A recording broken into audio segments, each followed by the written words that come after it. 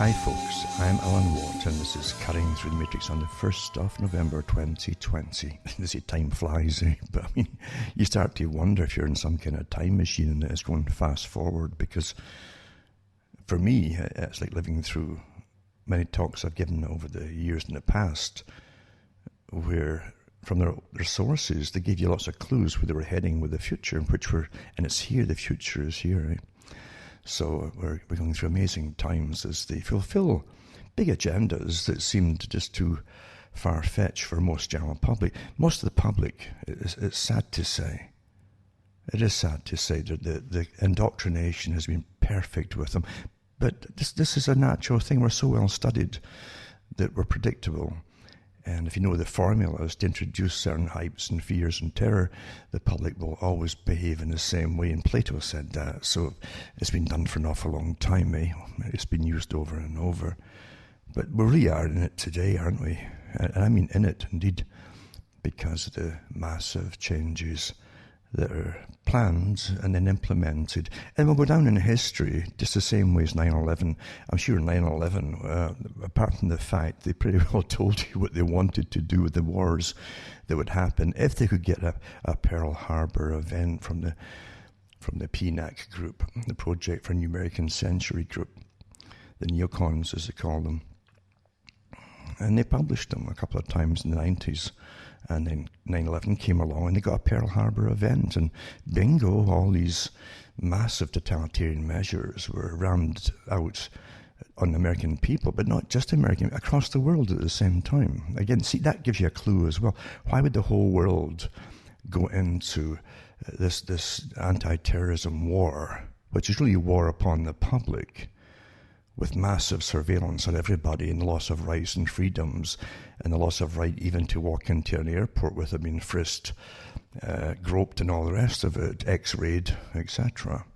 We had all these rights before that you took for granted. We always take our rights for granted, and that's maybe the key to everything today, because you don't realize how you adapt into new normals, and they give you new normals. I gave talks on new normals back in the 90s.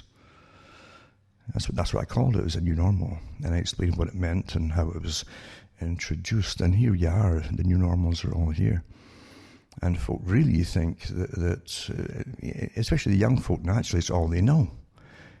It's so odd talking about 9/11 again, because I remember saying the week that it happened, it might even be the night after, I said, a generation will grow up, and 20 years down the road, they don't know any other way of living except massive surveillance as being normal, a digital kind of system that would come in, because they talked back then of bringing in a digital currency because terrorists might use all the cash and stuff. All the bad guys use cash. And they just unfolded the agenda way back then. But now you have them, there's a lot of young folk who naturally, that's all they know, think it's all quite normal. And they question nothing. And why should they question anything? They can't believe that the parents allowed, if it's all true that it's mayhem and conspiracy, why would their parents allow it? Well, the parents were as dumb as they are, because we're always kept dumb. In fact, you're born with a pretty intact mind, but they go to work very quickly to destroy it. And that's the system in which you live. Never mind, there's countless articles and studies done, professional studies done, legitimate studies about the fluoride in the drinking water, for goodness sake, and the history of it being used in other countries that were totalitarian beforehand. And they noted the fact that it did drop a few IQ points off the public. So it's good that's a good reason to use it on the public if you want to have less fuss from them. But we do know that the United Nations, the World Health Organization, they can't believe the World Health Organization, Doctor Who, for goodness sake, eh? Doctor Who, indeed.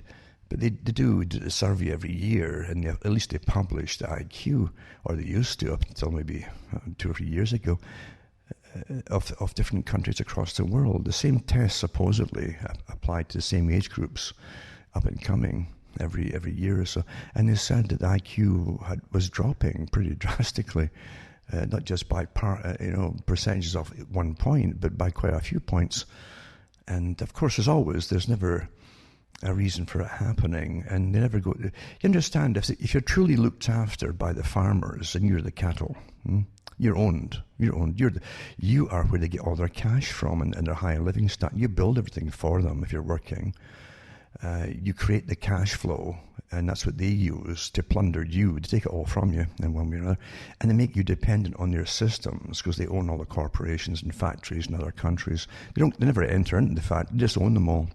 Big holding companies, but they make sure that you must use their products, including their health services, by the way, and their medications and vaccines and everything else, don't they? That's called fascism, for those who really don't know what it means. When the corporations collude with governments to control and manage and pretty well own the public, it's all been done. And of course, the little communists at the bottom never figure that. The ones who follow, I should say, never figure that out. But they're all useful idiots, according to the ones who own them and use them. Even Bertrand Russell said that too. And he was all for using them to bring in the beautiful order on behalf of the intelligentsia, the people who should own it all, you see, and know how you should be living.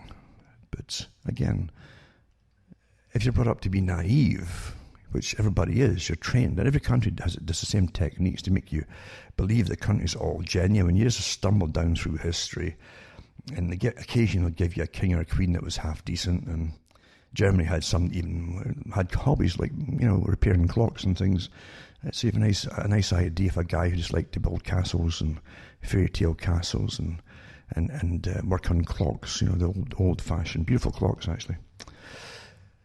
So it must have been a nice guy compared to some of them, and this is what you get. And it's true enough with the hit and miss idea. If you truly had just kings and queens running the countries, you would think occasionally you'd get one or two that's half decent, but in reality, kings and queens are the fronts, because the ones behind them, the advisors, the ones who work the machinery of governance, they're the ones who have the power, especially the ones who run the money.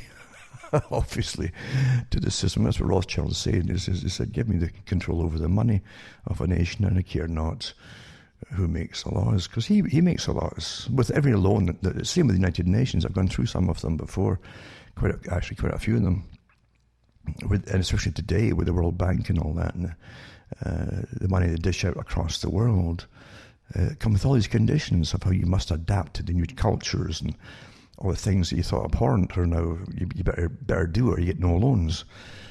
And that's how it's always been. Money comes attached to conditions, not just financial conditions, but with running and changing and altering your culture, you see, which weakens you. That's the whole point of it. You can't be conquered as a culture unless you're allowed to be weakened. And you don't realize that it's like the Parthenon in Greece. You have a huge roof there in the temple with all these pillars. There's a lot of weight distributed amongst all those pillars, and architects know how to distribute exactly how much weight to each pillar so it's nice and strong.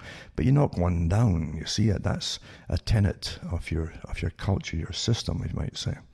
It's an analogy. You knock one down, and now the rest of them have got a little bit added extra weight to them to share amongst them. Then you knock another one down, and there's more resting on fewer and fewer pillars, and you keep knocking them down until you collapse. And that's how it's done. It's very Fabian in a sense, but that's how it's done. It takes a while to get it accomplished, but you're guaranteed for it to happen. It must eventually fall if you keep chipping away. And people never realize that if you even took each pillar as an example of being 50 years, you could go longer, actually, 100, but say 50 years, and say one pillar goes missing. Well, in that 50 years, and there's a generation born and they're up to the age of 50 when the next pillar goes down, you see. And so you don't see it so much. You think it's just happening by itself. If it all happened within about a year or two, you'd all get wise and dumb. See, something else is going on here. So if you want to really take down a nation, well, you do the Gramsci type of takedown. You take over the culture until you run the culture. You are the culture, in fact. And that's how you take it down. Besmanoff put it across pretty well too. Yuri Bezmenov talks about the war on the Soviet system against the West was a cultural war, really. Because you destroy the culture, everything else falls apart. Anyway, folk won't go off and fight for wars and stuff if you destroy the culture. You can't get them unified behind any party in politics. You also make sure, see, even the ones who go into politics that are traditionally psychopathic become worse themselves until they're anything but role models to follow. So no one does follow them, because they become corrupted even more so than they are by nature. But then when you get the public following the same corruption, mainly through entertainment and through the wars on the culture and adapting into the new systems of sexual revolutions that came with all the fallout of the sexual revolution, then step by step you become degraded and you collapse. You can't stand strong. And so you had the sexual revolution promoted through the movies. It really became a bit more explicit in the 1960s, in Britain, that is. They tried it all from the beginning in Hollywood, really pushing it until they were hauled back a bit by different censoring committees. And then they came back out again in the 60s and really pushed it once again.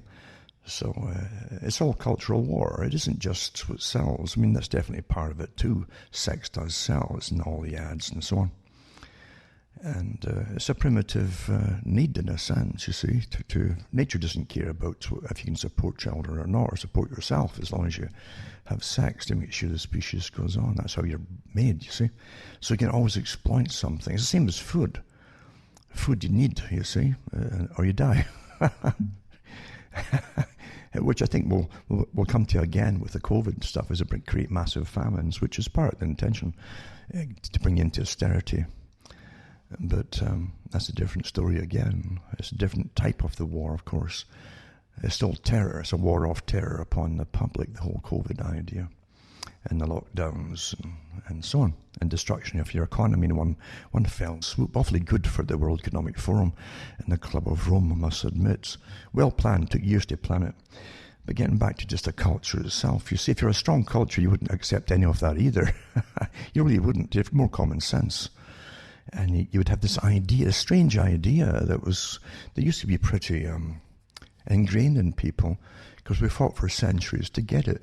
One was privacy, and that also was lumped into your rights. You had individual rights, you see.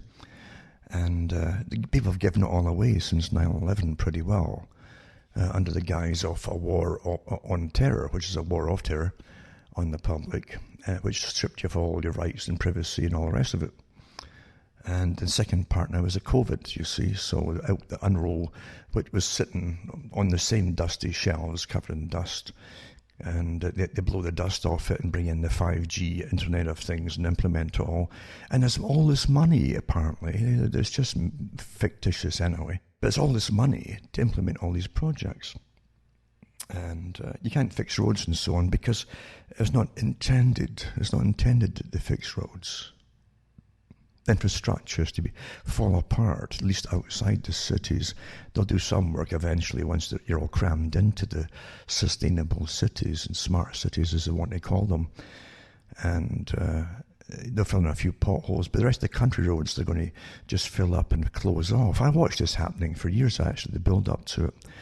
With when I used to do the talks on the United Nations, biospheres and so on. And they had these different areas marked off for human habitats and maps that they churned out. Amazing for an organisation that you pay billions to, but you don't get any right to vote for anything. In fact, you don't even get into talking about it, with them.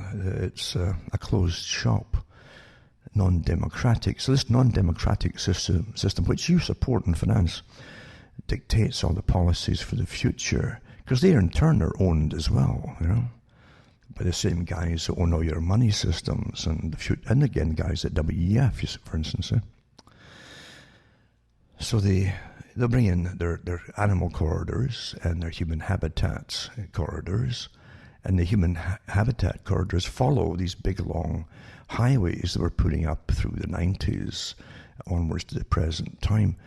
And that's where you have to live within a certain radius or outside of or around those particular routes, you see. And if you're in the long lines outside of them, it's pretty precise. But if you live on the side roads that go off for miles and left and right, east and west, you say, these roads go north to south, then you have to get closer and closer into the corridors because you won't even get Wi-Fi there. It's quite amazing. Because I know people who like myself, for instance, I lived just outside the corridor, and I can't get the Wi-Fi. If I was in a mile further in, I could probably get a signal, but I'm not. So this is got all these little encouragements for you to move. That's how it's done, you see. Most folk don't realise you're prompted to make decisions they want you to make without realising you've been given no choice. Since I've planned a Wi-Fi future, right? And that's how they do it. And the smart cities. I've been on the go for quite a few years now. I did lots of talks years ago about it. And organisations, again, involved. And in the cities with the councillors, they have councillors like in Toronto, for instance, city councillors. They're supposedly elected, I think.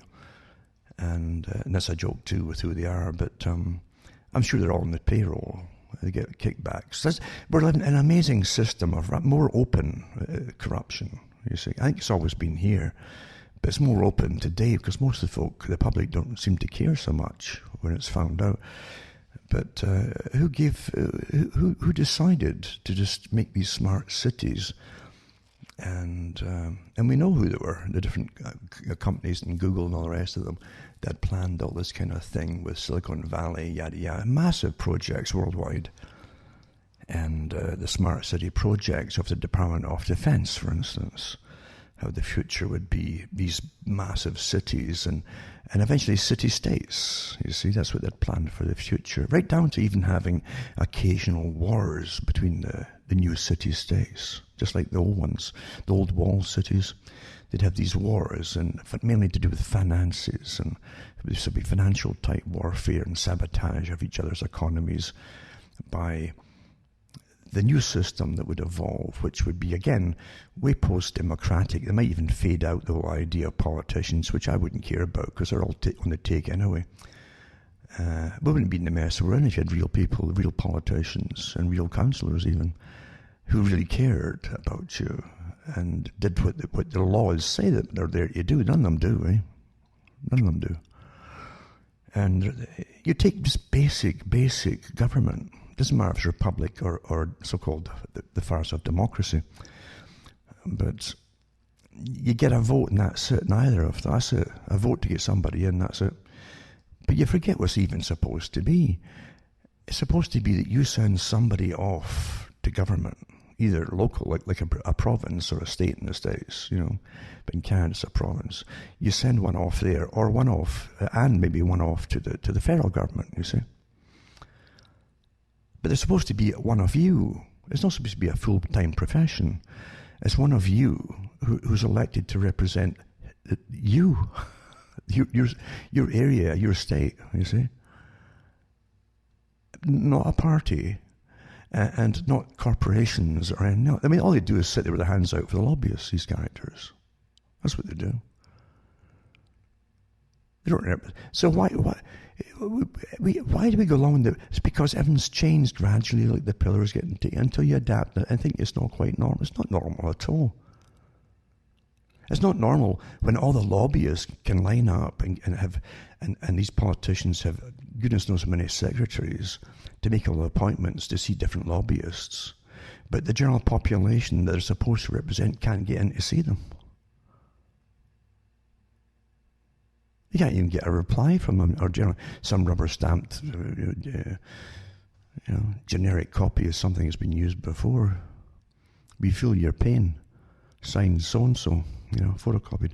And that's about all you get. And we live in a joke, don't we? And we pretend that we're somehow free, even though your grandparents and great-grandparents would be in shock to see what you've given up. Not even knowing you've given it all up, and you're still giving it up. To save your skins, you're giving up all your freedoms to fight this bug out there. this bug, this invention of a horror movie, after giving you stacks of these movies in the past, getting you ready for it, because you're always trained through fiction, you see.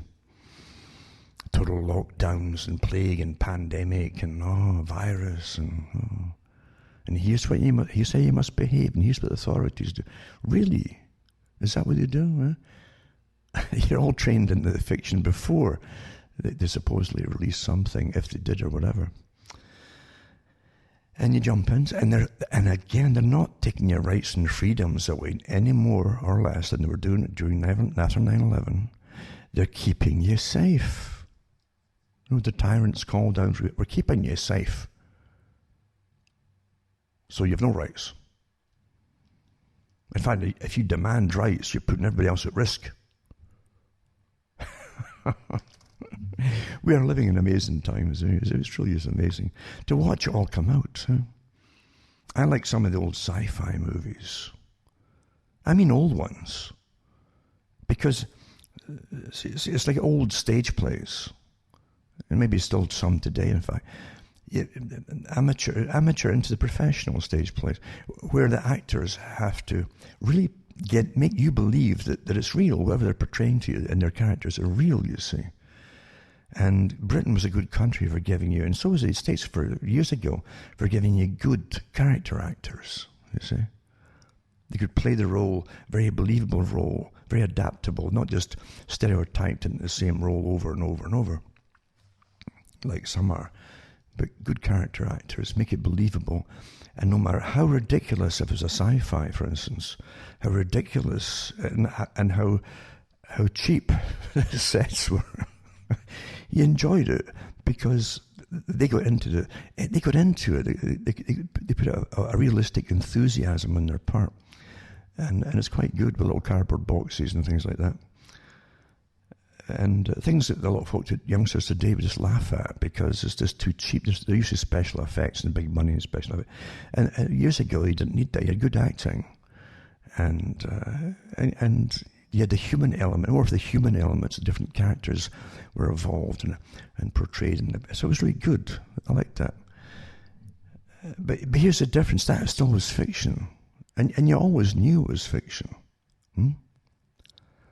But again, here's an analogy. You take what they do, which is they try and convince you that what they're trying to entertain you with is real, regardless of the set, regardless of the settings around them on the stage or whatever it happened to be, or in the movie.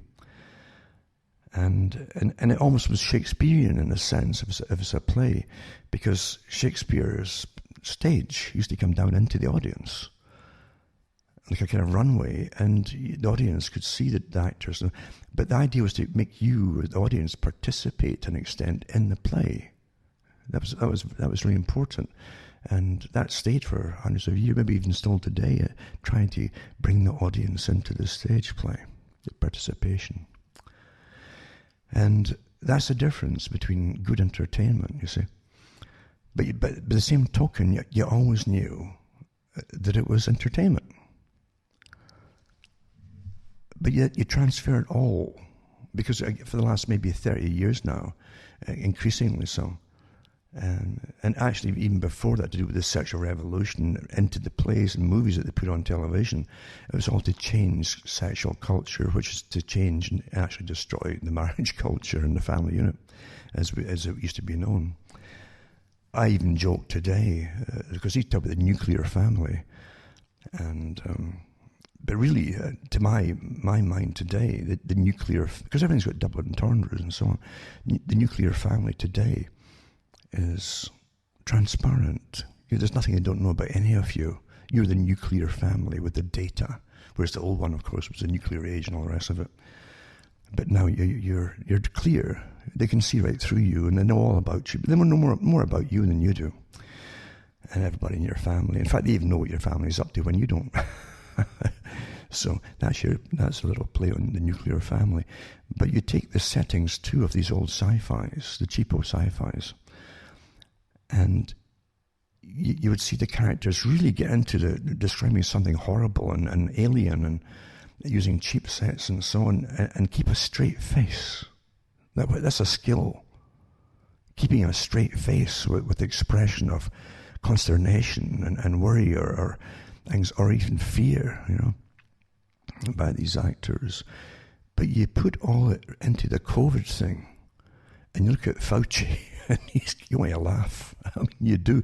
They keep straight faces, even though you see the giveaways in their faces, like Fauci, and definitely Bill Gates. I mean, he would flop as an actor at any time, because there's something else in that character that there's nothing you could trust in the man.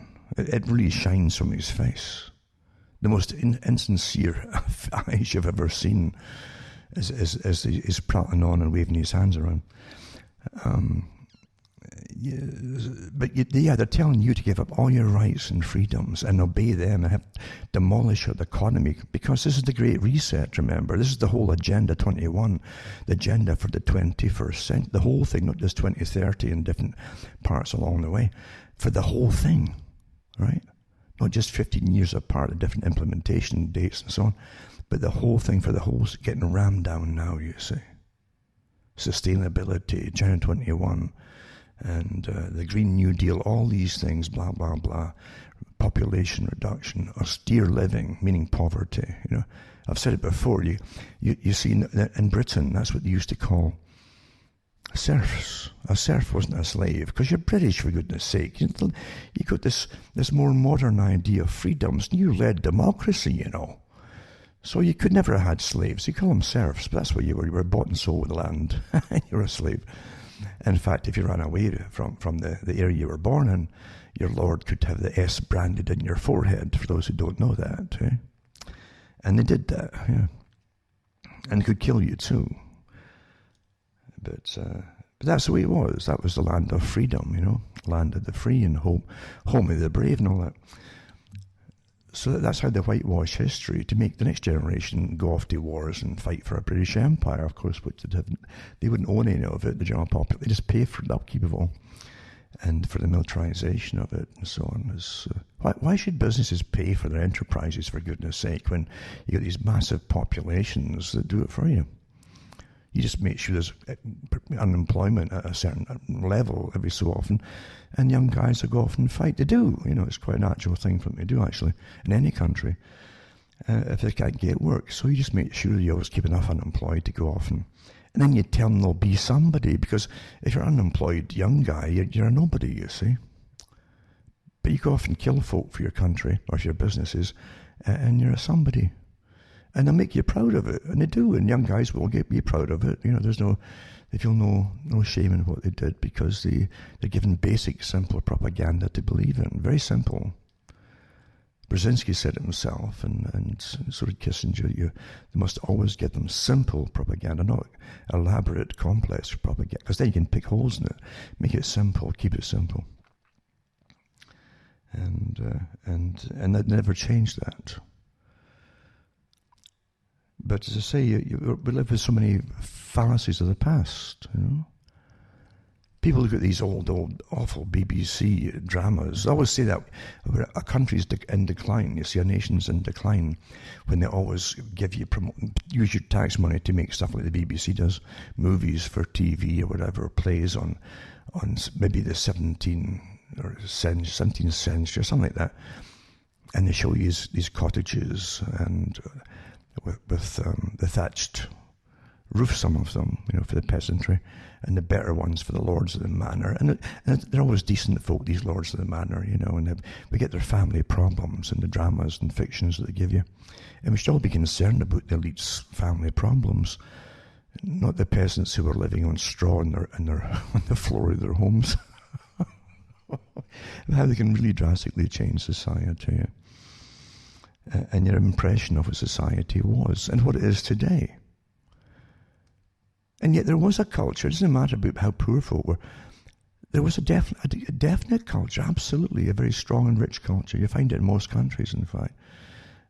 Underneath it all, there's still that decency and a real strong culture, They might have been wearing silks and so on, but they still had a strong heritage. Of course you did.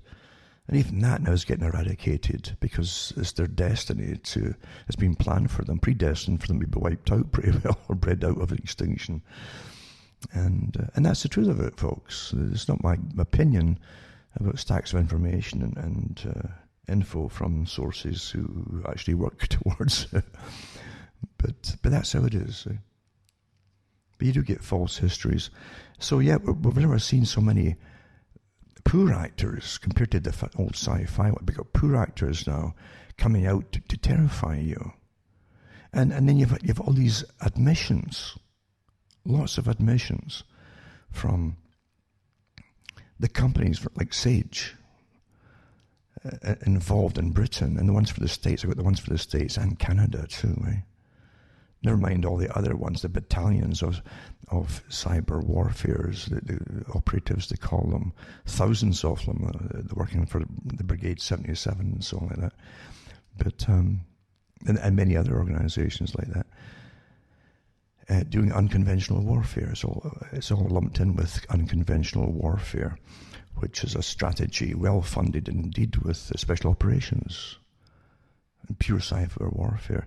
And they do. If you're a nuisance, and if you open up chat rooms and so on, or you even put down comments on anything you put out there on social media, and comment section, you'll be infiltrated right away. If you're a problem, if you're a nuisance, and you've got people who will give you fake names and all the rest of it. They'll try to befriend you.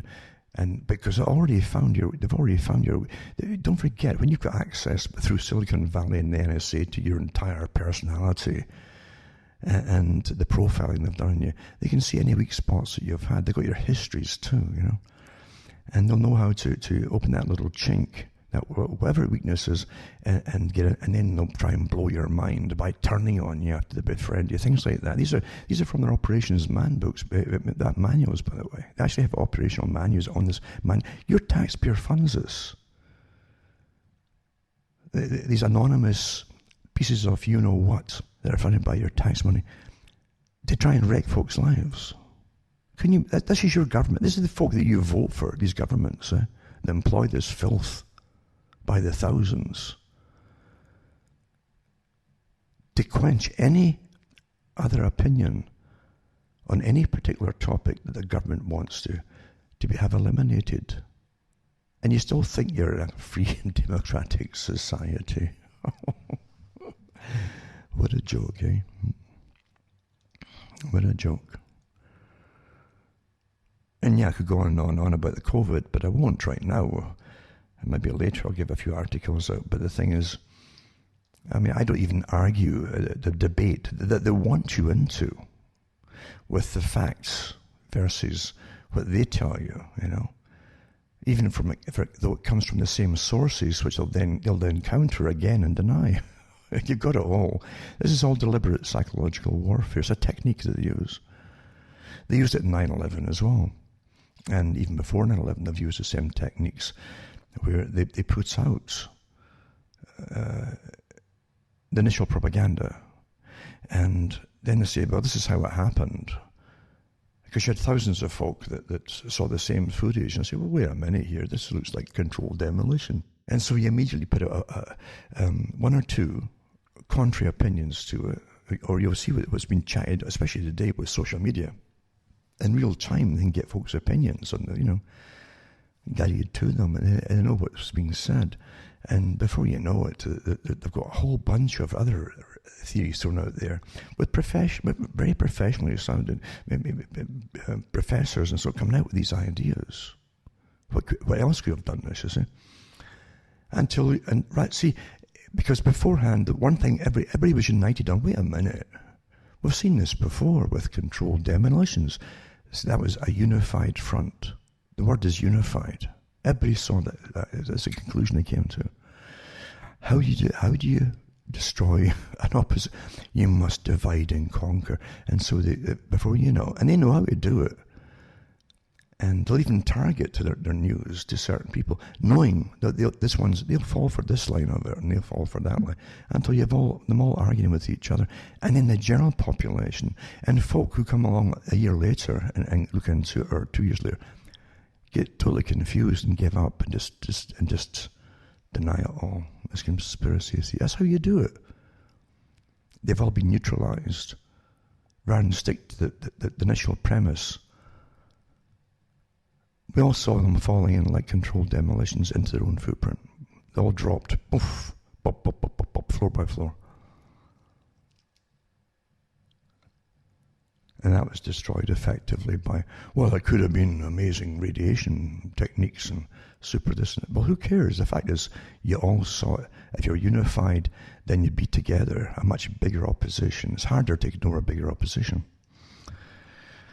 And the same thing comes along with COVID, as you know. And initially, they've changed the name 3 times, I think, isn't it? 3 times, again, the SARS had SARS-CoV-2, remember? So it was a SARS-type virus. They didn't say, well, why didn't we all die with SARS-CoV-1? Huh? Why didn't we? I mean, we didn't get vaccinations all put out the committee for that, did we? And I guess it's all forgotten because folk build up herd immunity to viruses. That's what you do anyway, it's by nature, you see.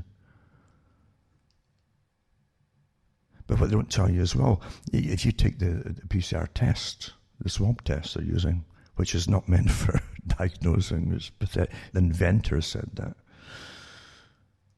But facts don't matter, you know, because they're guaranteed to get results. They'll always pick up fragments of viruses and they'll literally amplify them. They multiply them through different techniques in the laboratory to try to see if there could be a live.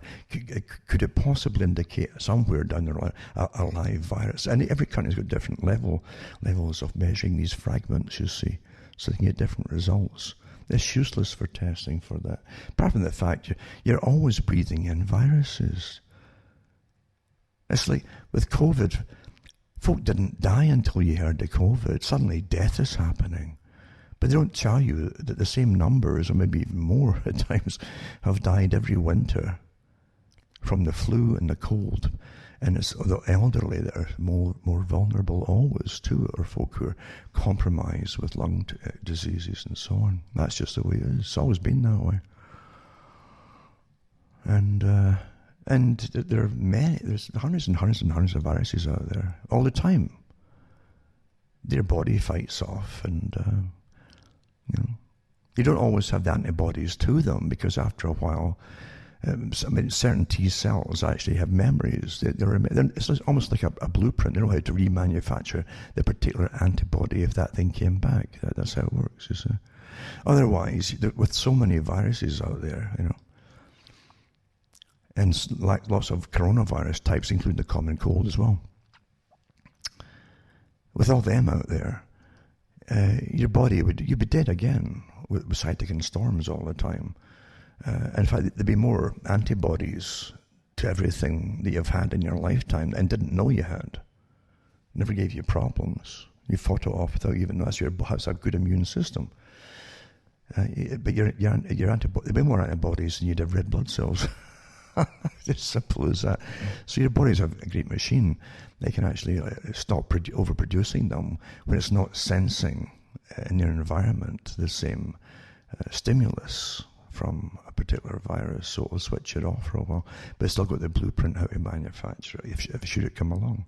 That's normal. So you read bits and pieces of these things coming out of the different medical journals, and it's printed in the papers. They're very selective not to tell you that your body, they'll say, and it's interesting, even Fauci said that, there's no guarantee that your own immune system is going to create antibodies that will last very long. Well, not same with the vaccinations. Why don't you give the flu shots every year?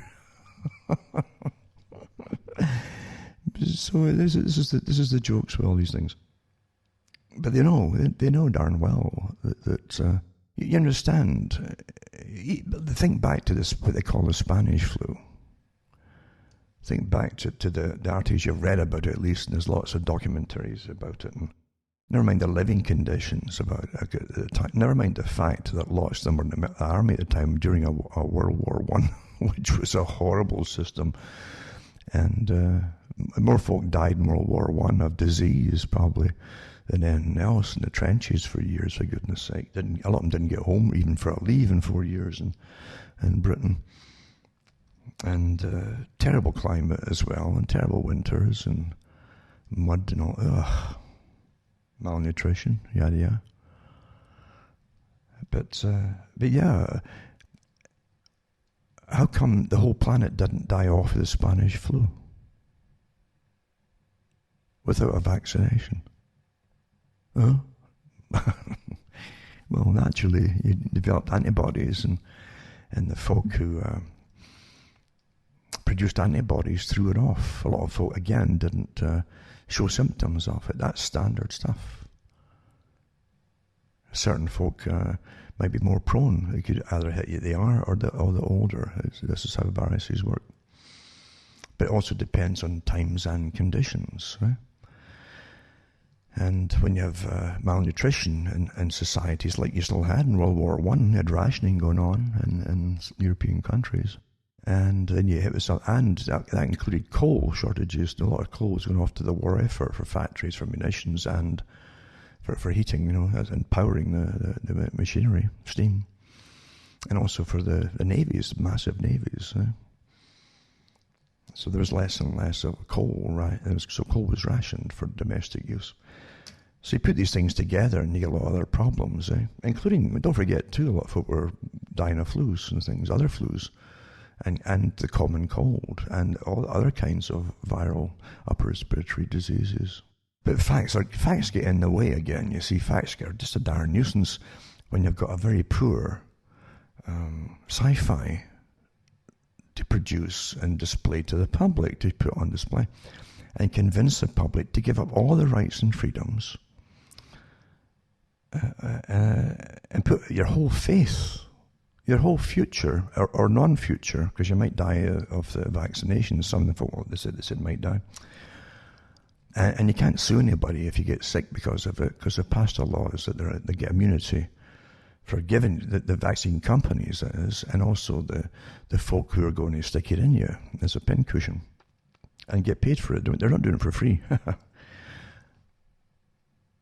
So, yeah, you understand you can't, you're supposed to just accept it on faith and accept, well, I might die of this.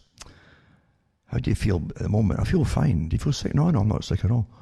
Well, I'll take this shot anyway, and if you die, then at least you made your own decision to take it. And that's it. That's a contract right there, actually. Yeah. That's how they're putting across to you. If they even give you, they're supposed to give you informed consent before they do any medical procedure on you. That's a medical procedure, actually. It's still invasive, sticking something in you. And they want you to forget all that and just give all your rights up to even your own life to the system and science and corporations that are behind it all. And they want to terrify you so much that you'll just throw your hands in the air and say, oh, for goodness sake, get ahead, go on with it then. And then they'll tell you, well, this is only the first one of a series of them. Oh, now last week it was a week before, I read the articles, again in the mainstream newspapers, that were the people who were getting tested with it, getting you ready for getting sick, by the way. Because they say, well, the first one said so-and-so, a test subject. It wasn't so bad, but a sore arm, and stiff and sore. It's the second one that this woman said that it might floor you for a day or two. You might have to go off work. Well, you don't want to borrow work. You won't have any work anyway. We're all going bankrupt. But yeah, you might have to take days. Well, something that's going to put you on your back for a couple of days is doing you harm. You have to do no harm is the first rule. And the old Hippocratic oath that they used to take. Do no harm. And someone who's going to get floored in their back, who was healthy before, by the way, and is going to put on their back for at least a couple of days, I'd say that's doing them harm. Never mind the fact you don't have the long-term studies. There's even articles I'll touch on today where they want the right to put through the vaccinations that they say might have been rushed through initial testing, but they want to put them through out there without even getting licensed by the government. See, no one wants to touch this and get in case somehow, by some miracle, there could be lawsuits down the road, regardless of what they've signed on to. So what's the game here? Huh? Well, the game is something I did talks on years ago that they're now calling the immunity passport. They wanted they wanted everyone electronically to have electronic surveillance from the United Nations, WHO, and so on, and some way of registering vaccinations, not just the occasional thing that you would volunteer for or say, okay, but all vaccinations that were on the books already, and boosters, annual boosters for everything, and so on and so on. You see, again, we are the business. I don't care what excuse we are a business. When folk are becoming multi-billionaires off of you, that's called a business, you see. And when you exploit the public to get the business, then you are exploitative, and you're also rather evil. And when your governments are in the bed with them, that's called fascism, folks, where you must take this company's product, even if it's going to harm you. Simple as that. We've all went through the admissions, which I'll touch on again, from the health authorities in the summer, where they had to backtrack on all the COVID deaths, as they called them, that were to terrify you, and reduce them by 96%. They were padding everything for deaths. No matter what you died of, it was COVID. And COVID, this wishy-washy particle test, little bits and pieces of a possible virus, it doesn't mean you've got it. It doesn't even mean you've had it. If you had that in your nostrils, regardless of what killed you, even accidents on the road, they'd put you down as COVID, death. So they did, a lot of them did retract that officially, and by a massive sum. Now, when they go to such lengths to lie to you, why would you go right back to square one with the boogeyman's out again? Is this because it's Halloween? Ooh, be very, very afraid, children. I want to drink your blood. And right back to square one again with the same stuff, waving the hands, terrifying you. Same stuff. When do you want to start trusting the same liars who were shown to be liars come the summer with admissions? But they're right back at it again. And they'll keep at it, they won't give up. And don't forget with their tiered lockdown system from Event 201 and also the Lockstep 2010. And all the other admissions have come out since from different organizations working towards this agenda. Do you really think these folk are going to give up? They're not going to give up. It's a world agenda to bring the whole world under a new form of rulership. Rulership, it's not government, it's rulership. They might use governance, it's rulership. Rulership by themselves and corporations. What was it Quigley said? He was all for the agenda. The man who taught the State Department employees in the U.S., he taught them, generations of them. They ran everything. That's the most important part in the U.S. government, State Department. And they dish out the billions across the planet and decide it's all private business and corporations and so on. And who gets what taxpayer money thrown out to what nation or whatever, and all that stuff.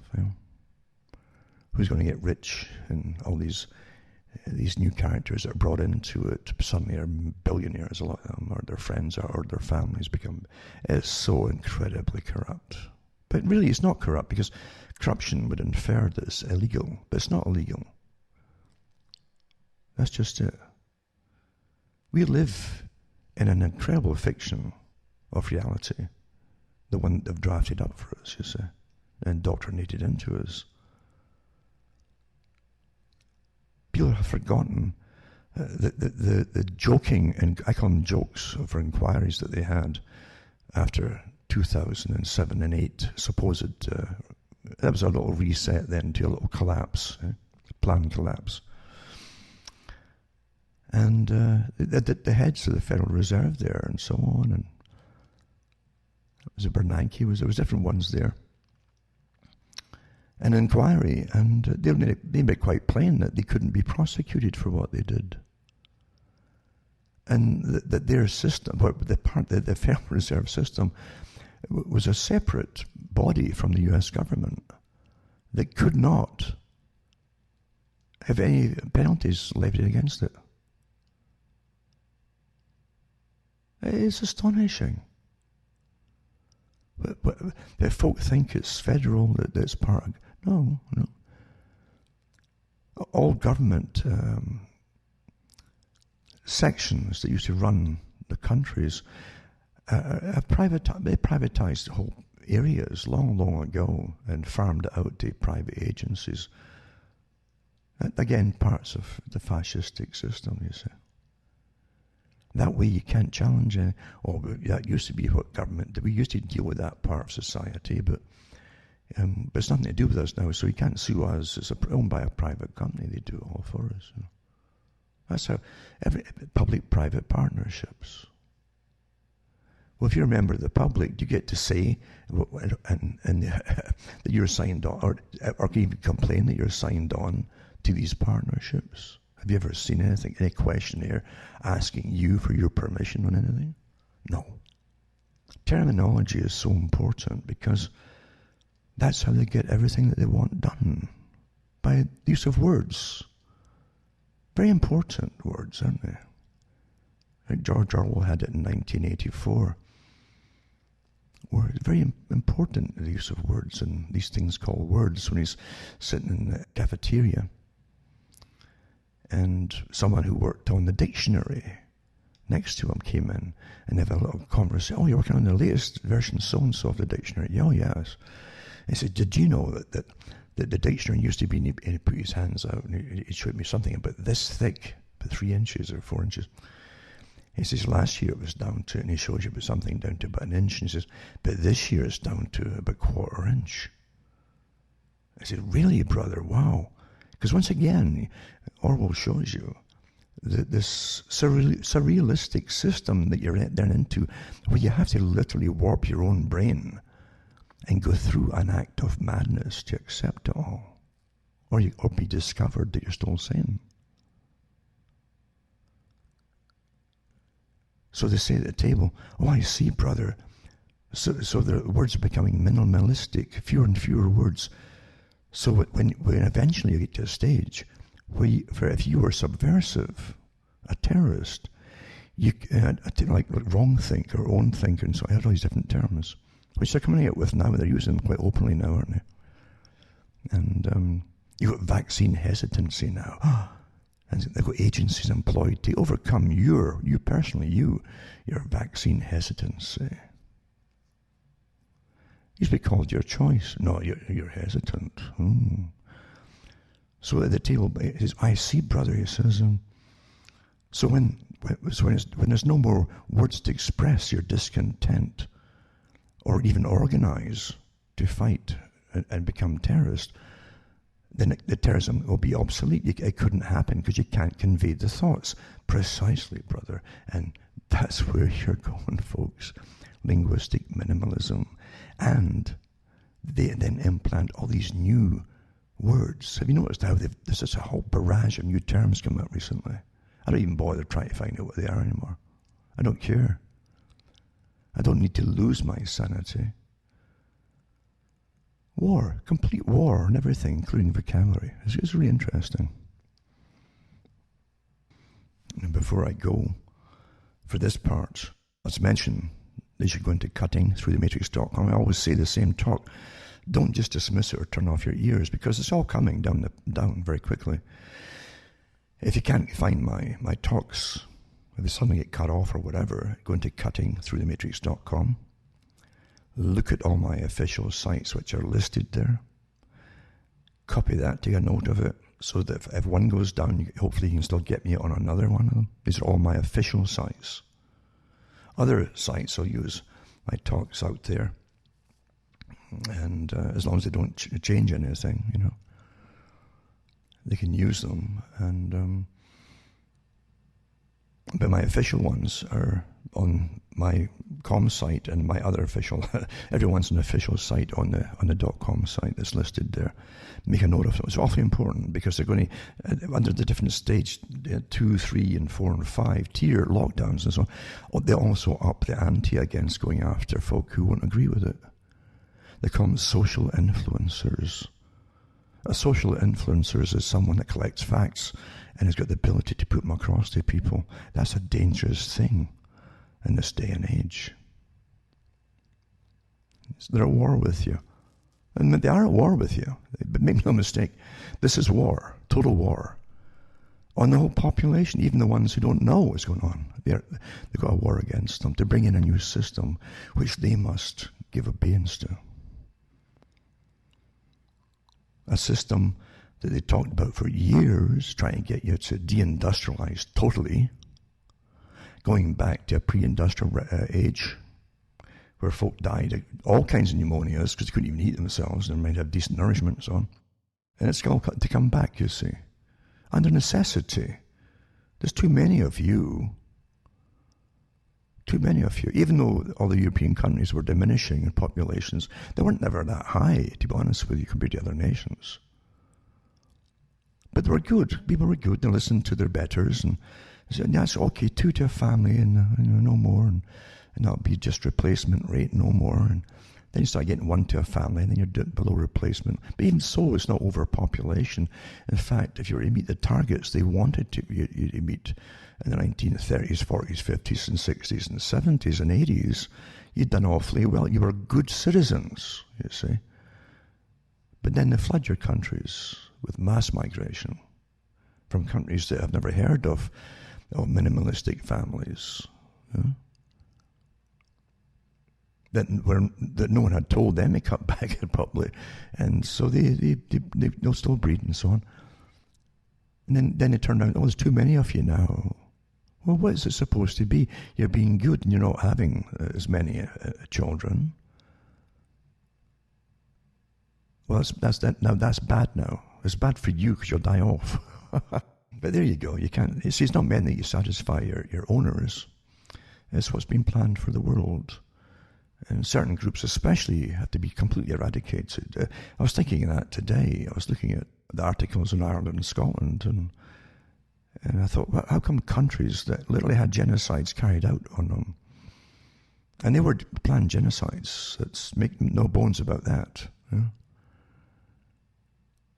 that you'd think, and again, it shows you how the great work that was done on them to make them all forget, and by, again, fate, history, and all the rest of it. And it was potatoes that killed you off, bad potatoes, bad spuds, and stuff like that, But that was planned genocide. And, people used to say to me, the Highlands are so beautiful in Scotland, so beautiful. And I said, yeah, because you can go there and you see these wild mountains and valleys and beautiful, and at good days when it's not pouring rain. It's beautiful, empty places. But there's a tremendous feeling of sadness there, if you're a Scot, at least for me anyway. And I used to tell the tourists, it's hard to imagine that millions of people used to live all in those places. What happened to them? They were slaughtered. Slaughtered and starved and deported across the world to other nations to build it up for Britain, for the UK, the British Empire. So bad, too, that when you read the historian and author John Preble, wrote some good books on the Highland clearances. I think one of them was called The Highland Clearances.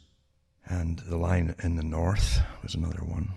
And Culloden, I think, perhaps, too. But he was a historian also for the British War Association, basically, the military Department of Defense, basically.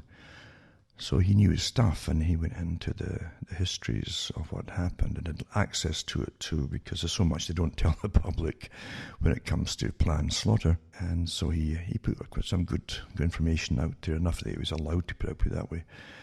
But he talks about the rebellion in 1745, the uprising, as they call it, which ended in Culloden in 1746. But the clearances itself went on for years after that, where there was a rampage just to go out and try to hunt down everybody across the entire Highland region of Scotland. And they wiped out so many families. Some of the soldiers, as I've mentioned before, did write about it when they went back home to England and to the southern Scotland, a lot more southern Scottish too, in the southern regiments. And they talked about the atrocities that they had seen and maybe even participated in too. I've seen that, the originals, there were documentation that used to be in Inverness, and obviously ones in London as well. But the plans to get rid of them, literally put everybody to the sword, man, woman and child, anybody who was suspected, just the fact you lived in the Highlands after a revolution where a small part of them joined the revolution for the then Prince Charles Stuart. A small part really joined it, very small, compared to the rest of the population. Didn't matter. They also wanted to get rid of these upstarts, because the Scots had a habit of saying no to things,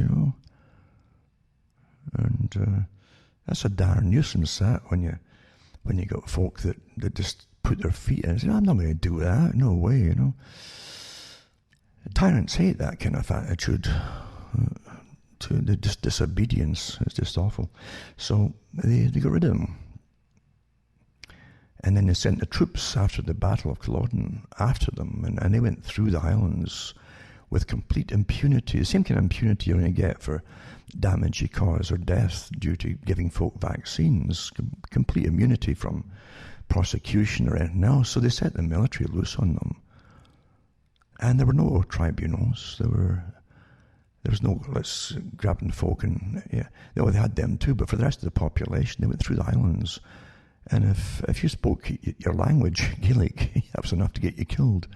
Men, women and children. And some of the troops that were in the British Army did write about it later, absolutely horrific things they witnessed. So beautiful place, and you realise that millions of folk used to live there, and there'd be a lot more in this day and age if they hadn't been wiped out. Other ones were put into ships in the clearances. As once the world started to get a whiff of this genocide going on, and they said, we're sending them off to other colonies for part of the British Empire. So then they started getting old, and they've got records of the old ships that were scheduled for being destroyed because they were sinking. old ships, old wooden ships. And they put a lot of these folk on it by force at bayonet points and on the west coast. Suppose they go to Canada, America as they call it then. And the relatives, his records are all there in the museums, and of relatives watching them. These boats go off, and they were sinking before they hit the horizon. They were already sunk, and the folk were drowned. Boat after boat after boat after boat. As they knew they would sink. That's how you get rid of people. Yeah. So you think about Scotland and Ireland, and I think, how they're getting the worst of the lockdowns with these tyrants that are now. They came out of supposedly to get their independence, and they end up under the European Union, and a worse tyranny. But they also end up really with a communistic kind of government running them. Don't think. In other words, they want a communism. Communism's a front, always was a front for something else to dominate you, but also for technocracy. The same groups that say that efficiency is run by experts, and society's got to be efficient. You can't have this rights thing that's a nuisance that slows down progress. We want to put roads through here and move folk from here over to there, and that's progress. Having to butter up the people to, it's just too slow, cumbersome. They actually said that at the Club of Rome. Maggie Thatcher said it too when she joined the technocratic groups, actually, after retirement. She said, get things done without having to go through public process or public ridicule or opposition. So yeah, as I say, cuttingthroughthematrix.com, and buy the books and discs, or Straight Donation is really welcome, because it just costs a lot to keep things sticking along here, and I want to maybe, if I can, do a lot more, get good equipment and get better internet access, because I'm getting hammered. I'm in the country and I get hammered through satellite because they've got opposition, and yeah, it'll just start slowing at the right time. During the day it slows like crazy. It's not cheap either, by the way, and I can never use my maximum quota because I never get the speed to use it all anyway. But you can see them slowing it down unless you stay up after midnight. So, as good business sense, like Bernays said, rather than give the customer good products, change the customer to suit your product, and that's what they do on the internet. And under the COVID guys especially, they're doing, oh well, it's COVID slowing you down. I actually said that to me when you complained. COVID is doing it. I said, oh really? Is COVID's in the satellite? Oh well, whatever the satellite quota. It's got nothing to do with reality.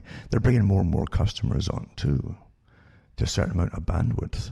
So using the Bernays techniques just changed a lot of them that are existing during the COVID lockdowns to stay up all night so they can get some speed. This is how they do it. This is society is so corrupt. That's called smart marketing, smart business. Being corrupt is smart business, not serving the public by fulfilling the obligations that you're tied into. So go to cuttingthroughthematrix.com, send a few bucks my way. PayPal is fine, cash is fine, personal checks is fine, and MoneyGram still works too, And hopefully we can get things to tick along a bit longer as we go through. The biggest change is your lives, folks. This is it. This is something that I was waiting for years. I knew it would happen. And here it is. There's nothing that's getting pushed through that they didn't try to get pushed through using climate change, which again was a front for complete sustainability, cutbacks on everything, post-consumerist society. Again with Agenda 21. Everything is agenda for the 21st century. Every part of it, right down to the abolition of private vehicles eventually. You go through the electric phase, but the abolition of vehicles permanent, unless it's for essential vehicles only. It's actually, is that essential again? They're using under COVID, essential vehicles only, which meant really fire, ambulance, and police, you see. Because you won't need it in your smart cities. You won't need to go anywhere unless you can get on a bike. So that means all the older folk or folk who've got arthritis, well, forget them. They're just written off. They're disposable. You're in a ruthless system. That's what Bertrand Russell said. He was all for it. A scientific tyranny. He knew it would be merciless. He said that. A scientific tyranny. But he was all for it, as opposed to any other kind of tyranny. He said, I hope it'll be a scientific one. Yeah. He's the also guy. He was famous for calling folk useless eaters. But yeah, we're living through amazing times. So again, send a few bucks my way and we'll see what we can do. Because this is to change everything. This is to be the most momentous event. I would say more momentous, actually, with the long-term plans that have to come to be implemented.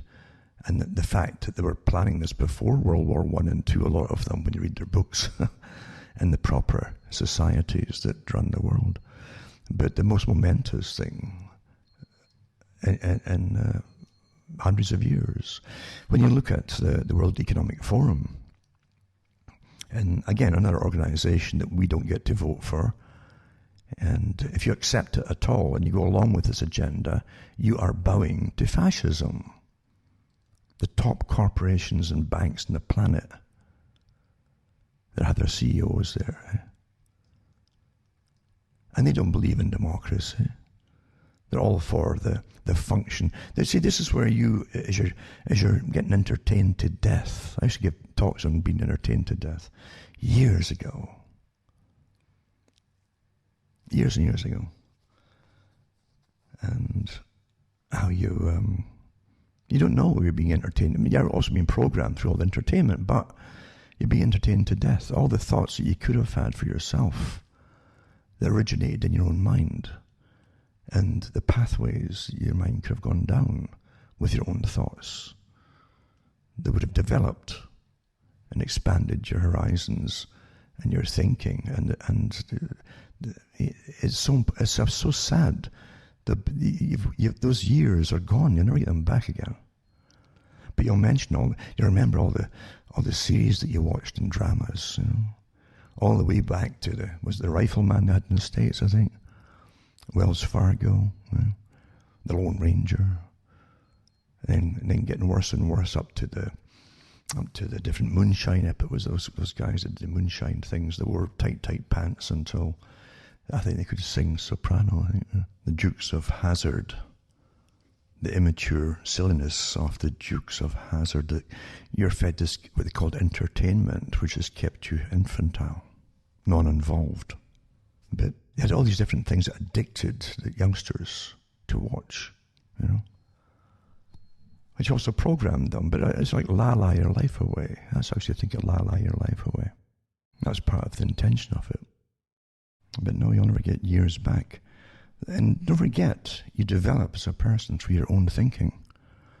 Doesn't mean that everything is original. You'll take information from books and wherever you can glean for yourself. If you're on a quest, you might say, interest on something. But just sitting back with your, and people they'd zonk out in front of television after work. It's understandable. And the mouths open and eyes just end up getting programmed with mainly nonsense, just rubbish. That probably did more harm than good if you're to even try and copy the fantasies. But that's how you're programmed. But at the same time, it keeps you off the streets. It stops you from complaining about your life. And there's no doubt about it. At a certain age, all youngsters, they know this, and psychodynamics, and go through different milestones of development and children and up to adulthood. And they know exactly the years, the time spans where different things happen, certain phases you go through. And it's like clockwork, it just happens, you see. Some cultures are awfully good at managing it so it doesn't destroy the culture as the youth go through these phases. Other ones become relaxed, and the ones who become relaxed eventually get destroyed because the culture is weaponized. And they don't know it, neither did the youngsters themselves, who often really think they're doing it all themselves. There is a revolution for this. It's a music revolution. It's a pop revolution. It's a cultural revolution. It's a sexual revolution. They're given the word. Don't just brush off the idea of revolution. It's part. Most revolutions are bloodless, remember, or fairly bloodless, but they're meant to alter society. They're planned that way, doesn't it? They don't happen by themselves. A revolution that is always planned. And they're very important. Again, this Gramsci-type technique that the communists use, the front group communism. So it's, and that's the beauty of communism. It can take so many different guises or covers or names that folk don't recognize it for what it really is behind the mask. That's why it always used front groups in the West, when it was the old Soviet type system. At least that was how it was given to the public. It wasn't really Soviet, but it was a Soviet type era communism that they would push. And they had churches and everybody signing on to it, because they'd have do-good type agendas, you see. Do you believe in it? Yeah, do you think that's right or wrong? Oh, well, that's not right, no. Sign this, and they'd sign on and become a national front for this, that, or whatever. And that's how you get the changes made, you see. And they only read the propaganda that's dished out to them through handouts or newspapers, the selective, purpose-made newspapers every month or so. And you change society bit by bit by bit. Massive warfare programs, really, done it under a more peaceable, normalistic guise. And that's why it seems so innocuous and harmless, and that's how they succeed.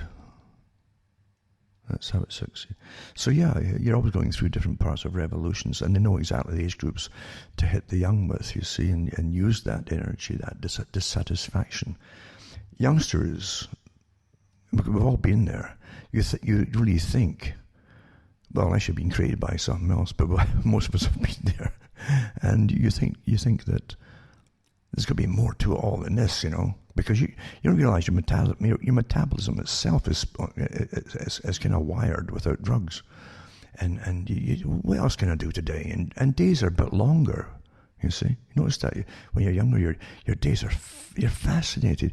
God, I did all this today when I was 7, and I went here and went there, climbed this tree and all the rest of it, and jumped over that little burn, that stream, and you come back home and you'd done a whole host of things, and eventually you'd have something to eat and you'd conk out in a chair. That was it till the next day. That was a fantastic sleep you'd have. But you seem to have days would stretch. If someone had a watch, you say, what time is it? And you'd swear an hour or two had passed. Only about 15 minutes had passed, you see. Because your mind is so occupied with so much. And as you get older, you've seen all the rotten movies 1,000 times, and your life's boring, and you have nothing more to look forward to to an extent. You've seen all the cons from politics. You've seen the corruption in politics, corruption in businesses, corruption in everything, and you're a bit jaded, you see. And so time it seems to go in pretty fast then, because nothing interests you anymore. For most folk, unfortunately, they lose interest in things. And that's pretty sad, because it really needn't be that way if you had a real decent system to live in. But getting back to the Irish and the Scots as an example, you see, they were slated for extinction pretty well long ago, at the end of the rebellion in Scotland in 1745, where they're trying to get the Stuarts back on the throne, you see. And so of this Germanic, they'll call them Germanic line that came into Britain, there was a massive genocide on Highlanders. The memory is still there today, at least it was up until I went through there in maybe the 70s, back again in the 80s later on, for a couple of years. But just going through it and talking to folk and I knew, and families in the north and to the west, the memories were there, a lot of them. And a lot of them had family memories of it too. In other places as well, you had whole villages just wiped out, and they'd burn them to the ground under the guise of replacing the people with sheep. That was another thing they did too. This new economy would be not clans anymore, you'd be replaced with sheep. And the lords pretty well all went along with it. This feudalistic system of lords has wiped out the clans and the clan chiefs, you see. And that's the sadness. Sadness is you go to places where there have been big battles and horrific slaughters happened. And you find, I sense these things. You can actually go in certain places that new battles took place, and then you feel it, but you just know it, and then you go and check it. I'm sure enough you'd be right enough. It's almost like an imprint of something is in the space there. It's there, and the horror of it all too. I think they had an episode of Star Trek many years ago, where again you had lots of your programming for the multicultural society as the quest went for free trade and across the universe, and but yeah, they had one episode where I think it was Spock sensed a ship that suddenly just got wiped out, and they felt the annihilation, the non-existence, and boof, instantly, of all these people who just suddenly gone. And that's pretty well what it's like too. I think with horror and genocide and slaughter, these things stick with you, But yeah, you get lovely places and lovely glens and nothing left, no houses left standing. They were burned out. the people in them too were often burned. That was a way of it. Beautiful, the first country that brought democracy, this Britain idea, this UK idea, and champion of the peoples. Wolfe was there too. Wolfe was a lieutenant or a captain, I think, at Culloden on the British side, and he did write about it in his memoirs. Again, they always admired the bravery of folk who were up. Again, this resolute idea when you're set to go into battle and take the consequences that was going to hurt. This is death, and you all know it, Just like today, the forces of dominance over the planet are going to destroy your set and determination. And it's resolute. They won't back down. Come hell or high water and total slaughter amongst the people or starvation, they're going to go through with this agenda, folks. But back to Culloden and the Highlands and the folk literally today probably have forgotten most of it, what really did happen. But Wolfe himself did talk about that. They did slaughter the wounded on the battlefield. They tossed them in the graves. They were still alive, a lot of them. They went after the families, even neighbouring places like Inverness. Anybody who found in the battlefield, they would track down their families and so on, and slaughter them as well. Right across north and east to west. Went on for years. No courts for all of that. If they hadn't been so successful in wiping out the memories of all of that, then perhaps she would have had a more prosperous and decent real system belonging to those countries like Scotland and Ireland, Real, not this pseudo-communistic technocratic system where literally they come, they win and they're opening their borders why would you fight for nationalism and your peoples and your histories and then open your borders to eliminate your people in the country? It's another form of genocide. It is. The UN had to admit that too, by the way, that part of one of the definitions of genocide is the eradication of the domestic peoples in their own countries by promoting other languages as an example, or even forbidding the languages. Well, Gaelic was forbidden for years in Scotland. That goes under genocide too. You couldn't wear tartan, your local tribe, clan, or area, as we all came from your local areas, you couldn't wear it. Or it was an instant execution, no trial again, execution, if you wore tartan and spoke Gaelic. Now, once again, the people who run the Bank of England and so on, they don't waste anything. What is it you hear in the CFR and all these different groups? I can remember when 9/11 happened and one of the CFR members came on and said, how can we use this disaster to our advantage? When the CFR members, I have it written down who he is too, it's on the tip of my tongue, but that's how they've always been. They don't see things the way you do. They see everything as an opportunity. And so they forbid the people to speak their own language, the Gaelic, as a step to total deculturalization and annihilation, apart from slaughtering them too. And forbid them from wearing their tartans on pain of death. Except, to the young guys, except if you would sign on to the British Army and get sent off to where Britain's conquering other nations, you could talk Gaelic then and wear your tartans. Never a good opportunity to go to waste, So Wolfe mentioned that too, because eventually he took a bunch of them over to Quebec, over to Canada, when they were fighting the French at the time.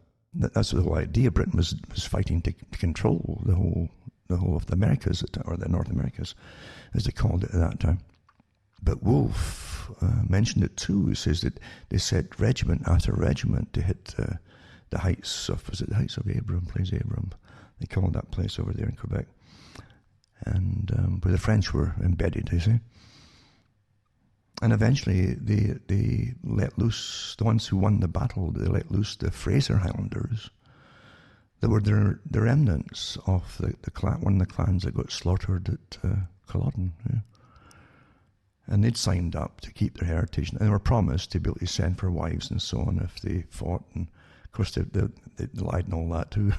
But he said they went up on. This is like more modern warfare, really. But they still went in to battle with the sword and the shield and the battle axe. You wrote quite a good description of it. And they won, You're awfully useful if you're, and that's all Scotland had since then, was this strange pride, worked on tremendously by London, has been, warriors basically, use the warriors for their purpose, but not for Scotland, and personally got nothing out of it. But that's what young guys would do, be all you can be and be somebody, and still to this day, a lot of them still join up to be somebody, And this is the age of mercenaries now. You don't really have good, especially since the Cold War ended, you don't really have other reasons for going to other countries. But forget all this pretense that you're some kind of modern social worker because you have blue caps on for the UN or NATO.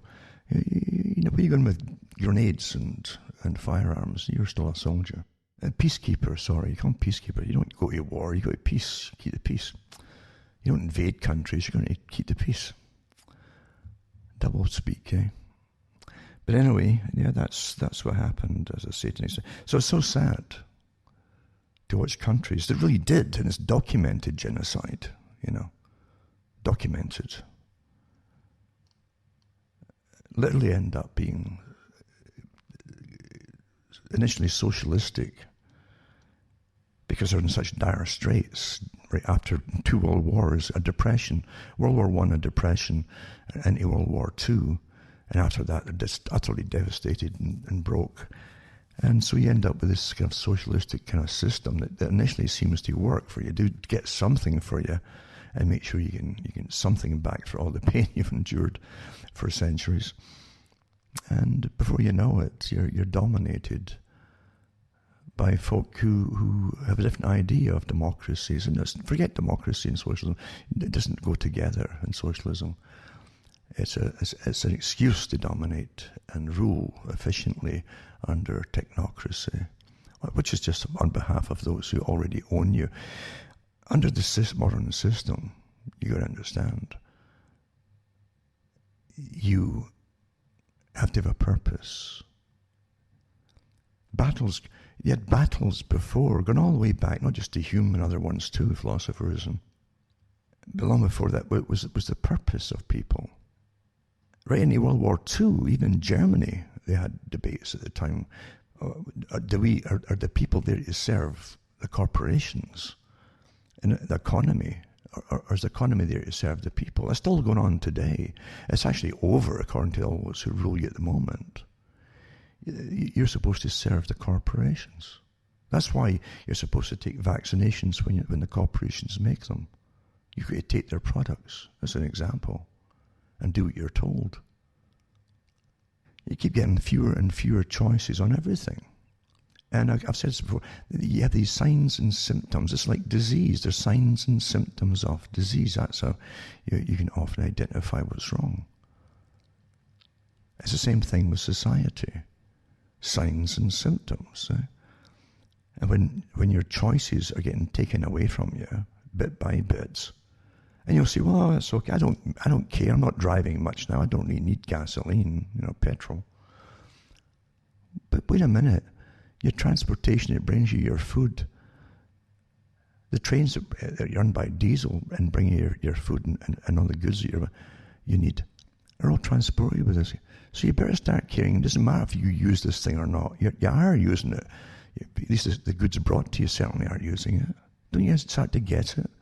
So you shouldn't be against something that's vital to your own survival or the survival of others. Then you start saying, and I laugh too, with inflation, this creeping inflation, they always show you the costs. When you're reading old books and so on, they'll tell you about what £1 million could buy you in 1900, it's probably about, I don't know, about 100 million today with inflation and devaluation of the dollar and pounds and so on.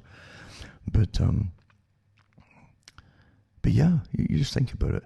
It's incredible what you could get for even a few £100 100 years ago. When you could maybe buy a brand new car for 400 back in the 30s or whatever it was. But the fact is to value, and you adapt and you adapt and adapt.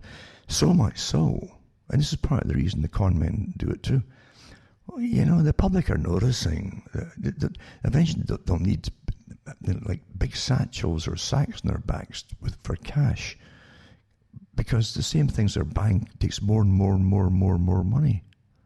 So you either wear out your pant pockets with coin, or they give you paper. That's one of the reasons the paper came out too. It isn't just the fact that there's nothing backing it, or you wouldn't think, you wouldn't know, you couldn't prove if someone was backing it, even when it used to be. But yeah, and when they first brought out, did away with a physical pound, or a sovereign, you know, or a physical one. Then they came out with banknotes. You see it in the old Sherlock Holmes movies and so on. No, they try to be original to the time periods, and you'll see a £1 note or a £5 note, and they'll pull out this big gigantic wallet. You know, they had special pockets made for their wallets inside their coats, and the £1 note was almost a foot long. It looked impressive, you see. That was the idea. Well, it's not gold or silver, but look at that. You know, that's wow.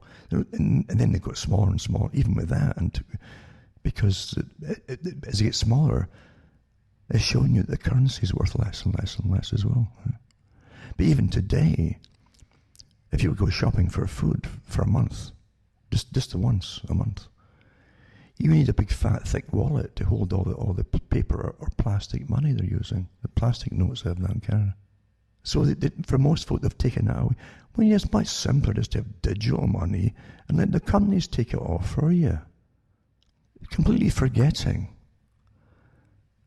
that during Great Depressions, in fact 2007 and 8, the banks can freeze your assets, they can freeze your money, they can freeze their bank machines today, and you have nothing left to use.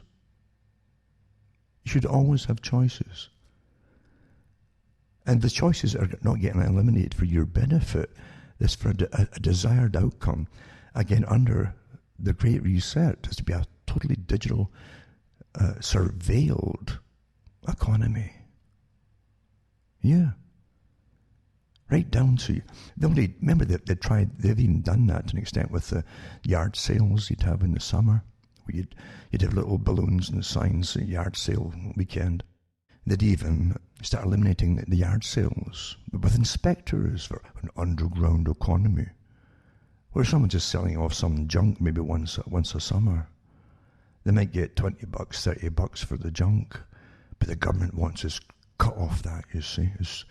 You own nothing, even when it's used. You own nothing. In Crown lands, under the British system, I think they owned, was it 4 inches of your topsoil, supposedly is yours. Everything below it, if they discover it, is owned by the Crown. It's like Egypt. You look at the old declarations from Egypt, that the praises they sung to the gods. The gods were the pharaohs and their families. Nothing's changed. But they'd have these great prayers to them, you know. And they'd say things like, "Oh, great sun god, so-and-so, Amenhotep, the blah, blah." No, that was a priest. But they pick a pharaoh, and they'd say he is a sun god, you see. And everything that under the sun, in the air, on the ground, under the ground, in the water, is his. Everything is his, you see. And that's good. It's good to have these ambitions to be a king like a pharaoh, because the profits are pretty good. The returns are good in your investment if you can con the people to accept it. But you always must make sure too you have an awfully good priestly class, because the priestly class really And again, the psychology in the priestly class in Egypt is fantastic when you look at the different sects that they was authorized. You see, you run one's for women, that's to make sure they're all on board with you, and because you have groups that feel your pain. Yeah? And then you'd have the ones, you'd even have men priests that would be the priests of Isis, you see, and they'd castrate themselves. And then so you had all kinds of priests that served different functions in society. They stood for certain things, like even the animal kingdom, the ones that would have powers over this and powers over that. They had magicians too, right? And you find some of them talked about the magicians. They name certain ones, and Imhotep that they used in the movie, The Mummy, I think, was a real one, a real character, a real well-respected one, because they had a temple for him, and the stairs were worn right down, so it was well frequented. So he was definitely the go-to priest, obviously, even after death, for favors in certain aspects that you wanted to happen. So important stuff like that. So the psychology is quite fascinating, how you keep people obeying and accepting the system there. It really is fascinating. Right down to the descriptions of disaster. Because don't forget, we live in an age and an era where most things are visual for people. Unfortunately so. They don't read so much. They can't get into a book and get into the world where that book has such relevance to them for the rest of their lives. That by picturing things, and your mind does expand when you are, again, getting back to Shakespearean plays, you're participating in the drama, you see. And you might see something different in your mind, slightly different from a person next to you. And that's the beauty of the variations, the varieties of the takes on any particular given products of entertainment back then. The offerings, as I say. So you got to realize we're jaded, very much jaded, right down to the youngsters. They want sci-fi, the old sci-fi movies with monsters in them, like prehistoric monsters, it was a profession, it was a trade, making those little monsters. And they made them out of different things, like kind of plasticines, but they had to make the arms move a little bit, like a frame by frame thing. A lot of work in them. And some of them were really, really well done. And that's all gone because of the computerization of things today. It's all done computer pretty well. It's a shame in a sense. But before that, too, you didn't have it. You only had descriptions by good storytellers. The Greeks were good at storytelling, of course, good orators. So you ended up with where you read descriptions of horrors happening in Egypt. And they had horrors when pharaohs died, as an example, or members of their family. But horrors too with droughts. When the droughts happened and the rains didn't come all the way from Uganda, the mountains of Uganda, down the Nile, then horrible things happened. And they had fantastic storage facilities underground for reservoirs and so on. They were not dumb people, believe you me. But they also had the occasional invasion. Now don't forget too, they're an empire, so they did a lot of invading themselves. But when they had terrible invasions, they recorded everything. That's one good thing about them. They recorded so much. Literally written in stone, much like the COVID agenda.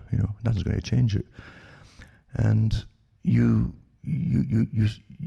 for instance, when the Habaru came in, and the Sea Peoples, the invasion that came into Egypt at one point, and this means speculated if they were driven in again through a famine time caused by droughts and so on, because the climate's always changing, right? It was changing before there were humans on the planet. But anyway, there's one scene where this enemy, and they hated these particular invaders that came in. They'd say they're the cruelest, most evil people ever. They didn't go by any honor, decency code or anything like that to the people that were conquering, the Egyptians. And some of the overseers in Egypt, one of the main ones, in fact, said that they tortured and then killed his sons in front of him for delight. They also cut off the arms of the people and put them on in carriages and towed them around the city to terrify the people. A war of terror. They understood terror. But hearing them describe it, they talked about things which really was a dramatic way at the time of getting a tremendous pain across, a point across of horror and pain and loss, where they said that the sky was falling. They're talking about you personally when your whole world was falling apart and your family was dying. So the stars, like the stars falling out of the sky, the trembling of everything, something you would imagine because your whole world is getting shattered. That's what they're telling you. And these are the descriptions that they use. It's really impressive to me how they put it across. They're describing the same kind of thing that families, for instance, in Scotland, who were getting genocided, indeed, were experiencing towards everything's coming. Your whole lineage is coming to an end, along with everybody you know. And you're waiting for God to intervene. It's not happening. This is like the scream of death, the final one, you know. And the Egyptians portrayed it awfully well in their memoirs with individual families of what happened, you know. And the ground was trembling, and, you know, stars are shaking in the sky and everyone's falling. Because they should be, interesting. They should be, that's how it should be. It's the same thing I've often thought about with, I don't know how I got on this subject at all, but I was thinking about when people die in your life, you see, and our pets die. You know? How many, if you had an animal, a cat or a dog, and had to go to the vets and it dies, and next thing you know, you're walking the street or whatever, and you've had you've got that loss there. Death is a loss, you know. Be it a person or a pet or whatever, tremendous loss. But if you go out there, people are just the same. But inside you're feeling that same thing as the ancient Egyptians. The sky is falling, everything's shattered, because it's in you see. But everybody around you is continuing in a way that perhaps you think to yourself, they shouldn't be. You're trying to expect, it shouldn't be. Something so important should stop the world for a little while, shouldn't it? That's what you think. That's what you feel. And people are nice enough, but they're, again, everyone's impartial with them. They serve you or you buy something or whatever else, but you can't share your grief amongst them, and you wonder why the normalcy is still continuing. You see. This is why you can never let these things be dismissed and you allow yourselves to be ruled by people who want us to be run like machines and technocracy, where they're training you now that they want to put you down. Oh, sorry, it's assisted suicide or euthanasia. If you become sick, you see, or a burden to society. Don't you feel guilty at being a burden to society? You're seeing that in the COVID thing. The bioethics groups are already out there. I put out their PDFs from the Rockefeller Foundation as they're advising the governments on how to cope with this, right down to bioethics, who should get medicines and who should not, who's worth saving and who's not worth saving, who's essential and who's not.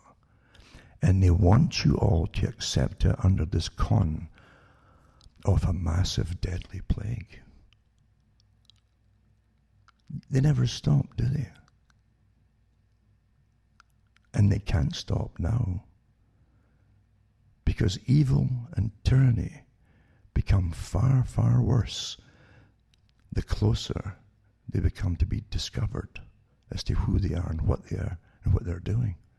They have no option now but to go all the way and be ferocious about it, because you would have to eventually go after them and arrest them for the worst crimes against humanity with the WEF and the Club of Rome and all the other groups involved that we don't elect, they've decided that they have the right to run our lives and that we exist in their system, on their sufferance, as long as we've got a purpose that they need us for individually. Well, I wasn't at that. Were you at that meeting? Did you sign away all your own ability to think and do for yourself and let them rule your lives for you?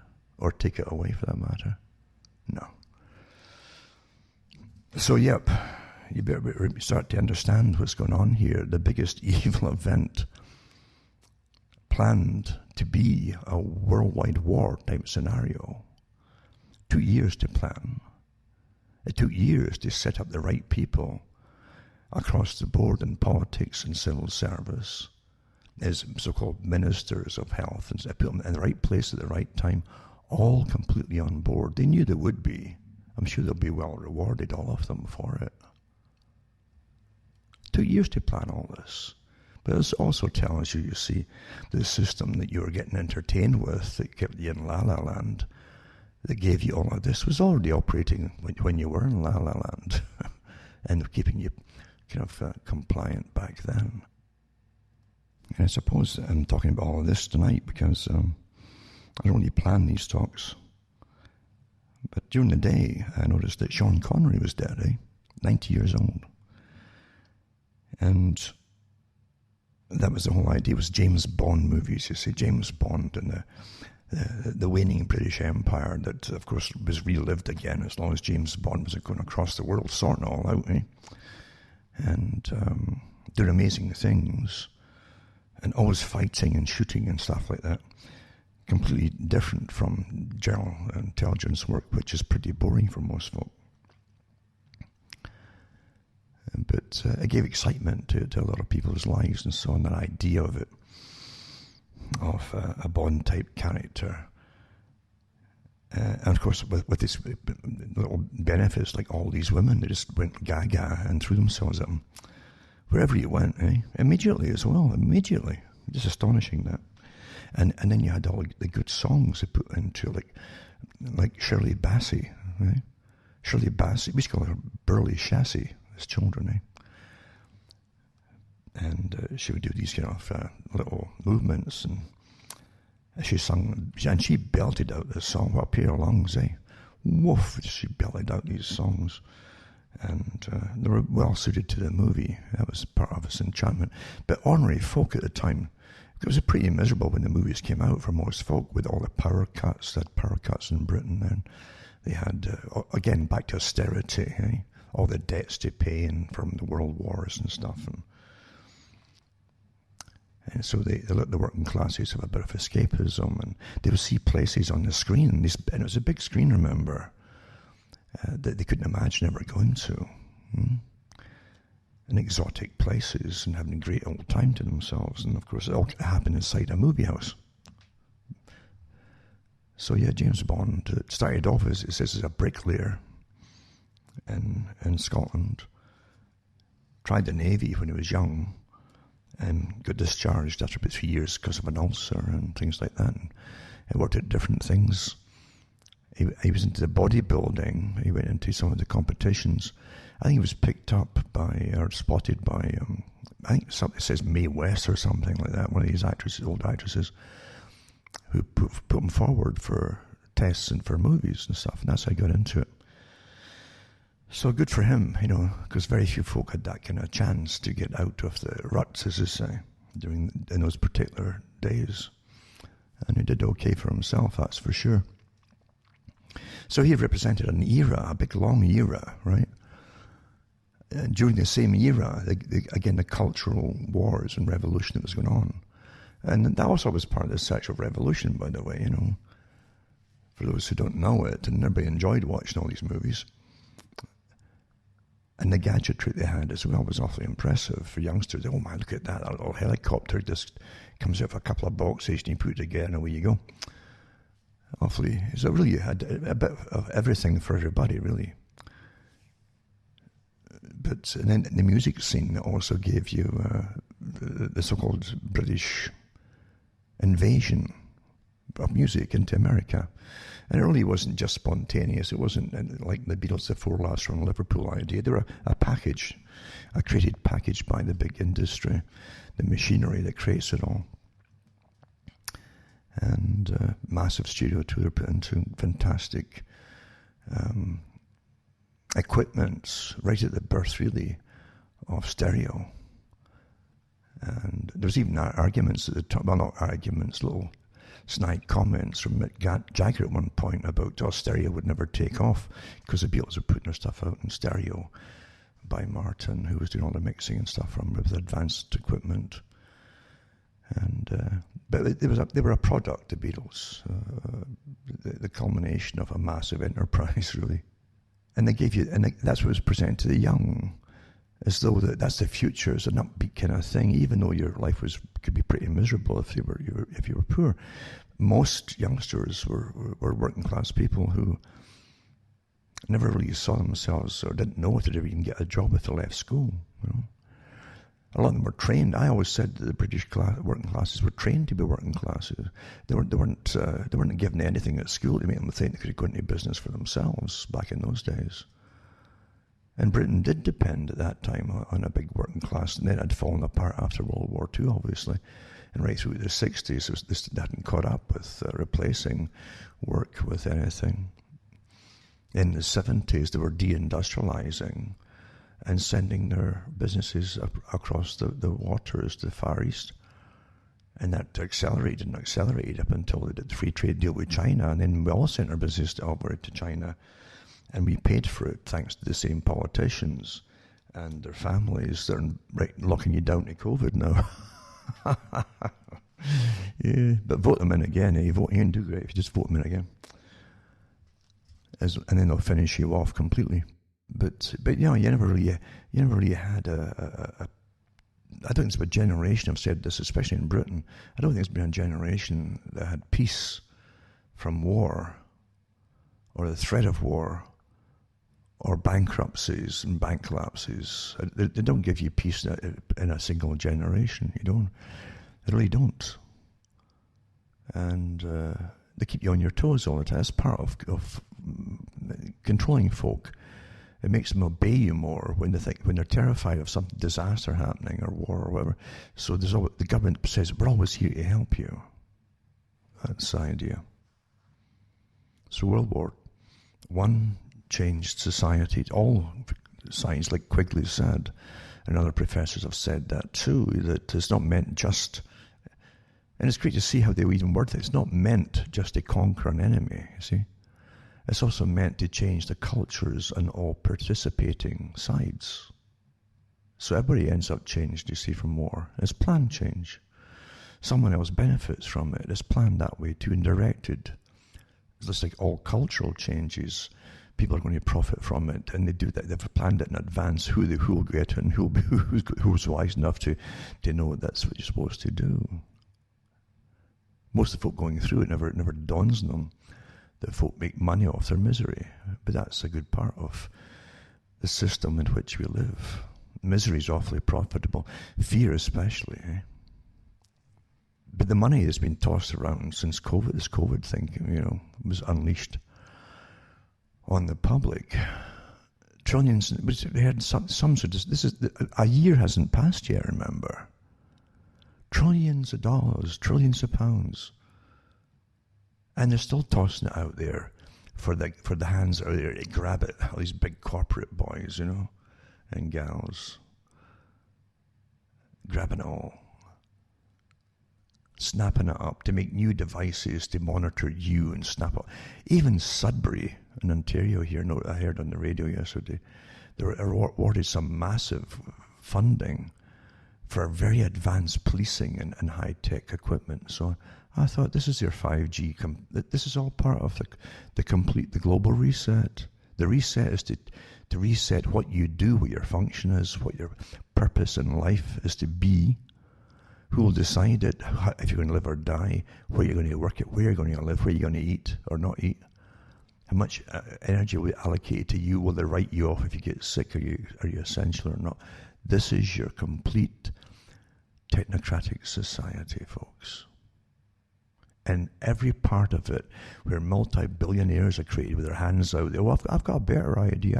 I could make this gadget, to implant in them or stick it in their skin or clamp it on their earlobe or whatever, and make money off of you. They get so many prostitutes of your own people, just sell you right out for greed.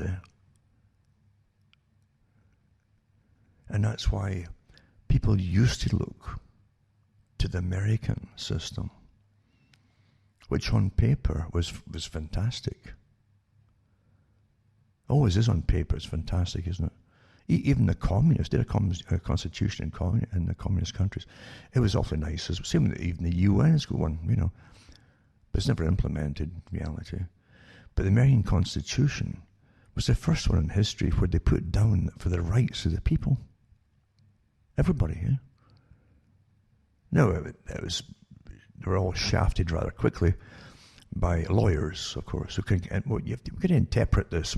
There's big money here in misery again, and no matter what kind of court case comes in, and even though they have, in fact, we can make money off the fact they've got so many rights because we can drag anything out for years until they're bankrupt. Yeah? And lawyers never go bankrupt themselves. It was never meant to be like that. The Constitution was supposed to be straightforward, a straightforward Constitution and a straightforward Bill of Rights that would not get overloaded with all these amendments. The thing that George Orwell put in Animal Farm, the amendments, the pigs drafted up the Constitution and the rules, and then started to change it by a mere little amendments, by putting a word on the end of a line here and there, or taking off. That's how it was done, It's like the people shall have property and right to property, unless, blah, blah, blah. And government will never be to take anything off them unless, you see, all these little things that change as psychopaths move in. And the people are entertained and they lose interest in watching. Perpetual vigilance. This is, but the whole world watched the US for the fact that if they were sticking to the rights that they had, they would never go to such an awful state of being ruled and oppressed and exploited as they did in the rest of Europe by psychopaths. And so it was a light. It was a light, for a long time it was a light to the world that you had rights actually written down. And then you end up with George Bush Jr., who said, when he started, well, come on about the Patriot Act and all that and taking your rights. So it's just a piece of paper, the Constitution. That's what he said. Twice he said that. It's just a piece of paper, And he's right, though. It's just a piece of paper unless you back it up. And you give it all away through fear and terror. Oh, my God, so the terrorists are going to blow up more towers. No, they're not. And even if they blew up a couple, if there were terrorists that blew up a couple that really were foreign, right? Even if there were, is that the right reason for making a global war on it and locking the whole planet down under the guise of anti-terrorism and having no rights and freedoms and privacies and all the things that we fought for centuries to get? Privacy was one of them. And security in your own home.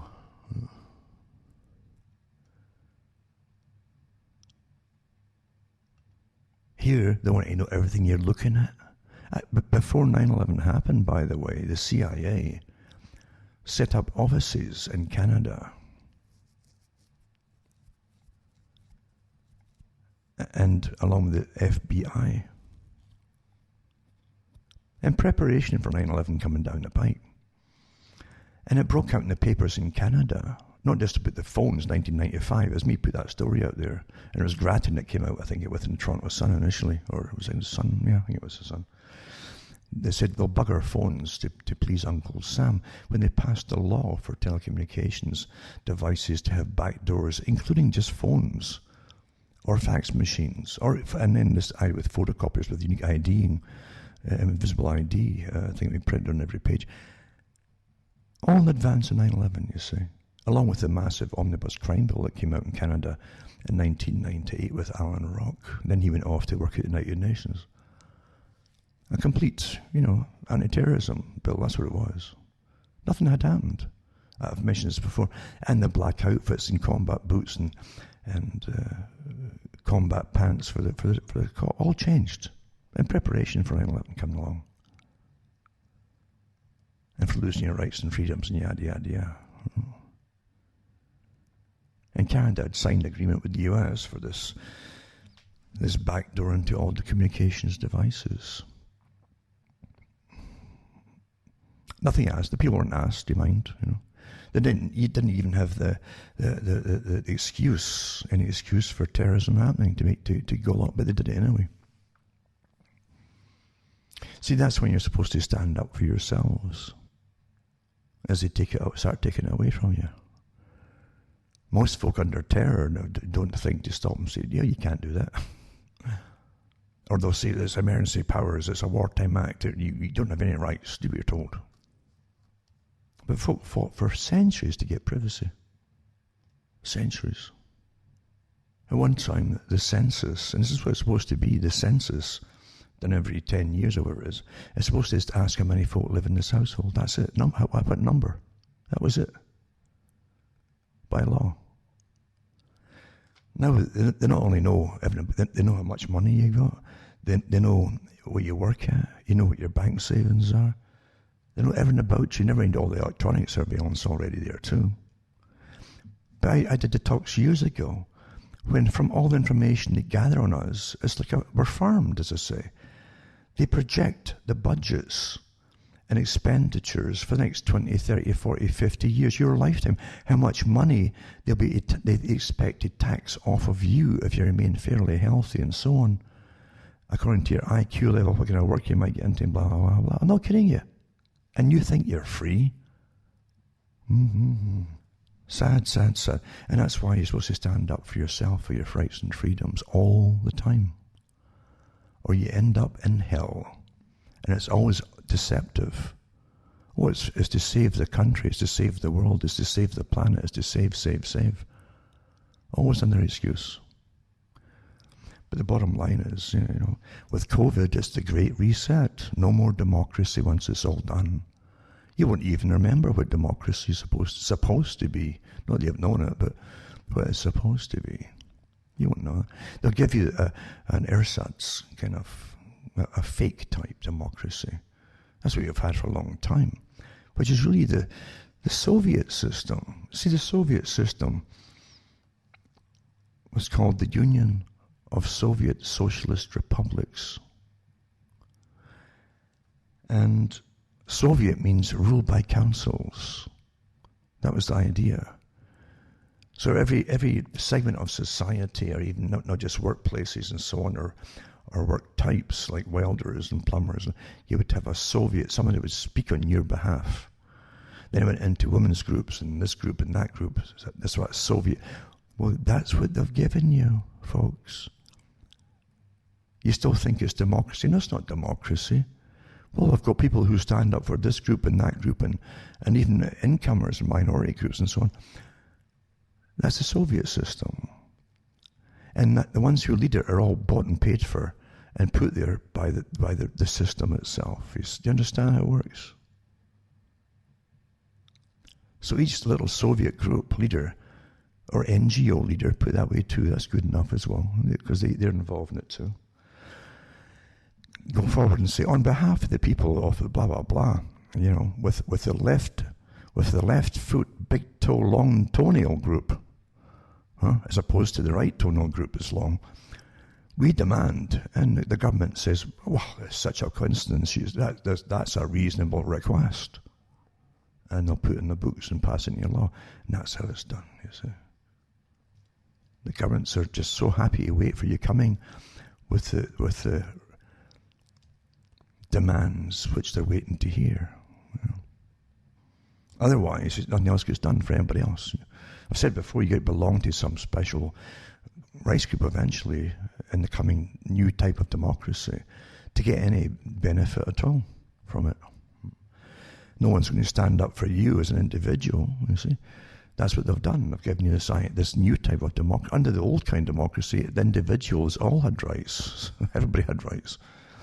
Not now. You belong to a group to have any rights at all. The individual is totally disregarded. It's completely reversed. Democracy, they used to define it is that rule on behalf of the majority, not by the majority, but on behalf of the majority, you see, with special attention given to minority groups. Now it's the reversed. It's a complete reversal. So there you go. Folk don't even know the changes when they're living through them. They don't know. Especially when they're worried and they have to go off and work or scrape a living. Or they're locked down under the COVID idea. But that's what they've decided. You see that you're supposed to exist for a purpose. And the purpose is to serve not just the economy, what's left of it, but if your masters actually even need you or not. That's what it's about. Well, you're surplus, you're non-essential. And you're starting to accept that. And then they've got these, like in all ages, the cops get turned on the public. Same with the troops eventually, unfortunately. Really sad, isn't it? And police services now are police forces. You've noticed the change that happened over years. I gave these talks again years and years ago. Force is force. I have said before too, that really is the reason that you had so many vocal groups back in the 1990s in the States come out and form. That the US used to have tremendous ability amongst the citizenry to form groups to oppose what they saw as tyranny coming down the pike. And that's one thing most countries didn't have, was that ability to even be vigilant. The US were vigilant about that. Property rights and the rights not to be harassed in their own homes, etc., by authorities, and all these kind of different things, or even have their homes taken from them by arbitrary powers of confiscation. That's why so many militia groups formed in the late 90s, seeing all these different changes. I mentioned it before, it wasn't just Waco and different things were happening, but seeing the transformation of the authorities and the powers the authorities were using over the public, which become more and more militaristic. Therefore, they were definitely scheduled to be changed or eliminated. And the government's been awfully successful at targeting groups that they saw as potentially, they call them subversive, but really they were trying to keep the law. If you're holding on to their Constitution, their Bill of Rights, well, the message was like, you don't have that anymore, do you? That was the message the authorities were giving you. Before we're getting awfully edgy with the rules we're getting rammed through, it's like crazy. And in Canada, even with that omnibus crime bill of Alan Rock's, at least some reporters back then, when they could actually ask real serious questions, they'd say, well, what on earth's going on? This is a martial law kind of plan for indefinite detention that you would have under warfare. There was no war on the go at the time. The public didn't know it was a war on them. That's what it was. It was coming down the pike. Everything was getting changed for it in preparation for a different kind of system. The great reset of the WF is just a faster way to bring it all in quickly. But they're already bringing parts of it in. As I say, even that ridiculous remaking of police forces as militarized battalions with a combat gear and black combat gear, right? Which was the outfits for special forces before that. That's what they wore. And if you can't hang on to your rights, you do lose them, because there's lots of very successful psychopaths. And once again, when they combine together, successful psychopaths, they're tremendously formidable, and they don't give up easily. They don't walk off and say, okay, we've been wrong, we give up, and away they go. It doesn't happen like that. So here you are, the Great Reset. A whole new way of existing. I won't say living, because it won't be living as such. It's to be total austerity eventually.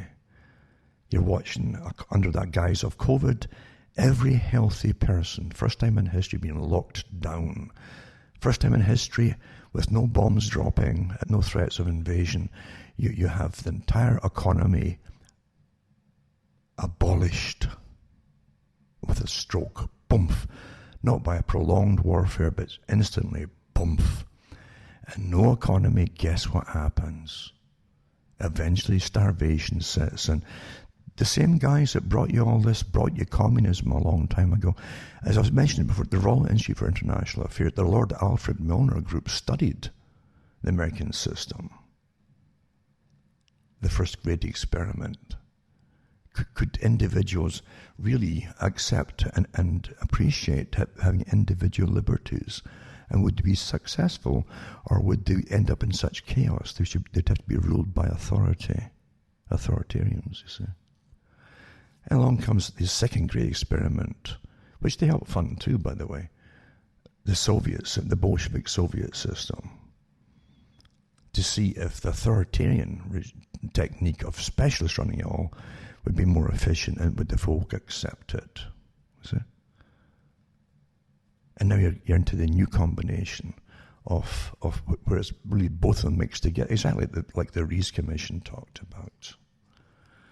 Blending the two systems together, using foundations and subverting the culture, society, and everything else, and using education by the big foundations there. And here it all is. A whole new way of living, eh? That your betters, the ones who've decided that they're the natural rulers, because they already rule all the things that you need, they own all, to exist, from food to everything, you know. And your function is to serve them. And they might keep you alive if they need you. For as long as they need you, you see. And you should be grateful for that. They're saving your lives, you know, from COVID by crashing the world's economy. By pre-planning it all, by writing all the bioethics scenarios and how to manage folk, that who's essential, who's not, who should get medication, and who shall get food or not. You're starting to get a picture. This is absolute tyranny. And the climate change group is the same bunch, I gave you all that. That's the WEF. Have decided this is the only way to ram it through quickly. They're fed up sitting, waiting for you to give up all your rights. They're fed up with it. Your lords and masters are fed up with it. So they've decided for you. And this is the excuse for all. Massive propaganda warfare programs, massive subversion of society and subversion of your rights, and elimination of your rights. Targeting folk who are complaining about it, and eventually they'll be arresting folk who complain, because you might be a social influencer. Facts, that doesn't matter if it's the truth you're to give, that's got nothing to do with it. Facts don't matter when the establishment is at war with you. Yeah. You have the greatest tyrants in history with the greatest technologies at their disposal, trying to subvert and destroy everything that you've known, and everything that's yours, including your future. All of you, across the world. Because they're fed up waiting for you to give it all up yourselves.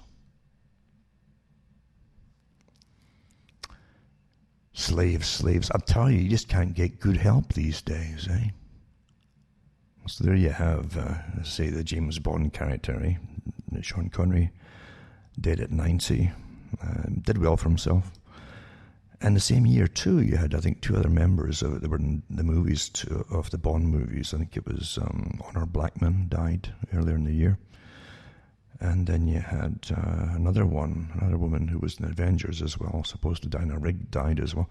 What's going on here? There's nothing left to look back to, and even though it was all fiction, and it was all gone, eh, down the tubes. And you have to ask yourself what's left there, you know. And to my mind, the new Bond is just like a cartoon character on steroids, you know. He doesn't use his head, he runs after cars like a sprinter. And you got this little wimp of a guy with a computer, a young fella, Q, who's the new Q, eh? Oh, it's just not the same at all, is it? Eh? So there you go, it's just died off. But again, getting back to Scotland, and a country that definitely has had genocide on a large scale, managed by a fake SNP party, Scottish Nationalist Party, that really is this international socialist, which means borderless, which means the end of you, the Scotland. That's the intention of it. And they're going through the hate laws, these hate laws, and they've brought, I think it's Alistair Campbell, who's a judge. He's also a lord, like a Bracadale or something. They gave him some kind of title, or Bracadale, yeah. Alistair Campbell. I would never call him any man lord anyway, and I'm not into the feudal system at all. But supposedly, it's got some of the comedians up in arms against it, because again, you can't have a joke about anything, even amongst yourselves, about yourselves anymore. If someone gets offended by it, this is a straitjacket you're all getting put into. And once you can't think for yourselves or speak for yourselves on different topics, they keep adding in until eventually you're in the Orwellian system of 1984. That's its intentions, folks. It's psychological. There are teams of specialists dreaming this stuff up and working on it. Teams and teams of them. And it's interesting to even notice that they're using kind of Scotland as a kind of test base for it, because they've been so beaten down, when they could quite simply rise up again and say, hey, we demand all our rights, we're taking them all back because we are victims of genocide. That's how you got to start, folks. Don't argue the nonsense bills. Just state the facts, folks, and they have to back off and become subservient to you. You understand? So anyway, this is controversy continues over hate crime bill in Scotland, and amid a contentious debate in Scotland over a proposed hate crimes law, which the Catholic bishops of the country oppose. Everybody else does too. A cabinet minister this week suggested that the law could apply to speech uttered within a private dwelling if the speaker intends to stir up hatred. Well, again, who's going to decide that? Their Alexa, all these different silly things they're buying that's listening to them. Well, I guess that's what they mean. How else are they going to know when someone's just letting off steam? Everybody lets off steam about something. And it says the Scottish Parliament introduced the Hate Crime and Public Order Scotland Bill in April 23 in response to an independent review, it says, of hate crimes laws led by Alistair Campbell. And again, they call him Lord Bracadale, a retired judge. The government argues that the bill modernises, consolidates and extends existing hate crime legislation. It also abolishes the offence of blasphemy. So it says, during an October 27th hearing, a Scottish Parliament member questioned Justice Secretary, I think it was Humza Yousaf, who put forward the bill, about whether the bill might include a defence for speech uttered in the privacy of one's home, a so-called dwelling defence. That's what it used to be called. You can say what you want in your own house.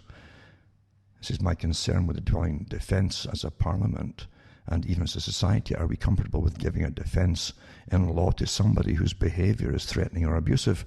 As an example, that is intentionally stirring up hatred against Muslims. Are we saying that that is justified because it is in the home? Yousaf replied. Are we saying that as a society we're comfortable with no criminal sanctions being applied to people because that has been done in the confines of their dwelling? Whereas if they stepped out in the street outside the house, then that would be a criminal offence. I'm just not convinced as a point of policy or principle that is one I agree with, but I will continue to keep an open mind. They're going that way. That was the whole idea with the appointment a while back as a trial under Girfec of appointing a state-appointed kind of guardian kind of person to come into the homes of every family that had a child to monitor the child's progress. It was to do with what the child was thinking and speaking about, by the way. You know something, Scotland, you got to stand up for yourselves. You really do. You really do. It's sad again, but that's all Scotland is now, is sadness. It really is sadness for what's happened for centuries, actually. And they've been demolished right now. And with this technique of using a communistic type of government, this international socialism. What part of international socialism don't you get? What do you think an internationalist body sworn to internationalism, sworn to a borderless world, is going to give you as a nation, except what you're getting? I tell you. That's quite something. Quite something. So this goes on and on. I put 2 or 3 articles up about that. For anybody that cares to, you can read it.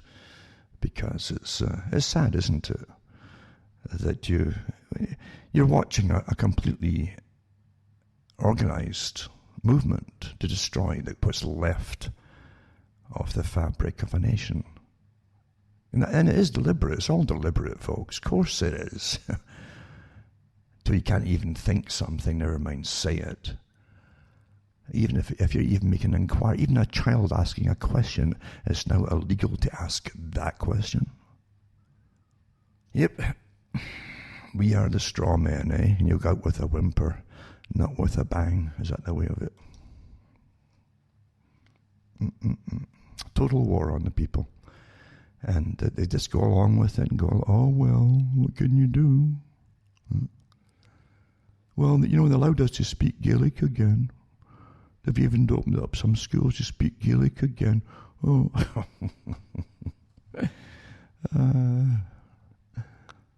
Gives you the feeling of being provincial a little bit, doesn't it? Quite amazing. You see, all these laws are one-way laws. And who's going to try the people? It won't be their own people. It won't be their own people on anything, you see. What happened to this whole idea? You don't want to be tried in law by your own peer group. That's your own nationality, your own people, your ethnic group, religious group, etc. Cultural group that you grew up with. That's what can try you. Because you've got to accept all the cultural system, the parts of the cultural system that you grew up with. That's why you have to have your own people. That's why the nobility can't be tried by anybody else except their own peer group. And when you're not getting your peer group, when you're getting folk who might hate you to try you, it's going to end up in... That's what it's meant to do, and cause more dissensions, which will cause hatred, obviously. This is what it's all about. And so, as I say, you've got different people coming out and speaking out about it and how bad it is, etc. Because I see it as pure hate on the people. You don't need these laws. There are already plenty of laws in the books. You don't need these laws at all. Yeah. To force folk to change what they think. Yeah? No, that's not freedom. That's not freedom, eh? That's not William Wallace, is it? Here's an article here. It says, the WHO, the WHO, taps anti-conspiracy crusader to sway public opinion on COVID vaccine. You have no idea the massive ongoing war in 1,000 areas with neuroscientists and behaviorists and psychologists all working in teams and behavioral insights to change your opinions on everything. Huh? Is that freedom? Is it? Your tax money's been given to these characters so they can change your mind in a whole bunch of different areas. So the World Health Organization, that takes massive funding from Bill Gates, taps anti-conspiracy crusader, right, to sway public opinion, COVID-19. And who's the crusader? Who do we need? Right? It says the efforts to encourage public acceptance of COVID-19 vaccine. Children's Health Defense has learned. So Dr. Tedros Ghebreyesus, the WHO's general director, tweeted that he was glad to speak with, I don't really give him a doctorship for you, I wasn't a doctor before, was glad to speak with the organization's technical advisory group, TAG. That's the TAG, they call it. They call these little acronyms for everything, eh? TAG. I thought you used to get little things in your skin, you just burned them off. But it says, on behavioural insights and sciences for health. These are the behavioural insights teams that prompt you and how you think proper thoughts, you understand, on the internet. And to discuss vaccine acceptance and uptake is the term they want to use now in the context of COVID-19. Before they come out with the vaccine, they try to brainwash you all to get ready to take it. In his next tweet, Ghebreyesus announced that Cass Sunstein, remember the Nudge book I used to talk about years ago, Nudge, how to nudge folk into thinking the right things and behaving the right way and changing their minds the right direction and so on. Cass Sunstein, oink oink, eh? Founder and director of the program on behavioral economics and policy, public policy at Harvard Law School, will chair the advisory group which was created in July. Remember, Barack Obama put him in too, as head of the Office of Information and Regulatory Affairs, where he was responsible for overseeing policies relating to information quality, meaning the right information, the right opinions, and so on. Don't you get a bit ticked off about these folk all getting... Don't you have a right to see where your tax money goes? Why are you paying to be brainwashed by these characters on behalf of big corporations? So in a 2008, Sunstein wrote a paper proposing the government's employ teams of covert agents to cognitively infiltrate online dissident groups. Well, that's all been done. I did the talks at the time on it, folks. Lots of talks on this character here. Online dissident groups and websites which advocate false conspiracy theories about the government. The government's never been involved in any conspiracies. It's just coincidences all the time. It's a coincidence, in fact, they've hired Sunstein to brainwash you. Rectify your thoughts.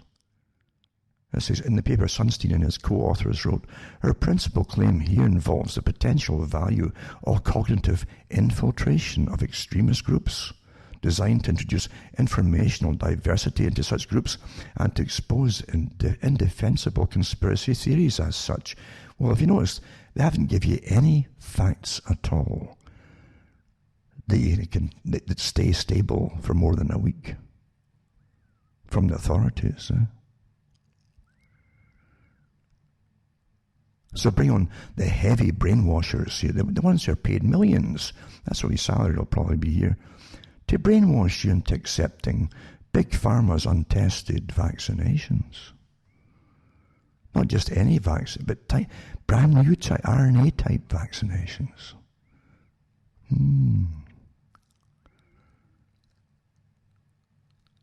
The government made operations described in Sunstein's paper would work to increase faith in government policy. So in other words, don't just churn out facts which are understandable, or they can be disputed, you see. They won't churn out facts. That's what they should do. Why would you need characters to brainwash you, your opinions, and to find ways to censor you? If they just churned out the facts here. This is what you turn to when you've got nothing to stand for or stand on. No facts to stand on, except nonsense.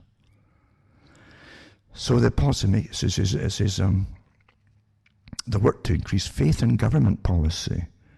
That's the last place I would look for faith in is government and policymakers, and undermine the credibility of conspiracists who question their motives. They would also maintain a vigorous counter-misinformation establishment to counter conspiracy groups opposed to government policies that aim to protect the common good. You see? See, these ones that Sunstein works for in the government, they all are there to protect the common good, for goodness sake, not to slaughter the economies on behalf of the World Economic Forum's Great Reset, the Global Reset. No, which is Agenda 21. By destroying the economy of the planet into poverty and rationing in a managed system for now until the end of time. I'm not kidding about that. If it was all on the up and up and they could verify it and they're putting out there, you wouldn't need these characters to come out and try to brainwash you. You wouldn't need them at all. Truth would stand for itself. The public would understand the truth, wouldn't they? Some of this would be accomplished by sending undercover agents or government-paid third parties into online social networks or even real space groups. They've been doing this for years, folks. He was doing this in 2008. I did the talks too in the last few years in the behavioral insights teams. They're already been working to prompt you, not, don't look at this on the internet, look at this, etc. I did the the 77 Brigade in Britain, a part of the Department of Defence. Thousands of them employed to do this kind of stuff and attack you. Your government is attacking you for having a different opinion on things and not doing what you're told. You little child, you. I thought we were adults. No, we're children again. That's how elitists see you. You're just children. Children should do what you're told. You're naughty. You see. So government paid third parties into online social networks. That's all been done. Sunstein also, Canada's got them too. We've got all groups of them doing it too, paid by the government or tax money. Sunstein also advocated 2008 the government pay independent experts to publicly advocate on the government's behalf, whether on television or social media. He says this is effective because people don't trust the government as much as they trust people they believe are independent. I wonder why. Why would they do that? And the WHO, World Health Organization, has already contracted the public relations firm Hill and Knowlton. It's called Hill and Knowlton, Knowlton, the public relations giant, the PR. Remember, PR means propaganda. That's where it came from. The public relations sounds better. That's why they changed under Bernays. Best known for its role in manufacturing false testimonies in support of the Gulf War. Oh, that makes me feel better. Isn't that better? Right? That's who they used on it. False testimonies in support of the Gulf War. The links are here of the false testimonies as well. From the Guardian newspaper. Bet they wish that was retracted. Was hired by the WHO to ensure the science and public health credibility of the WHO in order to ensure the WHO's advice and guidance is followed. Doesn't that make you feel better? Eh? False testimonies, that's what they did before, the same public relations company. The WHO paid Hill and Knowlton $135,000 to identify micro-influencers and hidden heroes who could covertly promote WHO's advice and messaging on social media, and also protect and promote the organization's image as a COVID-19 authority. There you go. There's no evidence that WHO has yet implemented any cognitive infiltration policies similar to what Sunstein advocated in 2008. No kidding, eh? If the organization were to adopt such a strategy and use it to convince hesitant populations to take COVID vaccine, it would raise questions of legality. I don't think they'd bother about legality in these days, this day and age. As put forward in a report by the Congressional Research Service, the link is here too. Illegal publicity or propaganda is defined by the U.S. Government Accountability Office, that's the GAO, to mean either 1, self-aggrandizement by public officials, 2, purely partisan activity, or 3, covert propaganda. By covert propaganda, GAO means information which originates from the government but is unattributed and made to appear as though it came from a third party. Don't forget, too, under Obama's reign, he then allowed the CIA and other organizations, military organizations too, to start using propaganda on the public of America, on their own citizens. Remember that? Because the WHO is a multinational organization, and a good part financed by Bill Gates, by the way, too. The articles are out there, how much money he gives them as well. And not a U.S. government agency. Covert cognitive infiltration policies could fall into grey area or even be considered legal. Dr. Margaret Chan, former Director General of the WHO, once stated that the organization's policies are driven by what she called donor interests. That's guess she's meaning Bill Gates. And small world, really, a small clique at the top, really. According to a 2012 article in Foreign Affairs, that's the CFR's magazine, few policy initiatives or normative standards set by the WHO are announced before they have been casually, unofficially vetted by Gates Foundation staff. There you go. This is in the article here. Eh? Let's go to the link to the actual article in Foreign Affairs. Or as other sources told Politico in 2017, Gates' priorities have become the WHO's. Well, there you are, then. The WHO's current General Director, Ghebreyesus, was previously on the board of two organizations that Gates founded, provided seed money for, and continues to fund to this day Gavi, that's the Vaccine Alliance, and a public-private global health partnership focused on increased access to vaccines in poor countries, and the Global Fund, which says it aims to accelerate the development, production, and equitable global access to safe, quality, effective, and affordable COVID-19 diagnostics, therapeutics, and vaccines. If, as Politico put it, Gates' priorities have become the WHO's, and if the WHO's policies are driven by donor interests, this raises the questions as to what online groups, people, and websites would be targeted by such covert programs. Good article, this. It's got all the links on it too, And it says the idea of government agents carrying out psychological operations on social media is not far-fetched. Oh, that's been going on for years, for goodness sake. Eh? Earlier this year, the head of editorial for Twitter's Middle East and Africa office was outed as an active officer in the British Army's psychological warfare unit known as the 77th Brigade. That's just this massive operation there, which specialises in online behavioural change operations. There you go. Quite something, eh? But that's the world we're in, folks, as they keep prattling on about democracy and rights and all that. Now, unless you belong to a designated special interest group, which are really just front battering rams to destroy the rest of society, that's what they're used for. Because the rights should be applicable to everybody. You all have the same rights under a true system, which you don't have. Been taken over by these worms. They ate their way in, like the Cass Sunstein, eh? I did lots of talks on him before when his book came out, and also went into the behavioural insights teams and the different organisations that were at war with the public and paid to be at war with the public, not even before COVID came along. You have no idea what's going on.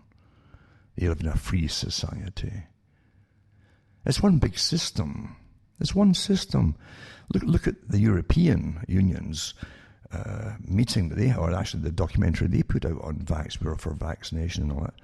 And they came out before this all happened, saying they already had Facebook on board with them and all the newspapers on board with them, and how they totally drive the agenda and the narrative and override all opposing groups if a pandemic ever came out, for goodness sake. The documentary came out beforehand. But they said they had Facebook on board with them. They even had Mozilla, the CEO of Mozilla. But the folk think, well, it's an open source organization. No, they had him on board too, talking at it, saying he would be on board with it too, and they'd try and dissuade people from looking at certain sites. And I mean, did this get bribed off, as we often wonder? Or does the one big system, the same system that buys off the WHO and so on, did they also buy off all these? Or are these guys even fronts for the one big system themselves? Is everything? I often wonder when it comes to, like, say, Silicon Valley. It's a massive part of the military-industrial complex. Massive, of course it is. And the military-industrial complex and the CIA have real organizations that really make things, even real factories across the world that really make things. And electronics firms that really make things for the jets and all the rest of it, and military fighters and all that. They own them, though, you see. And they're legitimate companies, and they sound legitimate, but they're actually big parts of the military-industrial complex. Well, I'm really sure that all the big groups that run the internets and everything to do with the internet from the beginning. We know that ARPA, then DARPA, really came out with the internet for you. military organization. I don't think it was ever meant that there's any real independent anything on it.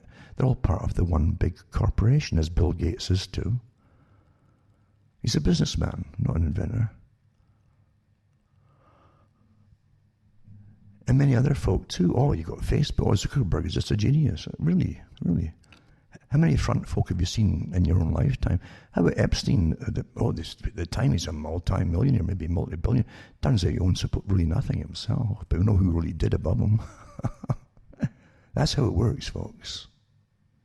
That's how it works. And before this hour is up too, I'm going to say again, go to cuttingthroughthematrix.com. Take note of all my sites that are listed there, how to get the links of them, and how to get them should any one of them go down. Because there's a war on the go.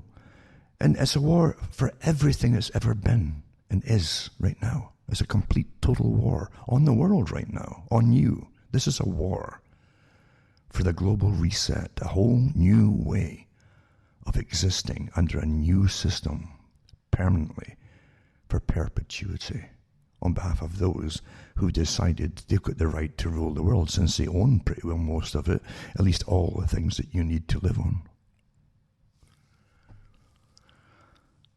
Yep. While you were sleeping, I think as the song says that, they took it all away.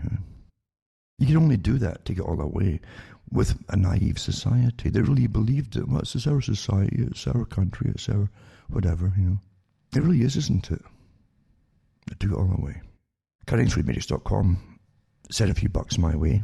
PayPal, cash, personal checks. Even a bank check would do fine, It would cost more money probably to do even a cheap bank check. But and MoneyGram, I think, too, works. So there's ways to get cash to me if you want to.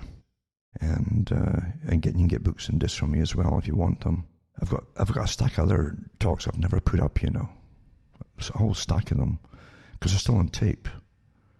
I don't have to try and do a lot of work on the tapes to make them sound better, because it was taken off international radio, shortwave, years ago, many years ago. So I haven't put them anywhere yet. So I still got them, and that would take work to make them more coherent and to be able to understand them. A lot of hissing and so on. But they were very interesting talks, I think, at the time. But I really hope the people, because this is total war, and they're going after folk, they're social influencers, all these little terms for their targets. and they really mean business, because as I say, this is total war. And I mean total war, and war ends up in killing folk, obviously. And they will imprison initially, or arrange accidents for different folks too, or just wipe them out. They've already wiped a lot of people off different platforms. And that's your freedom. That's your new freedom. The new freedom that George Bush Jr. mentioned around the time of Operation Iraqi Freedom, when they were going to bring democracy to Iraq. You have to wonder what planet they're on at times, don't you? But it's a good excuse at the time. We're bringing democracy to Iraq. And but anyway, he says, yeah, new freedom. We're giving you a new freedom. And folk just listen to these little terms, these statements given. It's like a new world order. Like his dad mentioned, I see the emergence of a new world order. This big occultic declaration he was given to, and even the media didn't ask him what he meant by it. A different way of, a whole new way for the world and a whole new way of living and blah, blah, blah. Well, guess that's way of living. This is the WEF, folks.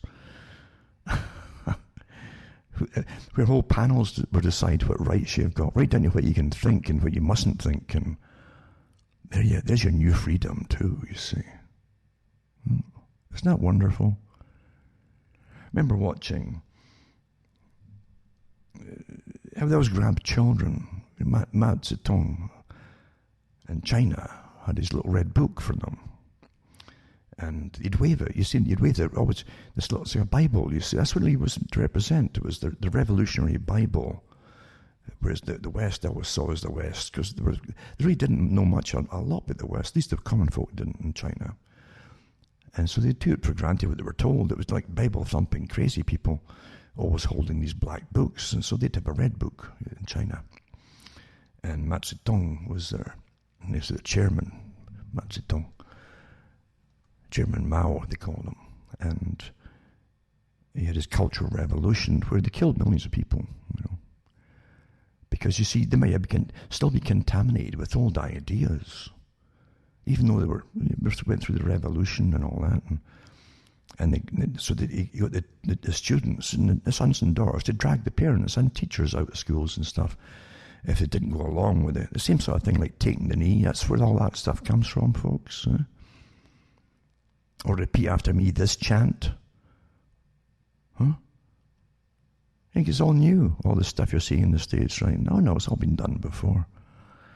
Techniques where you have to say so-and-so matters, you see. Yeah. And the revolution matters. And the young people of the revolution matter. And then they'd drag you. There's all clips that were taken. I don't know if they're still around, but you'd see them beating up and killing teachers and so on because they wouldn't go along with the parroting phrases, slogans. Lenin said the same thing, we shall win by slogans. Doesn't mean they don't want people who think about things, they just want them to repeat the slogans. So Mao Zedong did a Cultural Revolution in his little red book. And you would see these young children all quoting it off in unison as a Bible by rote, you see. Every day they had to go through it all. And this is your future. This is where you're getting to, where all thought must be policed. And the UN actually called it that, by the way, self-policing. And articles I read from the United Nations years ago on there. They would train the public to self-police themselves and using techniques and psychology and so on. They would make you feel guilty if your thoughts strayed to a certain question or thought or even an opinion or even around the edges of an opinion as you were inquiring into something. You'd immediately recoil away from it in a Pavlovian way, a conditioned response. This is the future where all independent thought has to be utterly destroyed so as your masters are in charge of you and feel safe. Remember, in a totalitarian tyranny, every single person must be predictable. That's what the internet's for and so on. And the Internet of Things and your 5G network system, where you won't be able to go anywhere without them knowing exactly what you're doing, how you're looking, how you're walking, what you looked at, yada, yada, yada. But now they want to have your thoughts in your home. And you all bought the hubs. This prune in Scotland that introduced this bill, where they want to know what you're thinking, and you're to say, I'm going to charge you for... Well, how do they think they're going to... What happens if you talk in your sleep and you got a bad dream or something? And your Alexa unit or whatever, the multitude of units there, as you've all been conditioned to take the spy into your house. What's wrong with you? What's wrong with you? I have no sympathy for folk who disregard common sense. They're gone, folks. They are gone. And now they want to police you in your own home, what you think and say. Even if you're just having a joke. Or it's taken the wrong way, or whatever. Who cares? The fact is, you buy your own chains. You really, really do. And there's no helping folk that do it. Well, it's the latest gadget, it's the special hub, Okay. And there's Cass. See, the facts I put out here, like Cass Sunstein, makes no difference to you. The folk have gone. It doesn't make any difference to them at all. It doesn't. I'll put this article up too. I always put the articles up that I mention, and this is one of them. And there's some good articles out there indeed. There's an article, another one too. It says, how Sage, right, and the UK media created fear in the British public. I did this article months ago, but someone else has done it now too and put it in a good order. And it's quite good, actually. It talks about COVID-19 started registering with most of the British public around late February and early March, Many were concerned but not particularly afraid.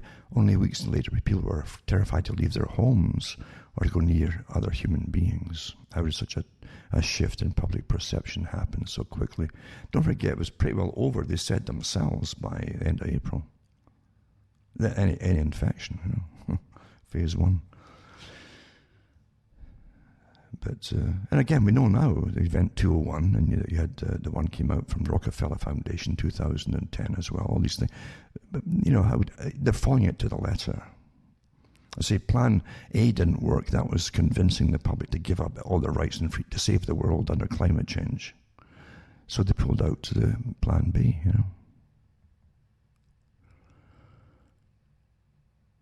And it says SAGE, S-P-I-B, and Applied Psychology. So SAGE is an advisory group to the UK government responsible for making sure decision makers have access to scientific advice. Well, who's a scientist? So what corporations do they work for or have shares in? We're told that advice provided by SAGE does not represent official government policy. That's what it says. That's what they say. That's why the government gets away, the slimy sods that they are, Why are they using them if it doesn't represent official government policy? That's a little backdoor way out for them if anything really happens. And don't forget, SAGE is the one who got a subgroup that was trained to terrify the public. Literally, they said that. I put the articles out months and months ago. So SAGE also relies on expert subgroups for COVID-19 specific advice. These subgroups include NERVTAG, it's called, which is New and Emerging Respiratory Virus Threats Advisory Group, SPIM, Scientific Pandemic Influenza Group on Modeling, and SPIB, Independent Scientific Pandemic Influenza Group on Behaviors. And it says identity of individual committee members themselves were initially kept secret, purportedly due to national security. Some names were eventually released, largely due to efforts by UK businessman Simon Dolan and his legal challenge campaign. And the link for that is here too. We want you to find out who these characters are that's advising governments. It says, nevertheless, 2 members remain anonymous. And it's into psychological techniques for behavioral change. The document itself, titled Options for Increasing Adherence to Social Distancing Measures, was drafted by SPIB, the Behavioral Science Subgroup for SAGE. And that's the group that was meant to terrify the public, right? SPIB. And the link is for that is here too. And the link is from government.uk, Department of Independent Scientific Pandemic Influenza Group on Behaviors, SPIB. And so yeah, this is official stuff. It's not conspiracy stuff, right? So it's the Behavioral Science Subgroup for SAGE. And it says, they highlighted 9 broad ways of achieving behavioral change in the public. 1 is education, right? 2 is persuasion. 3 is incentivization. Incentivization is awfully good because they can say, well, if you take this shot, you might get a passport and then you can start moving around a bit, That's all that kind of stuff works. Give these little bribes, to the animals. That's you. Number 4, coercion. They can coerce you. Well, you can't go shopping either unless you do what you're told. Wear a mask and social distance and only do it straight there and straight back and yada yada. And don't sit on a park bench or anything for arrest or we'll have to fine you. And then enablement. And then there's 6 is training. Restriction. So they're going to train you like animals. Restriction is 7. 8 is environmental restructuring. I guess that's put you in these camps. 9 is modeling, right?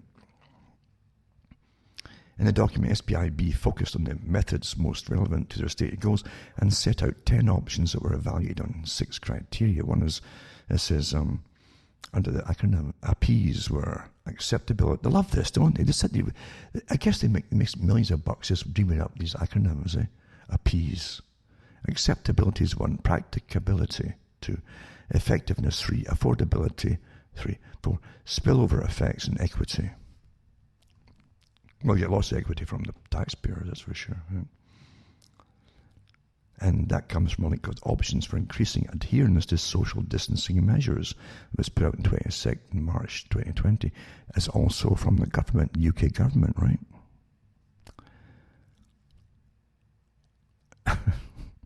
Getting you comply like your little animals can train you and persuade you and goad you and coerce you. It says a substantial number of people still do not feel sufficiently personally threatened. That's when they put out it's called persuasion. It's a key part of the behavioural change strategy. It says the persuasion section of the document. I remember I put that out there too. The whole document. The persuasion part says a substantial number of people still not feel sufficiently personally threatened. And clearly the psychologists felt that as of late March, the public was still not afraid of COVID-19. It therefore suggested that the government increase the level of fear. This is the one they put out to the reporters for the newspapers and to the television media and so on. To follow guidelines, And that's what it said to them. That the public are not scared enough, in other words. So they were told to increase emotional messaging, increase the level of fear and anxiety to get the public to comply. Do you realise how you're being managed by these government agencies or employed by government? To terrify you into compliance.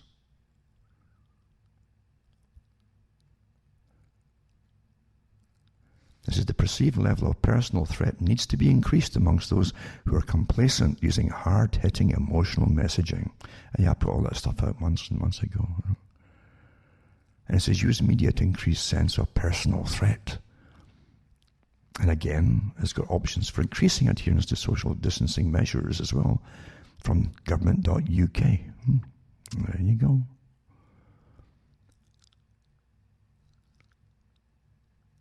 It says the SPIB recommendations to increase personal threat and use hard-hitting emotional messaging. They're on display with eerie imagery coupled with taglines such as anyone can get it, anyone can spread it, don't put your friends and family in danger, stay at home for your family, don't put their lives in danger. If you go out, you can spread it, people will die. And it's got the sources too that came from Reuters, April, and Sky News. Sometimes I'm scared to put out these links if I mention them because they can be pulled before the show goes up or when it goes up. Last night in one of the articles, last week.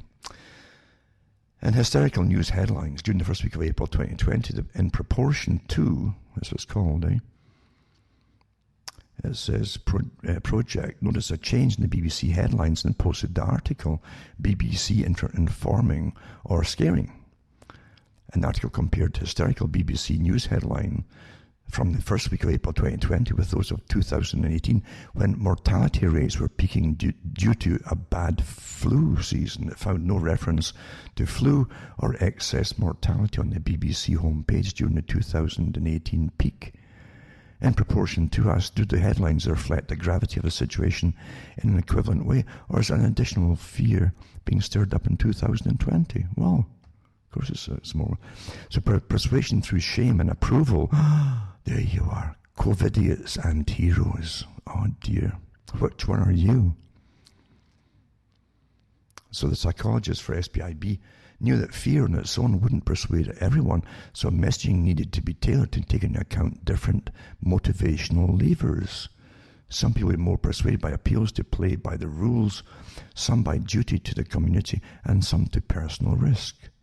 So it suggests using both social approval and disapproval. I remember doing these articles years ago on the social approval and disapproval, not just in this, but way before, other ways of behavioral modification. You've always been tampered with, you don't know it.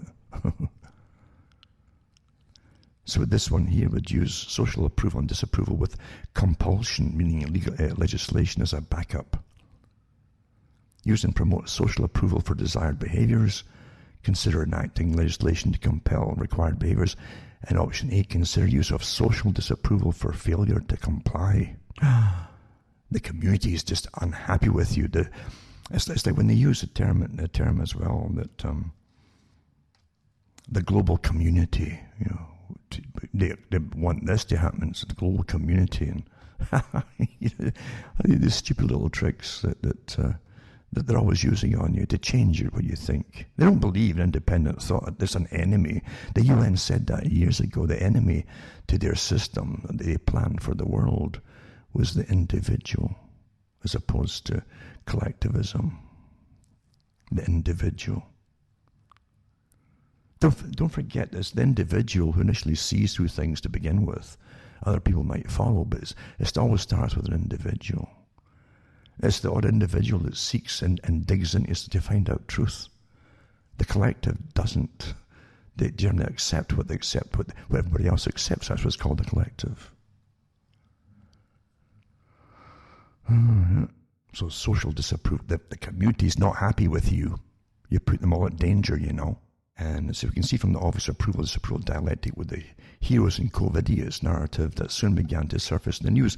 The term COVIDiot appeared around March with The Economist's 1843 magazine describing COVIDiots in this way. And it's got the link to that too, from the magazine itself, The Economist. And it says, even in a pandemic, many of us are prone to judge others and find them wanting.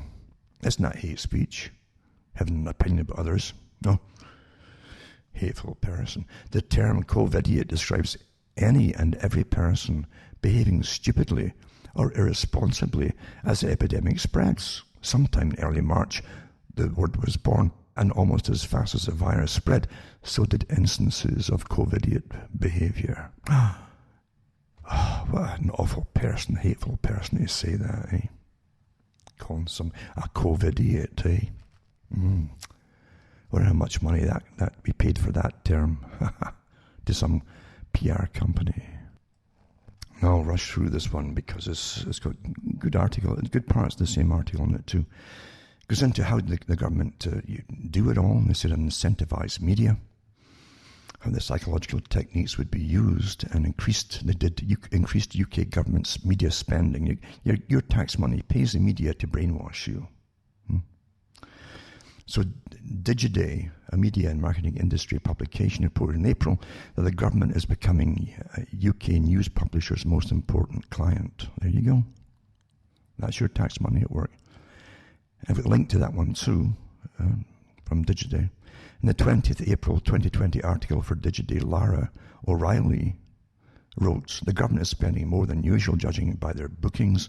The publishers also point out that the lack of activity from other advertisers in the current market means the government campaigns will have an outweighed share of voice compared with normal times.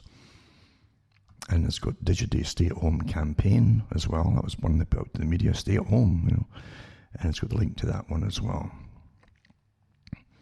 And then psychological techniques to change behavior modification, you see. The UK government and public document outlining psychological techniques to change the behaviour of the population. We see a unified mass media campaign that falls in line with these techniques. We then see a dramatic shift in public perception and behaviour. What else can we call this but brainwashing? Well, that's exactly what it is. Despite the open nature of what's transpired, it seems to have gained little coverage in the media.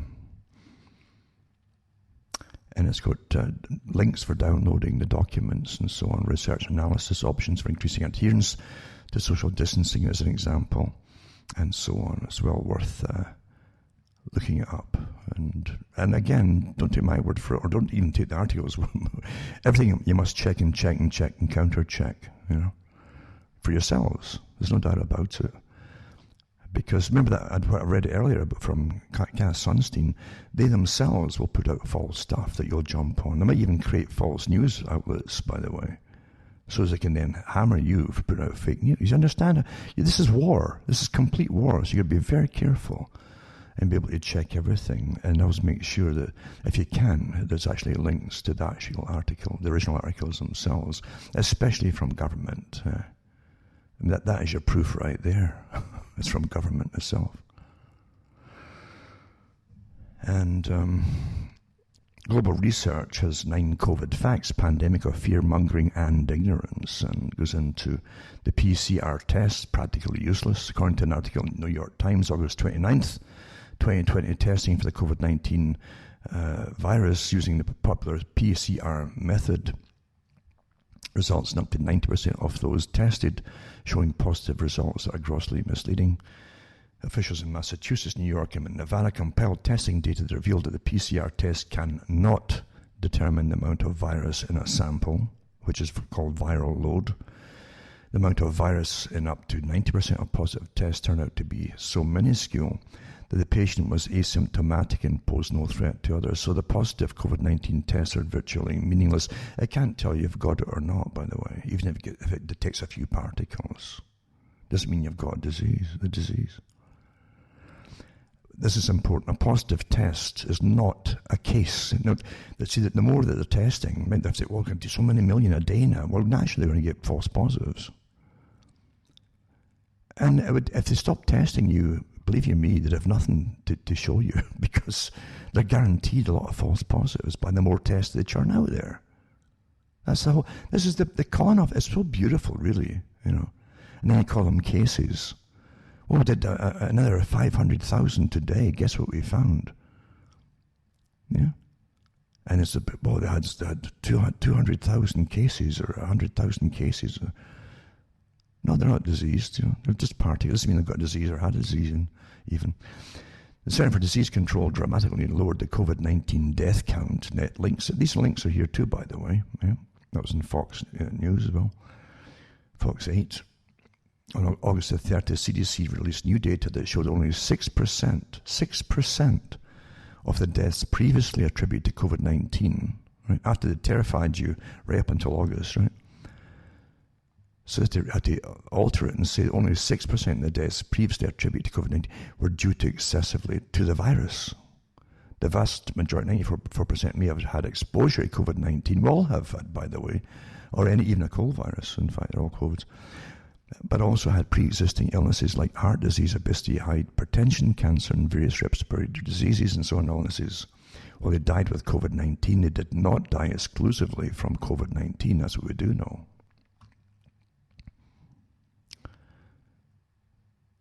The CDC reports COVID-19 survival rate over 99%. CDC updated their current best estimates for COVID-19 survival September 10th, showing that over 99% of people exposed to the virus survived. Another way to say this is less than 1% of the population are potentially, exposures are potentially life-threatening, in other words. And I've seen in 3 different articles about the same thing. Here it says that the vast majority of COVID deaths were concentrated in a population over 70, close to normal life expectancy. There was an article come out the other day that says the average deaths was 82 years. There was dying of it. And then were they dying off it?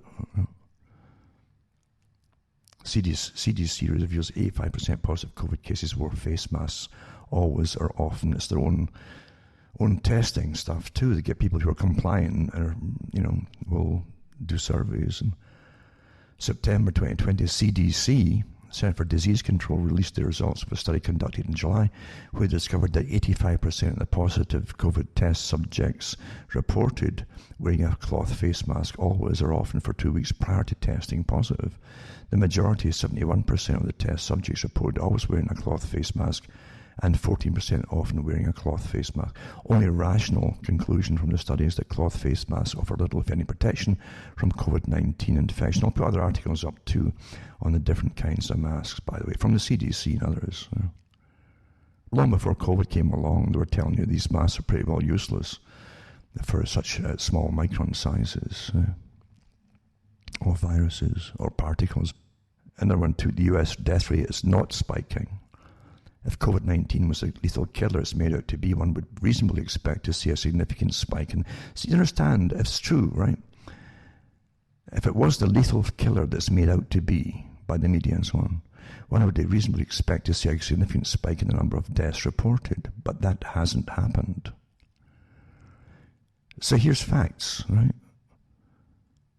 And yet that's why they need the Cass Sunstein groups and all the rest of them to lie to you and to harass you and maybe even arrest you eventually if you won't shut up. Because if things were all real, you wouldn't need Cass Sunstein to convince you of anything. You'd see it all for yourself. This is total war on the public. And the Sunsteins and the rest of them should be arrested, folks, for terrifying the public and the groups that work with SAGE in Britain and so on. Absolutely. This is total war on you. These are war criminals. You wouldn't need them. The public are not stupid. If they knew folk were dropping dead and folk they knew, they'd have no problem going along with this, folks. They wouldn't at all. You wouldn't need all these psychological units to convince you to go along with it. And so I'll put these articles up too. And it's all the young children and adults locked down too, right?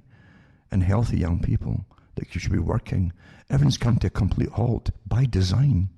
The Great Reset, the World Economic Great Reset. This is it, folks. Forever, by the way. They've mentioned it. Singapore halts use of flu vaccines after 48 die in South Korea. This is flu vaccine, right? And it says that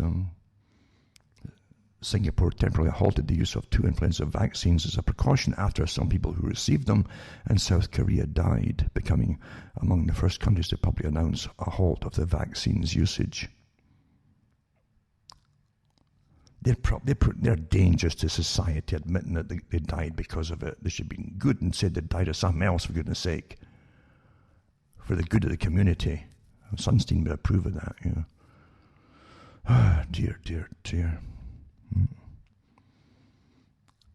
It says no deaths have been associated with the actual flu itself, or with the vaccination being reported in Singapore to date, but the decision to halt the use of Sky Cell Flu and Quadrivalent and Vaxigrip Tetra was precautionary, the Health Minister and Health Sciences Authority has said in a statement Sunday.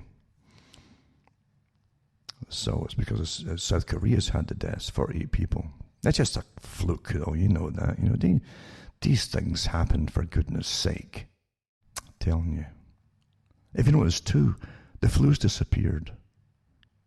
Because all the numbers, again, admitted that to CDC, they're not counting them now, just suspended counting them. Because all the flu ones are getting put down as COVID now. That happened before, back in 2009. In Canada, when they're padding the numbers. When the doctors were saying, put them all down with this particular flu, even though without tests and so on. Because we can't test them all, they said. Never, they couldn't get the numbers up. And Britain's bleak midwinter UK records. Remember, this is after Boris's, what was that big campaign he had to get so many thousands a day tested, per day. So naturally you're going to get more folk, because everybody's got little particles of viruses in their bits and pieces of viruses in their nostrils. That's what your nose does. It filters them and catches them. Aye. And they're not live viruses. These are bits and pieces, folks, that the PCR tests detects. And even then, it's not to be used for diagnosis. I keep saying, you get fed up saying the same things. The inventor of it says it was useless for diagnosing the illness. The inventor. There's old videos out there of them talking about it. Saying that. And so Britain, so their cases, so the more you test, the more cases you're going to get. More folk had positive. Are you ill? No. Up to 2,000 from yesterday, as Professor Lockdown warns that people will catch virus and die. That's right out of the thing I mentioned there, the campaign for propaganda by the PSYOPs programs. If they're allowed to mix on Christmas Day, they'll catch the virus and die, says the Mail Online. Being faithful, good little. I guess they were paid to say that. Now they're getting paid to put these terrifying things out. And again, listen to this now, eh? Yeah, this is October. It says, meanwhile, Professor Ferguson, this is the same guy whose modelling led to the original lockdown in March. The guy who was completely out to lunch on everything he's ever done with computers. It's all done with modelling computers. The same guy behind the culling off of the whole population of the livestock in Britain with the foot and mouth disease. That was this guy. This guy's a walking one-man war. He's an arsenal of destruction. That's why they got him. And that's why he's still working, by the way. after being so wrong on everything else. This is astonishing, eh? What times you live in to witness this kind of thing. I tell you. There you go. Actually, but how would you... Well, again, they're getting paid to put this stuff out. Again, I've read that already, eh? The government's paying them. Oregon health official dressed... Listen, bizarro. Oregon health official dressed as a clown. This is the official dress as a clown. While announcing coronavirus deaths. I guess it's supposed to be like this is Halloween or something. Is that the idea? So it says, a senior Oregon health official has gone viral after dressing as a clown during the state's latest coronavirus announcement. Dr. Claire Poche, senior health advisor for the Oregon Health Authority, donned white and red clown makeup and a red tie with a polka dot shirt in the somber clip. In the bizarre video, Dr. Poche announces statistics on recorded cases of the virus and deaths while wearing the costume and maintaining a straight face. What I mentioned earlier about straight faces of the old sci-fi movies. And now you're seeing all the politicians doing it now too. As of today, there have been 30,160 cases. In other words, not infections, not illnesses, but tests, you see. Yeah? In Oregon, with 390 new cases being reported today. Well, if you put another few thousand tests out, you only find more guaranteed, right? We know that. It doesn't mean they've got disease, by the way, or contagious or anything. But facts don't matter. A clown is telling you this here, right? She then goes on to discuss the state's death toll, adding, sadly, we're also reporting 3 deaths today, bringing the statewide total for COVID-19 related deaths to 608. I guess that's when it all started. But again, they're putting everybody down as dying of it. If your heart bursts, there's a massive infarction, and they then test you ram a swab up your nostril and get a fragment of COVID, which lots of folk have got, by the way. That doesn't mean you're ill or sick or even got it. Then they'll put you down as... We've been through all this before ad nauseum. But here's a clown telling you, right? So the costume was actually part of a discussion on celebrating Halloween safety during the pandemic. Another senior advisor, Shimi Sharif, later appeared in an announcement dressed as a cuddly animal on onesie. What's an animal onesie? From the film My Neighbor Totoro. What is it? Have they opened the gates of the asylum or something? What is this? The clip, which aired on 14th October, went viral on Twitter after Oregonian journalist Samantha Swindler called the production choice. Is this real? Samantha Swindler called the production choice an absolute nightmare, it says. What was that movie? Was it Stephen King? Was it, or did the one that was it It or something? The clown one? The terrific clown thing? Maybe the PSYOPs teams brought this out to terrify the public, eh?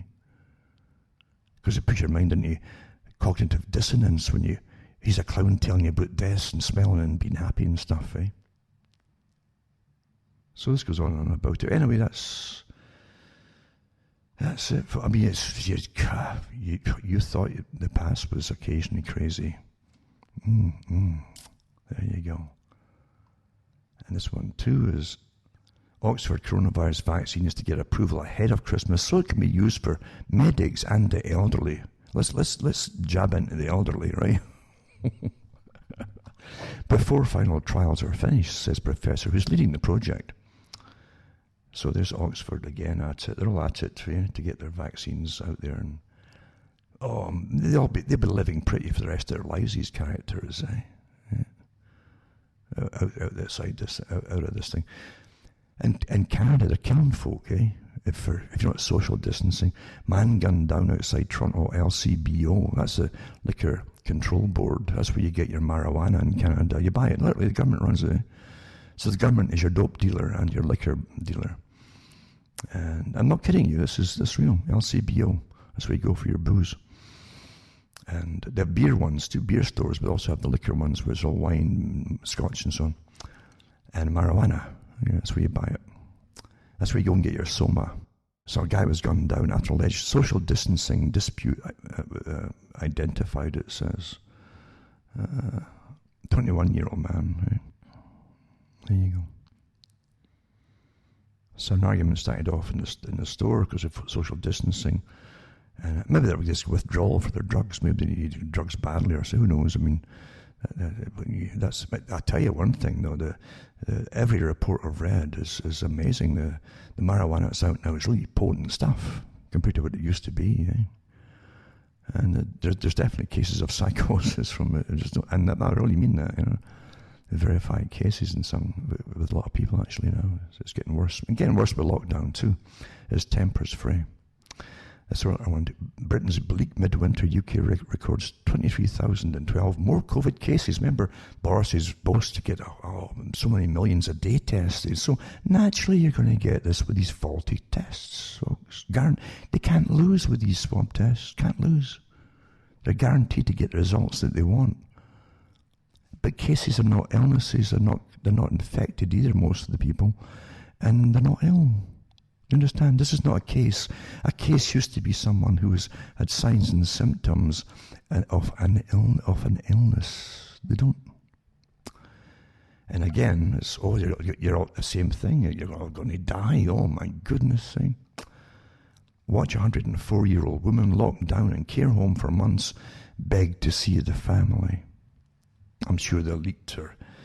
Licking their chops with that one. They love it, and all these psychologists that are paid to brainwash you, they love this kind of stuff. They can stare at it and yeah, she looks delicious, quivering there, Let's see how the family across the way respond between the barrier and all that. And psychopaths. There's more psychopaths in psychology, by the way, definitely in the behavioral department, working for governments. More psychopaths, definite psychopaths working for them.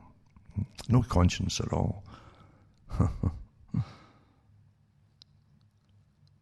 So in a video shared in the Care Home Relatives Scotland group, Facebook, Mary Fowler says she's very well looked after at the Balfarg Care Home in Glenrothes, Scotland, but adds, I want my family though.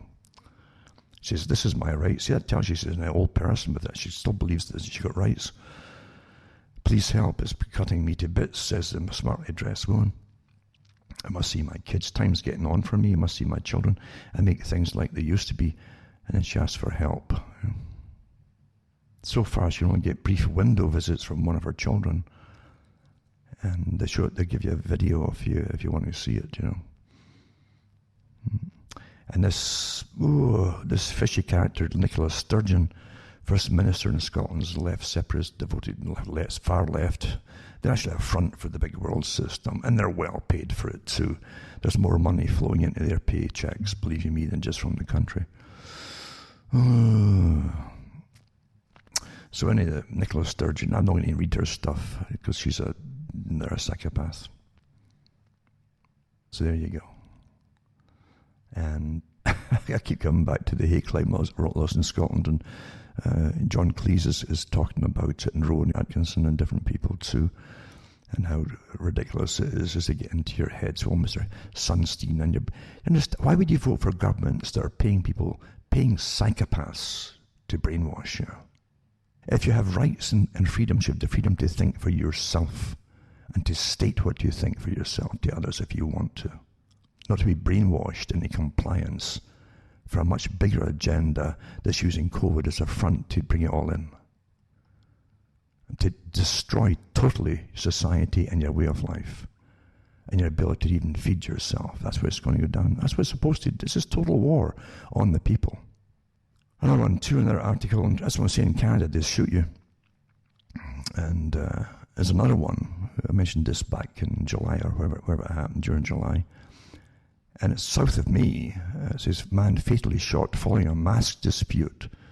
And of course, after the police inquiry, because the police do their own inquiries, opened fire on OPP, the Ontario Provincial Police. It says, here's what it says at the top of it. He was wearing camouflage and was heavily armed, say sources. There's no independent sources here except the police.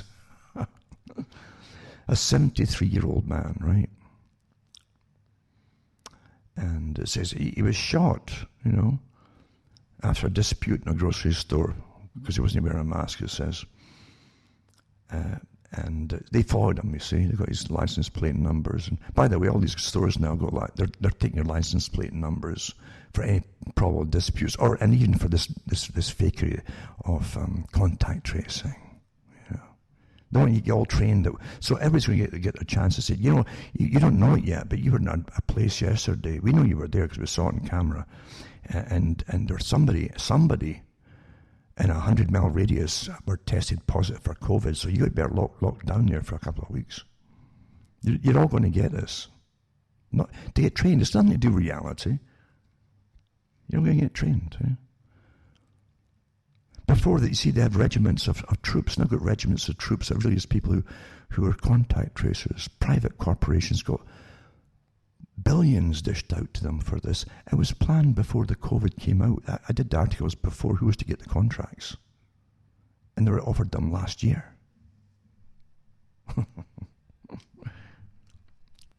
So it's very tragic, but this easily could have been worse, said a justice source. Again, say police or a judge after shooting the guy. We very easily could have had 2 dead police officers in this. It was that close. We're unfortunate we don't, it says. Sources tell that the son, after the incident inside and outside a grocery store in Minden, the man travelled to a property near Halliburton and was armed and waiting for the OPP. It was his own home, I think, And it says, so when the police showed up, he engaged in with gunfire. And he was wearing camouflage. Well, in the wooded areas down where he was, by the way, I think half the population wears camo. All their age groups do. And it's the greatest thing if you're actually out living in the country, because it's a bit rougher and more rugged for wear in the bush. There's no doubt about it, Especially when you're wearing anything. You don't wear, city clothes in the country. You just don't do it. Because white doesn't go well with mud. Things like that. So he's wearing camouflage and was heavily armed, sources say. So there you go. So they killed him. It says, Value Mart, that's I guess when the store's employee, Tiana Francis, told CBC the man just got angry and didn't want to comply with wearing a mask and was making the point if we didn't have to force him and tell him that he couldn't come into the store, nothing would have happened, really. He would have got his groceries and went along with his day. He'd still be wearing camo, though, I remember the previous article said he was an independent loner. Well, he bought his place outright himself. He had the right to privacy. And if he wants peace and quiet, that's probably why he went to the country. Unfortunately, the city had followed him there in a sense, didn't it? So there you go. That's what they do in Canada. So be careful in Canada because they don't bother just censoring you and stuff. They can censor you kind of permanently, I suppose. And there you go. Anyway, I'll put some of these up. I seldom read Canadian news. It's so communistically awful. It really is. And it has been since Pierre Trudeau, the father of Justin, or whatever. And it says here, he predicted a tough winter because of the second wave of COVID-19 infections. It's not infections. Engulfed much of the country and channeled public frustration, saying the pandemic sucks, he says. He went to a good school. Pandemic sucks. And called it a horrific national tragedy, he says. This is the guy who's like his dad wanted international communism. I'm not making that up. His dad literally was, His dad led the Comintern group from Young Communists of Canada over to Moscow in 1952. That's why they made him Prime Minister of Canada eventually. Because the future was to be communistic in a sense, using the technotronic system for efficiency. For those who own you. Canada's case numbers have been rising, triggering new restrictions to public gatherings and indoor activities in several provinces. On Monday, Canada recorded 4,109 new cases because they're doing more testing, right? So this sucks. It really, really does, he says. So there he is. It's really good education. He says it twice. It really, really does, he says. A rare show of emotion and frustration from Trudeau. I can't read any more of that one. I'm sorry, And let's see now. As I said before, I'll put up the PDFs now from the Scottish government and this prune, this lord that they've got. His name is Campbell, I think. Alistair Campbell, who is putting this kind of stuff through on behalf of the guy who dreamed it up, a fellow who I don't think likes Scots very much. Who knows, eh? It's so true, you know. I mean, when I applied to come to Canada, it was a French Canadian who interviewed me in the consul in Britain, in Scotland, and they said to me, you know, he says, you know, you people aren't as welcome in Canada as you used to be. I said, what do you mean? He just looked at me. I thought, what happened I didn't know about. Well, of course, the Pierre Trudeau had happened long before that, mind you, and they had changed the policies. And I know they had changed the policies in Britain, certainly, at the United Nations, and actually put a quota system of who was to get into Canada. And Scotland was definitely on the very minuscule minority point for entrance, and that was a long time ago. So, but that's what he said to me, you know. So I don't know if that was classed as racism or not. But there you go. It depends who says things as opposed to whom, and who's judging it all. Eh? And that's why you can't have hate laws and things like that, because it all depends on who's doing the judging. You might find more folk who are real haters that are judging you. So that's how things work, eh? And in this awful system that we're under, it's pretty disgusting. It really is what's happening. And once again, too, I got to keep reminding myself, cuttingthroughmatrix.com.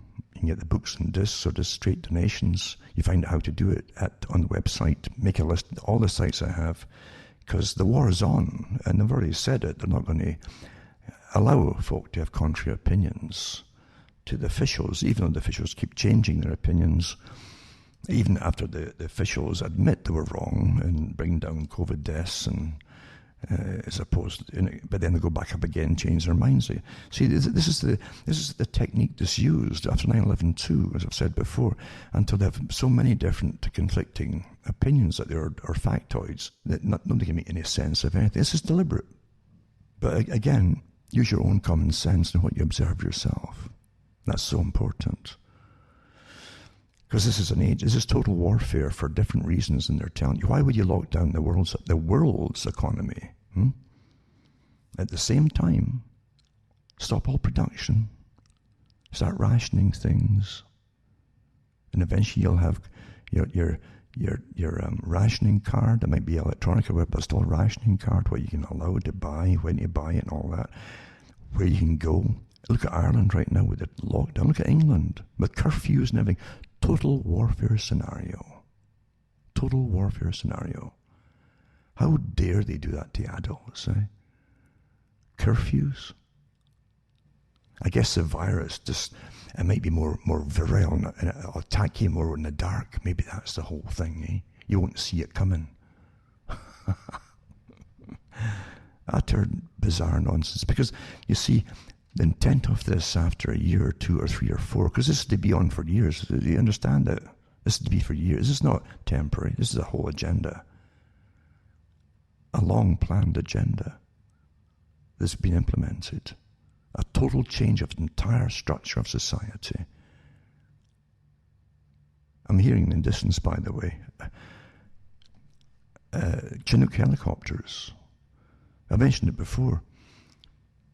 And this happened Friday and then Saturday, in the middle of Saturday night.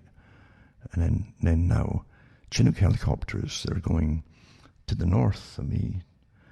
And they're army ones, actually. Stacks of them, back and forth. And I've told you before the trains, how they're taking. I mean, most of the stores are either shut or bankrupt and closed, or forced to close and empty. So the trains that go by every 10 to 15 minutes, these massive, heavy trains night and day for the last few months, are not going to the stores to restock them. Apart from that, there's very little north of me anyway. This is for massive bases for NORAD, etc., to the north, for continuity of government and so on. And a few other ones that they've got as well. That's what it's for. Massive stockpiles of food for years, actually, obviously, for them. Well, there you go. And that's a little bit I'm mentioning too. Remember, cuttingthroughmatrix.com. A few bucks my way helps me tick along, and I can keep going, hopefully, because things are going to get worse, and you really need some connection to what's really happening, and think for yourself. And don't just give up and be terrified. It's good to feel a bit of anger here and there about these swine. There are swine that are causing this and bringing it on. And these psychological operations units, they're just psychopaths getting paid by our tax money. Why would you vote for governments that are doing this to you? How dare they do that? And yet they're doing it because they've made war on you. They've declared total war on you. I hope you understand that. Right down to hate speech and what you can think in your home. Welcome 5G and Alexa and all the rest of it. Eh? You fools buy it all. Get rid of them, folks. Get rid of them. I'm telling you. There's other articles too that other appliances are listening to you as well. But they've been doing that for years. Half of Canadian small businesses losing money daily in COVID second wave. It's just second wave. Who's dropping dead here? And it says, just when you thought it couldn't get worse, new survey by Canadian Federation of Independent Business found the second wave is hitting them harder still with new drops in sales. Well, no one's allowed to go out and get stuff, right? As many as, and folk don't have the money. They've been working since about February. As many as 51% say they're losing money every day. And in places like Toronto and Peel region, which are under new provincial restrictions, again, they're doing this roaming kind of lockdowns, is to get you, everybody gets a chance of getting locked down to make you, convince you that you're all part of something big, you see. That's when they make you wear face masks. If you didn't wear face masks, you just forget it very quickly. You see the expressions on other people's faces. They're not sinister anymore. They don't see you as sinister. And you can read expressions and you read people and things are okay. But you forget about COVID. Eh? It says that they're losing money, and it's as high as 70% they're losing on a daily basis of their income. Particular hospitality businesses like restaurants and hotels, 76%, or arts and recreation businesses like gyms and venues, 69%. We're more likely to report further lowered sales. Small businesses still haven't recovered from the first wave. It's not meant to. It's supposed to go out of business. In fact, 37% of all businesses across Canada report they're actually losing money every day they're open. And that's the way it's going to be, folks. With a new round of restrictions in several regions, they're already proving to be devastating to them, especially as new supports from government remain in the development stage. What supports is government going to give you? Supposedly it's all borrowed money they dish out. You ever thought about where it all... Do folk think it's just pennies from heaven? You know, that comes out of nowhere? What do you think? Who's lending what really to governments to give to you? Because they don't come out with big trucks and armoured vehicles full of cash to the government. Where these money lenders, what do they really give them? Just blips on a computer? Because that's what it is, folks. But regardless, you see, it's to put you further and further and further in a debt as you have to pay it all off for the government. Real or not real, you'll be forced to pay the not reals off. Yeah. Total. This is to be like a total war, as though a bomb had been dropped, an atomic bomb or something. The kind of devastation they want, but like a permanent change. Belgium health experts demand investigation of the WHO for faking coronavirus pandemic. I mentioned this one, I think, last week too. And it says, so the doctors in Belgium, health professionals, written an open letter to authorities demanding the investigation of the WHO for creating coronavirus infodemic, faking the pandemic. The following letter has been made an impact on public health authorities not only in Belgium, but around the world. The text could pertain to any case in which states lock down their citizens rather than allow people freedom and permit medical professionals to bear the primary job of disease mitigation. Remember, too, it's so true. Here they have all these psychological warfare teams going to attack anyone who puts out evidence to the contrary of this of the propaganda that's getting lumped out by the media, and that the media is getting paid by the government to put out. Remember this article? Remember when the WHO faked the pandemic? It says earlier it was revealed that a porn star, and I remember reading it, a porn star and a sci-fi writer influenced WHO policies on hydroxychloroquine with fake data. Remember they were putting it out? An obscure US healthcare analytics company came under sharp scrutiny for the integrity of its key studies that were published in some of the world's most prestigious medical journals. World Health Organization, several nations, remember that, I think even the Lancet, I think, used it. World Health Organization, several national governments changed their COVID-19 policies and treatment based on the faulty data provided by the company that used a porn star and a sci-fi writer on their payroll. Well, I guess they were happy at their work. An exclusive report by Great Game India revealed how in 2009 the WHO prematurely declared swine flu as well a pandemic. Back then, remember that one?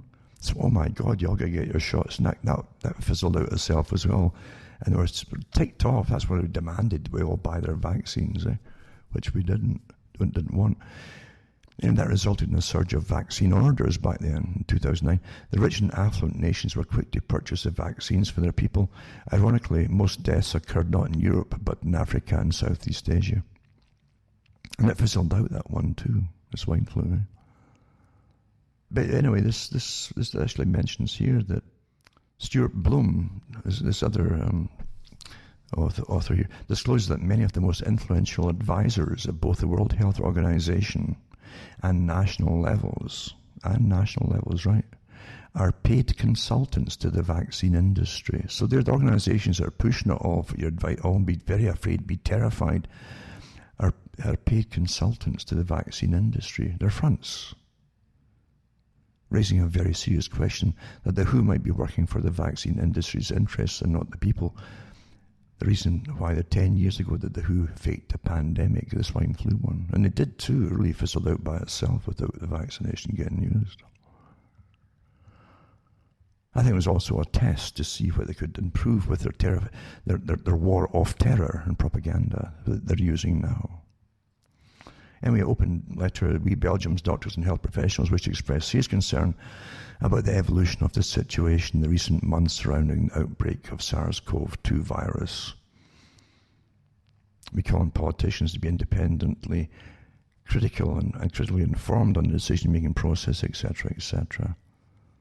It says there is no medical justification for any emergency policy anymore. Objective facts. There you go, Belgian doctors. Facts don't matter, right enough, because a war has been declared upon the entire planet, obviously.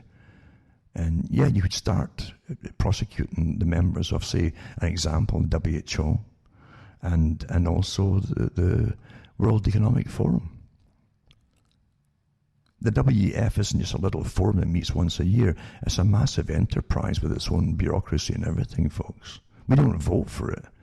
We didn't elect them. They just dictate policies and use the organizations like the CFR to sign it into law.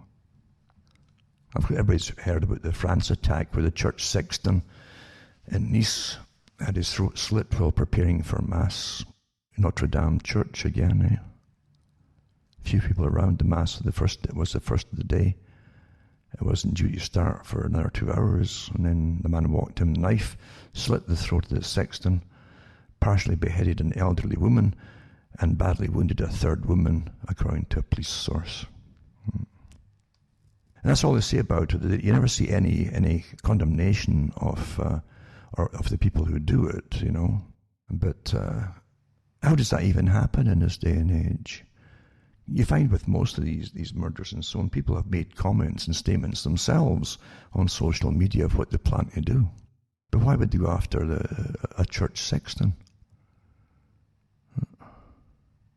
Well, it doesn't matter, does it? And that'll be forgotten pretty quickly now. There'll be no inquiry into that. I mentioned before too, in Great Britain, that's still having boat people come in every day, mind you, from all over the world. Nice boats too. They're disposable. They just leave it. It must have cost a fortune to buy them. Whoever bought them, they're put up in expensive hotels. They're given priority medical care too. By the way, folk in Britain can't get that, even during COVID. But facts don't matter, because if you complain, you're a nasty person. But this is from the Star, and it says it's eat or heat. I mentioned this before when the winter comes in, right? They accept now that folks die in their own home. British people die in their own homes because they can't afford the fuel for winters. That's Great Britain, the people who accept from all over the world. There you go. We're so nice because you're so.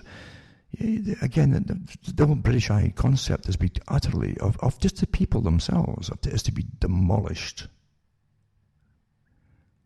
completely demolished, until it's not even a history to fall back on to remind people in the future of who they were. I really mean this. I've read all their books and so on years ago. So the Sheffield families on the breadline. So families across Sheffield have told of their ongoing struggles to make ends meet after one generous city cafe provided them with hot meals and food hampers free of charge. Butter Me Up on Queen's Road's Norman Greasy Spoon Cafe, according to staff members of 3 years Rachel Dawson. But over half-term, staff have been in the kitchen juggling the usual orders alongside preparing free school meals and packing hampers. So mum of 3, Rachel, had a personal reason for wanting help. She said, I have been on my something or other, I don't know what it would be, it begins with a name. And I've got a little girl who's 4 and 2 older kids, and no parents are going to be in a worse situation than I'm in, she says. I've gone without food myself, so the kids are fed. We sat with quilts and hot water balls because it was eat or heat. There you go, there's Great Britain. And her daughter, Caitlin, 20, university student who works part-time at Butter Me Up, added, I've been for a shower at the friend's house and been around for tea to save money. And the cafe has donated 22 food hampers full of essential items and non-perishables, etc. They've also cooked 32 hot meals to be delivered to 12 families across the city Wednesday. It says, as a society, we have got to stop the stigma about using a food bank or relying on someone to help. Isn't it sad that the British folk, you see, feel ashamed having to go to a food bank? And yet they read the papers of what it's costing them to bring folk in to their country all the time and put them up and so on. But they themselves are ashamed of when they're hungry to go to a food bank. There's psychological warfare, but it even makes you ashamed, you see. You see that? Because I keep seeing posts saying don't have kids if you can't afford them. See, this is your WEF idea, you see. And the Club of Rome, I was financially stable with my own house. I ended up broke and I was working 40 hours a week struggling with childcare. She added, it's usually those without children who have no idea what a struggle it is. Rachel's boss and Butter Me Up owner of 3 years is Liza Whedon from Chesterfield, who said, with Rachel working here, we've got the facility to do it. I think it's brilliant. Everybody contacting us is saying, I'm so embarrassed, I've never done this before. I've said, please don't be. It's the same thing I remember too. When the 2007 A crash happened, and you had big documentaries made about the tent cities that happened, because the folk lost their homes, thousands and thousands of them. With the extravagance of the banks and the cons they're doing with their mortgages and flipping mortgages as though they were other commodities, literally flipping them over 5, 6, 10 times a day per house. Until folk literally, they knew it was going to collapse. It was a greed frenzy, like a shark frenzy. And then the people themselves that had been enticed into these low income mortgage loans and so all lost everything. They ended up in tent cities. And then you saw all these people too that were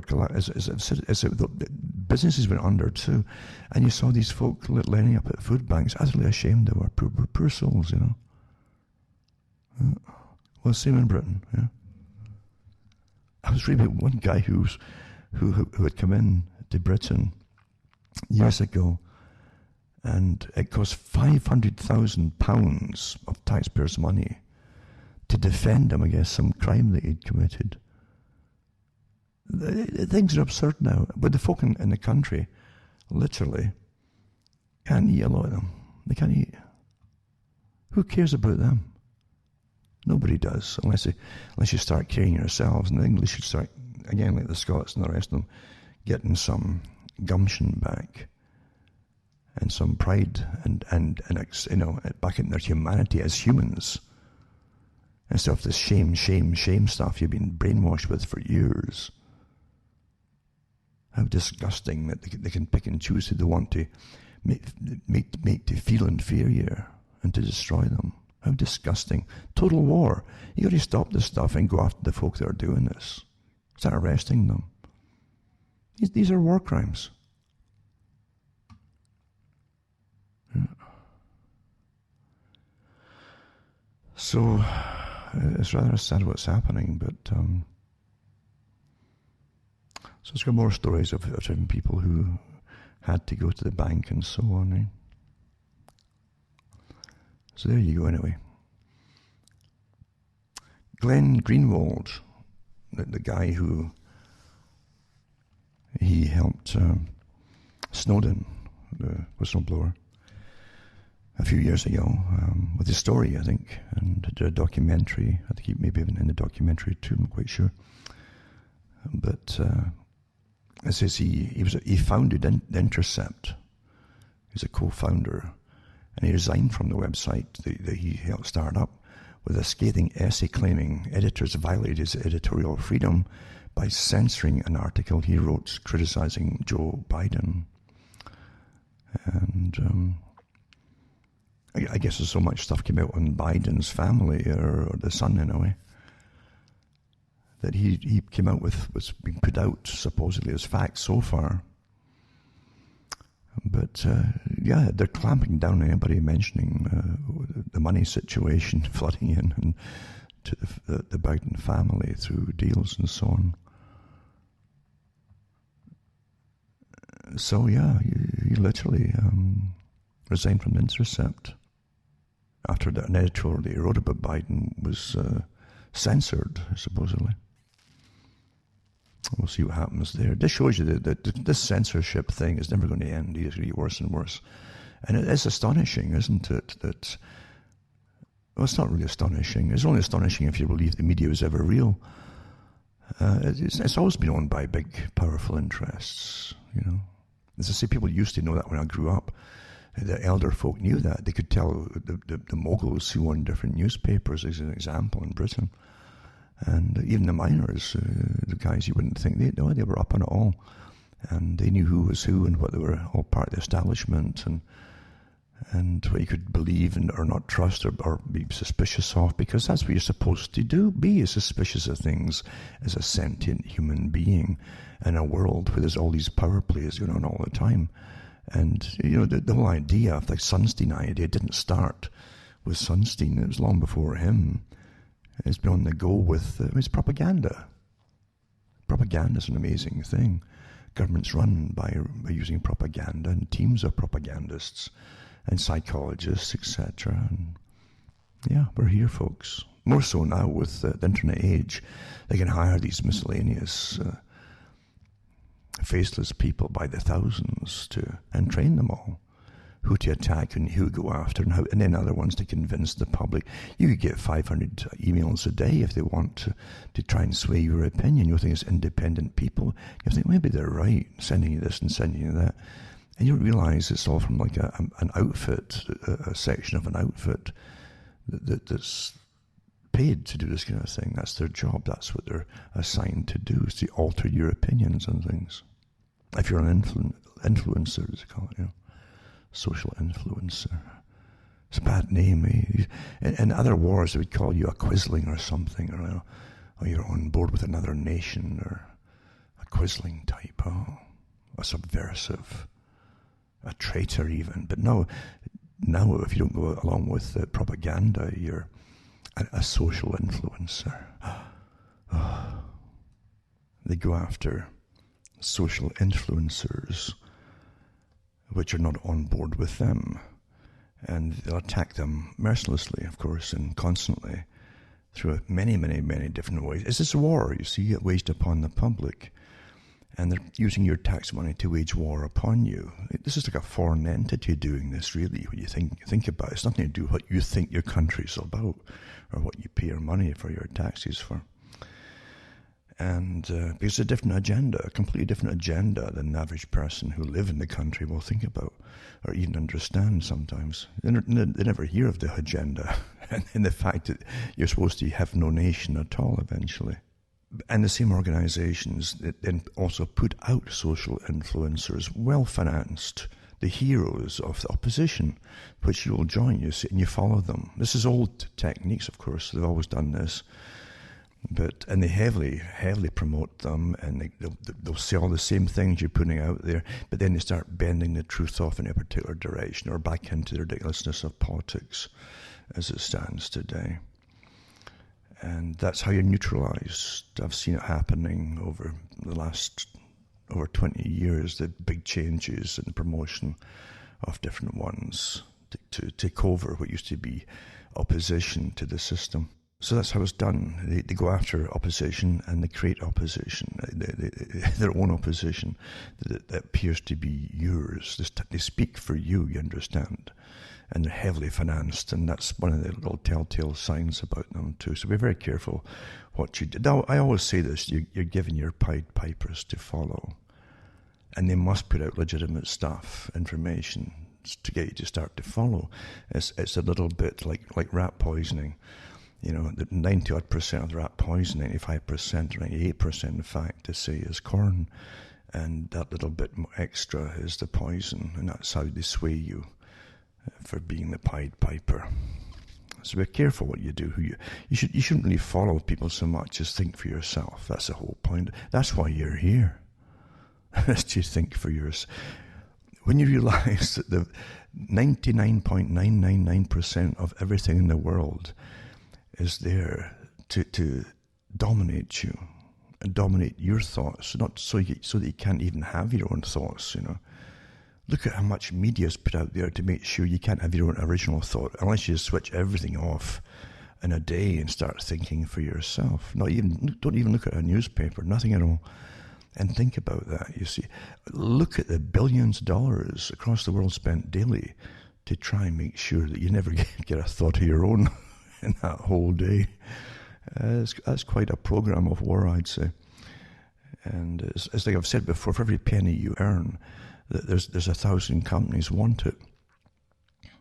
That's why they do all this advertising. But the same thing about thinking.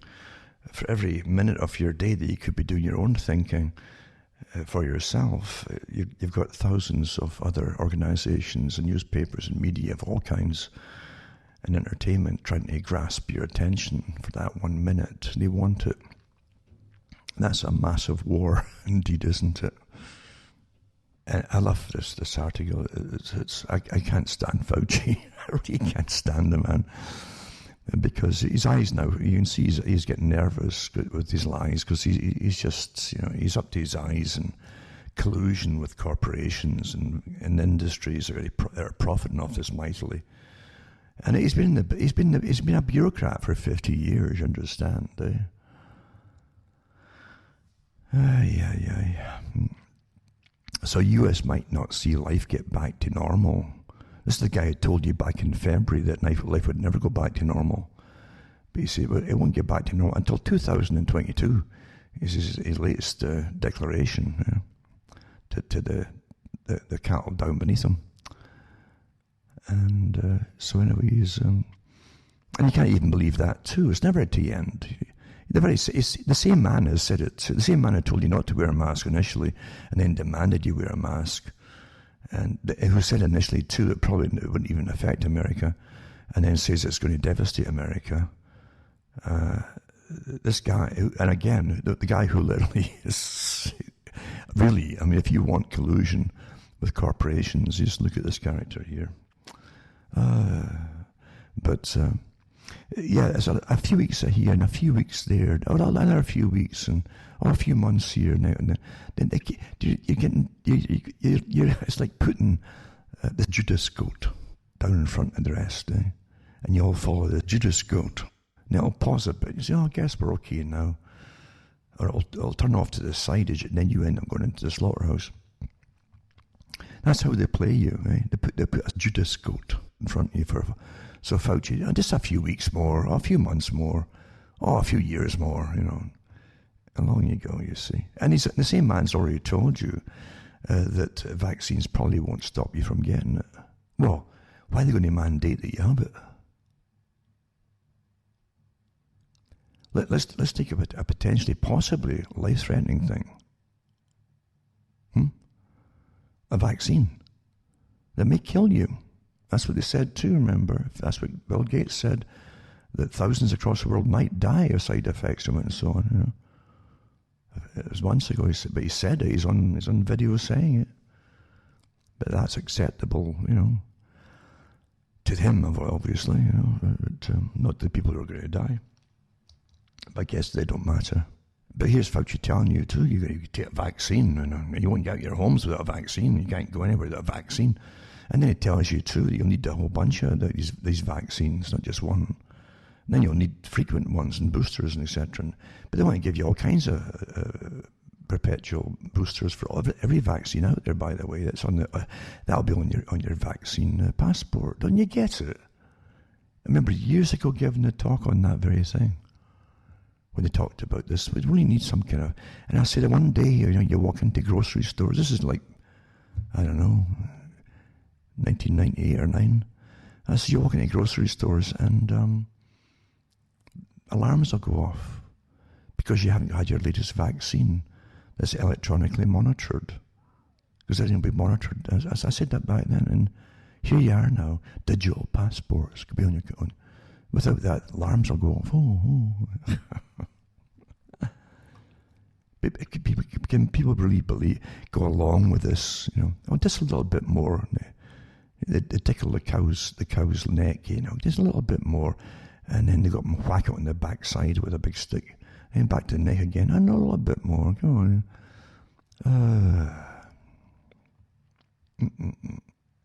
In German, Pfizer vaccine. Remember there's one of the guys who was the head of the research department, was it last week or the week before, from Pfizer, said he wouldn't take the vaccine. Here's the company anyway. The vaccine could be ready before Oxford AstraZeneca injection and be given to Brits before Christmas. There's a good Christmas present for you. Since you're going to be locked down anyway and you can't gather in your homes, it's illegal, by your masters, eh?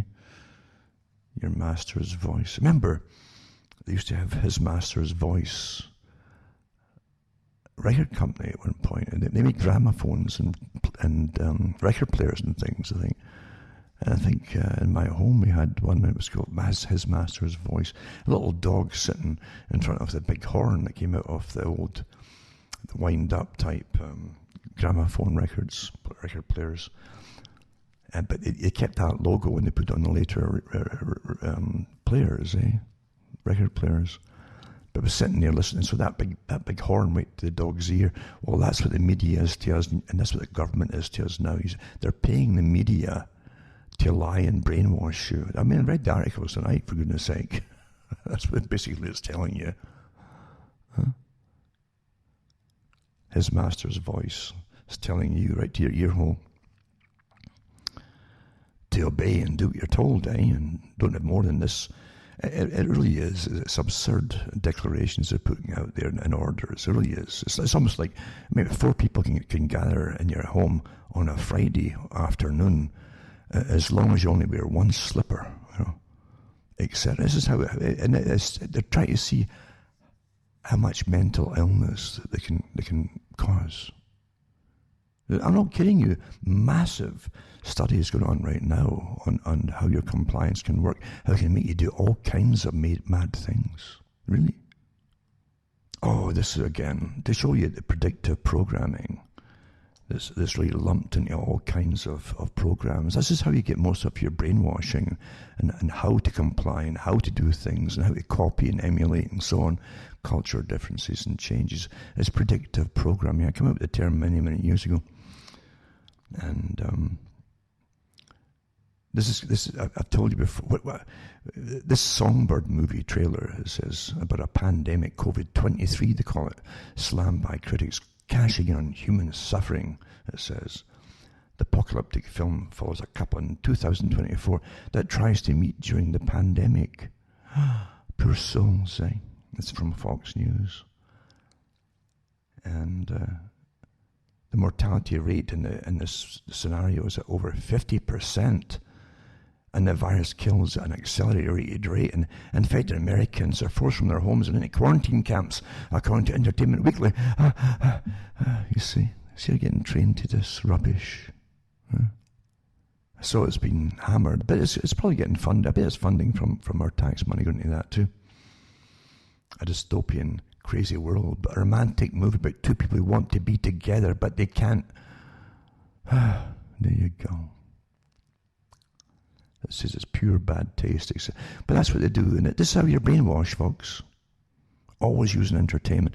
They said that at the European meeting on vaccinations that they had, and I put the link up there too. They discussed that, how they would use all the media and put all the different COVID ideas into and behavioral changes into fictional dramas and so on, just insert them in like they normally do. Taking for granted. They've got these agreements with them all. They pay for these inserts. And they did that with Coronation Street. That was the greatest predictive programming system. Everything that was going to happen and planned for Britain, they did it in fictional form in front of the public. And here's how Bert would adapt to this or not adapt. And here's how his wife would adapt and who would win on whatever the disagreement was going to be. And yeah, that's how it's done. And it also says here, as a coronavirus spreads, these late night shows are recording without an audience, it says. Another person added to this is quite possibly one of the essayist attempts. I don't know what they mean. They keep doing these strange things now. That woman who talked about her sitting on her A, I don't know what. And this guy's on about the essayist attempts to cash in on human suffering. Maybe he means silliest. He must be silliest. I'm a nice person. And it says that whoever makes this movie should be ashamed. This isn't needed nor wanted. It's not meant for that. It's meant to indoctrinate you and to terrify you, folks. Where fiction becomes your reality. When you hear COVID, oh my, you're thinking of the movie. Half the folk are dying. Oh my God. I tell you. So that's one of them. And then you have, remember this one too, it was 24 TV. It says American action drama. It's created by Joel Surnow and Robert Cochrane for Fox. It starred Kiefer Sutherland as a counter-terrorist agent and Jack Bauer. Each season comprising 24 episodes covered 24 hours in Bauer's life using the real-time method of narration. Came out in 2001 for, you see, after 9/11, eh? Oh, anti-terrorism, oh my, look at all these government guys run selfless, never sleeping, hunting down terrorists everywhere. But it also got you used to the idea of no rights and citizens being monitored and so on, and yet it was normalized through fiction. Huh? In Canada, they came out with a border, taxpayers' money again, eh? CBC Television, that's our Communist Broadcasting Corporation, the government run. It had a few shows, and it says the first season had a total budget of $20 million with about $1.5 million per episode. Absolute farcical scenarios. Suddenly everything was terrorism, a war on terror. Because the terrorists are creating a terror on the world. After 9/11. And they even had one episode, the only one that I saw clips of, because I never watched TV, and it was in someone else's place, but I saw clips, and you had these Canadian jet fighters attacking the bridge that crosses into the US border there in Ontario, and strafing the bridge. That was in it too. But they fight these awful terrorists that were just, flooding over from the Middle East. Eh? That's what they were portraying. Oh, they're everywhere. Everywhere they are. Oh my God, yeah. And again, too, they desensitized the public to that torture was okay to get the truth out to save the rest of the people. Torture was fine. Remember one of the US ones? They shot a guy in the leg because they had to get that truth out of him before something exploded in the States. So that was okay, go and torture them and shoot them and stuff like that. the border. So they always bring these propaganda things out when they're at war with us all, you see. And they want us to believe certain things and so on. The West Wing, the American political drama created by Aaron Sorkin, that year from 1999. See, they knew it was coming, as I've said. In 1998, in Canada, we had Alan Rock's Omnibus Crime Bill, which was an anti-terrorist bill. Nothing had happened. Getting all ready for it, eh? And of course, after 9/11, they went to real town. My God, hey, they saved the world. Well, the reason that they've saved us all is because you're not hearing so much of the terrorism now. See, the drama's obviously worked. Eh? And here's again what they put out, right? Again, a little bit of information is how they do it. And don't forget the BBC, again, is getting money. And that's mainly funded by the government of Britain. It's a propaganda tool. The BBC always was. That's why it was created initially, you know. So COVID antibodies fall rapidly after infection, it says. Eh? There you go. So it was and it was been a key part of immune defenses and stop the virus from getting inside the body's cells. So again, that wonderful Imperial College of London found the number of people testing positive for antibodies has fallen 26% between June and September. Now, are they actually really testing the blood for antibodies? There's the first question you should ask, you know. They say immunity, they say, this is all scientific, immunity appears to be fading and there's a risk of catching the virus multiple times. The news comes as figures from the Office for National Statistics, the same statistics, I guess, that Neil Ferguson worked for as well, and gave you all the bogus stuff before, with a whole bunch of disasters that never happened before, even the mad cow disease. And it says, it shows that the number of COVID-19 deaths in the UK rose by 60% in the week of 16th of October. Really? No. In October in Britain, everybody with an upper respiratory infection who's elderly, we all get a chance. Most of us will go this way, by the way. I always have done in the past. It's these kind of things that finish you off when winter starts to come in. That's the bad time. The cold, damp weather, especially in Britain. Eh? And we know this at the top. They can't fail with the game they're playing here. And they'll slump it in as COVID, you see. It says, so the whole idea is that, you see, your antibodies aren't going to last that long, eh? Is to get you ready for a vaccination. Not that that's going to last any longer either, by the way. You know. But reality's got nothing to do with it.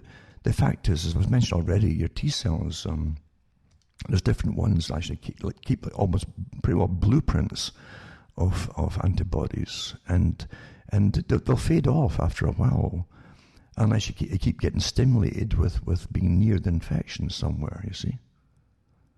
And they immediately start producing it, so you don't even get on with it. You don't even know you don't even know what most of your body is doing most of the time. Of course you don't. So it's normal. That's normal, or else you'd be choked up, as I say, with thousands of different kinds of antibodies because you're getting, there's thousands out there of viruses. And if the antibodies were perpetual, for instance, your blood would be clogged with them instead of, red blood cells, etc. So they switch them off to an extent. But they keep the blueprint of how to immediately mass produce them, the antibodies, for that particular problem. And that's how it works. So that's all I'm saying about that particular article. Another one, too, is interesting, this article here, because it's in quite a few of the medical magazines, and it says use of adenovirus type 5 vectored vaccines, a cautionary tale. We're writing to express concern about the use of recombinant adenovirus type 5, AD5 they call it, vector for a COVID-19 phase 1 vaccine study, and subsequent advanced trials. Over a decade ago, we'd completed the STEP and the Fambili phase 2B studies that evaluated AD5 vectored HIV vaccine administered in 3 immunizations for efficacy against HIV-1 acquisition. Both international studies found an increased risk of HIV-1 acquisition amongst vaccinated men.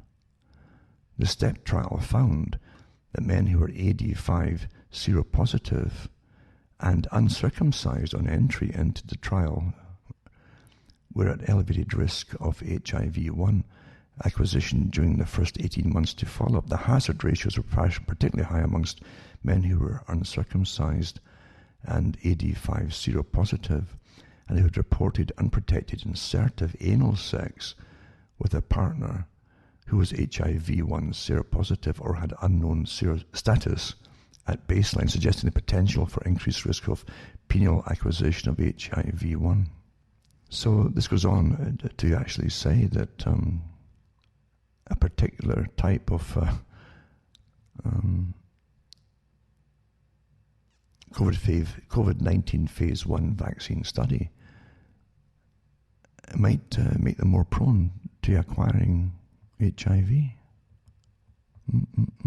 Because I guess these things go into the CCR5 positive CD4 T cells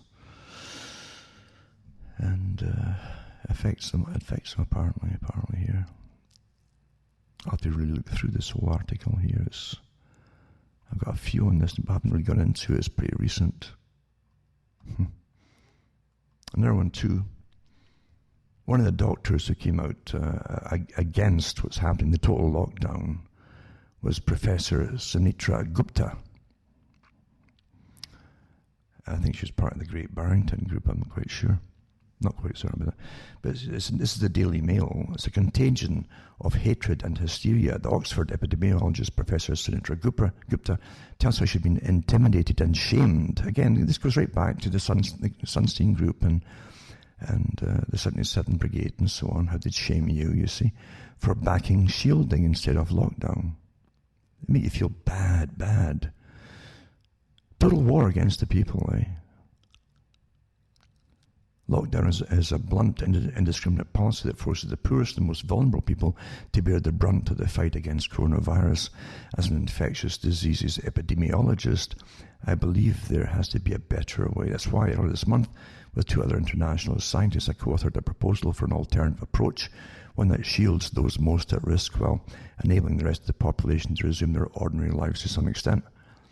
I expected a debate and a disagreement about our ideas, published as the Great Barrington Declaration. As a scientist, I would welcome that. After all, science progresses through its ideas and counter-ideas. But I was utterly unprepared for the onslaught of insults, personal criticism, intimidation, and threats that met our proposal. Now, this is what the government's putting out against these folk. This is what's happening. The government's at war with the people. I hope you understand that. The level of vitriol and hostility, not just from members of the public online, but from journalists and academics, has horrified me. I'm not a politician. The hurly-burly of political life and being in the eye of the media do not appeal to me at all. I'm first and foremost a scientist, one who is far more comfortable sitting in the office or laboratory than in front of a television camera. And she admits that she's actually left-wing. She said, although I would not, it's fair to say, normally align myself with the Daily Mail. I have strong views about the distribution of wealth, about the importance of the welfare state, yada, yada. But COVID-19 is not a political phenomenon. It's a public health issue. No, it's not. It is a political phenomenon.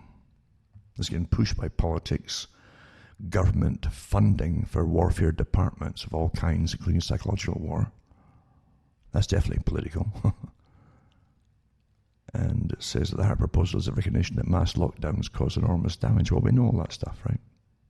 What she does mention is that there's lower childhood vaccination rates occurring, worsening cardiovascular disease outcomes, and that's true. Fewer cancer screenings, and there's actually fewer cancer. Remember the article last week that folk are dying at home in agony, and they can't even get pain medication.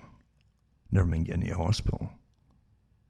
And such pitfalls of national lockdowns must not be ignored, especially when it is the working class and younger members of society who carry the heaviest burden. Well, they have no future as we know it. Anyway, that's what you don't know yet. But she does go on to mention that the newspapers, even The Guardian, the Guardian newspaper, which pretends to be left-wing, It used to be not a bad paper, but again, it changed ownership again, I think. I'm not certain on that. Just a few years ago, completely changed. But she mentions here that The Guardian, which has repeatedly published opinion pieces making factually incorrect and scientifically flawed statements, as well as borderline defamatory comments about me while refusing to give our side of the debate an opportunity to present our view. I am surprised, given the importance of the issue of the state, not at least the principle of fair, balanced journalism, that The Guardian would not want to present all the evidence to its readers. Well, they're getting paid to go after anybody who is against the authorized opinion. That's just it, isn't it? Isn't that really what it's all about? I've already mentioned that they're getting paid. The government's paying them to, well, lie. Never forget these times, folks. Never go. If some miracle happens and you go back to any semblance, including with the newspapers, of what it used to be, don't ever forget the now, what's happening now. When you read any of these papers, don't ever forget it. But it's not intended to ever go back to what you're used to. Never, ever. It's a whole new way. The Great Reset is the reset of how you live, even if you will live, according to who's going to run your world for you. Another one too, as COVID killed off the flu, experts pose an intriguing question as influenza cases nosedive by 98% across the globe. It's almost disappeared, eh?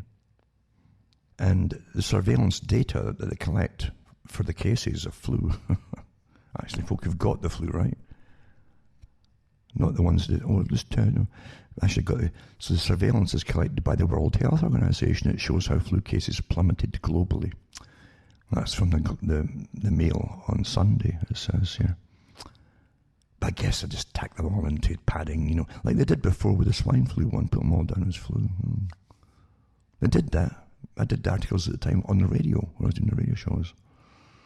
And actually said that. Put them all down, Anybody coming into a doctor's with a sniffle, whatever, put them down as this particular flu. Allergies, it didn't matter. Another one, N95 respirators versus medical masks for preventing influenza among healthcare personnel, randomized clinical trial. It's a good article, actually, but you can go on and on with these tests on the particular masks and so on. It's from the PMC articles. I'll put this one up too for those who want to waste their life looking at what you already know. They're pretty well no use. Actually, they're dangerous, you know that too, eh? Never mind the fact it can help suffocate you if it gets steamed up with your breath. How Google is spying on you. Firm's voice assist records and keeps conversations what they're having around your phone when you least expect it. Well, you should know all that anyway. Eh? And it says it lets users talk to their gadgets to search the web and interact with apps. Well, use your hands and fingers, for God's sake, people. I mean, you can't help folk that just fall into it. And background chatter even could be enough to trigger this recording process. They do the same with your laptops and that. They came out years ago admitting that the government and the NSA actually go into your laptops and turn them on occasionally to listen to what you're talking about in your homes. You still believe you've had any privacy at all? You believe you're an Andy of Maybury, everyone's just wonderful and goody two-shoes. Wake up, folks. And get rid of this stuff that's shackling you. Huh? And it mentions so on to visit Google's My Activity, and so on. Etc., etc. They've all got their different types of ways of spying on you. That's what the computers are all about. That's what your cell phones for too. They count on you all having cell phones so they can track and trace you. And that's also going to be your passport and everything else. Don't leave home without it, or you'll be arrested. And again, another one, the same thing I mentioned earlier. The new CDC study finds the majority of those infected with COVID-19 always wore masks. Always wore masks. And I'll put this one up to this article here as well. That's from the California Globe.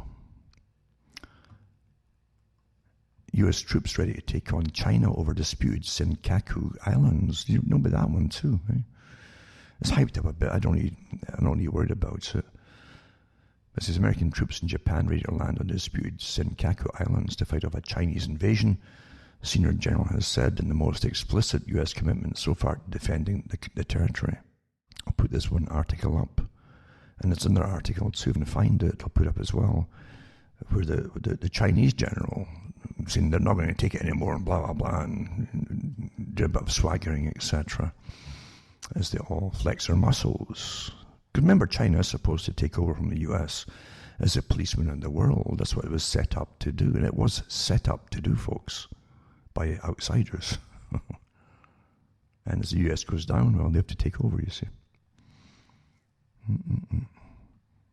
Also, again, they're doing their shopping early. Christmas in Philadelphia sees second nights of riots and looting in response to police shooting.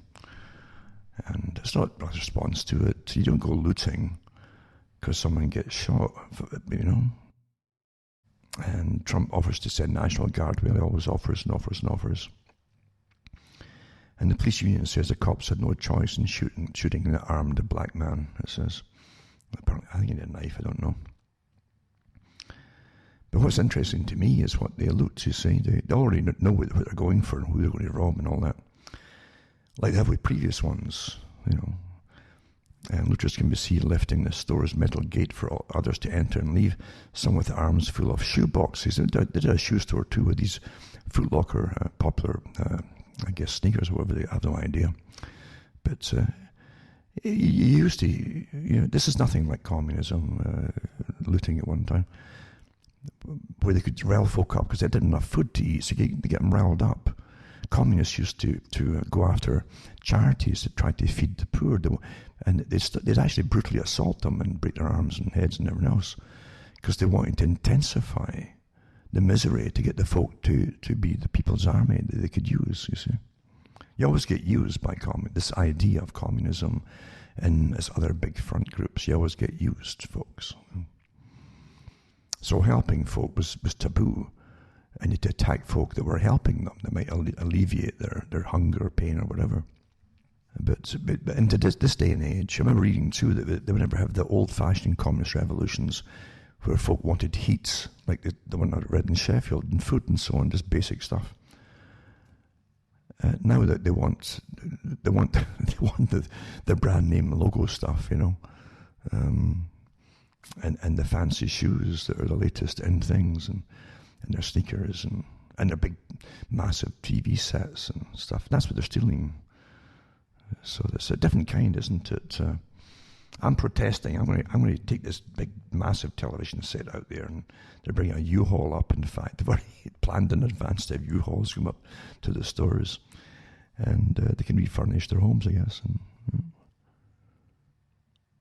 So they use the protests for their early Christmas shopping, I guess. So I'll put this one up too for those who don't even know what's going on. And also, when I put up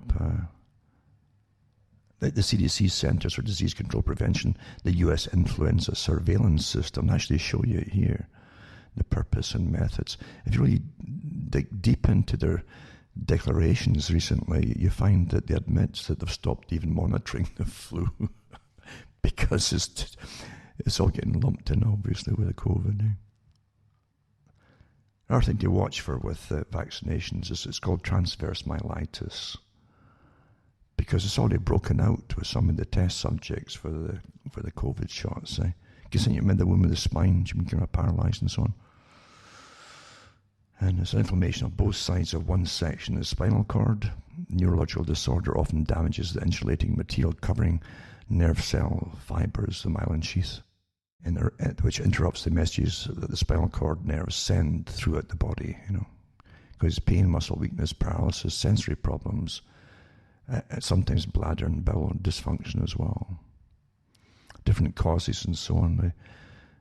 The favorite cause that they put down these days is, as things increase, they put it down as multiple sclerosis, you know.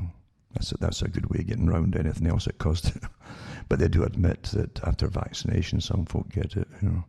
can leave you with major, sometimes with major disabilities and so on. Nasty thing indeed.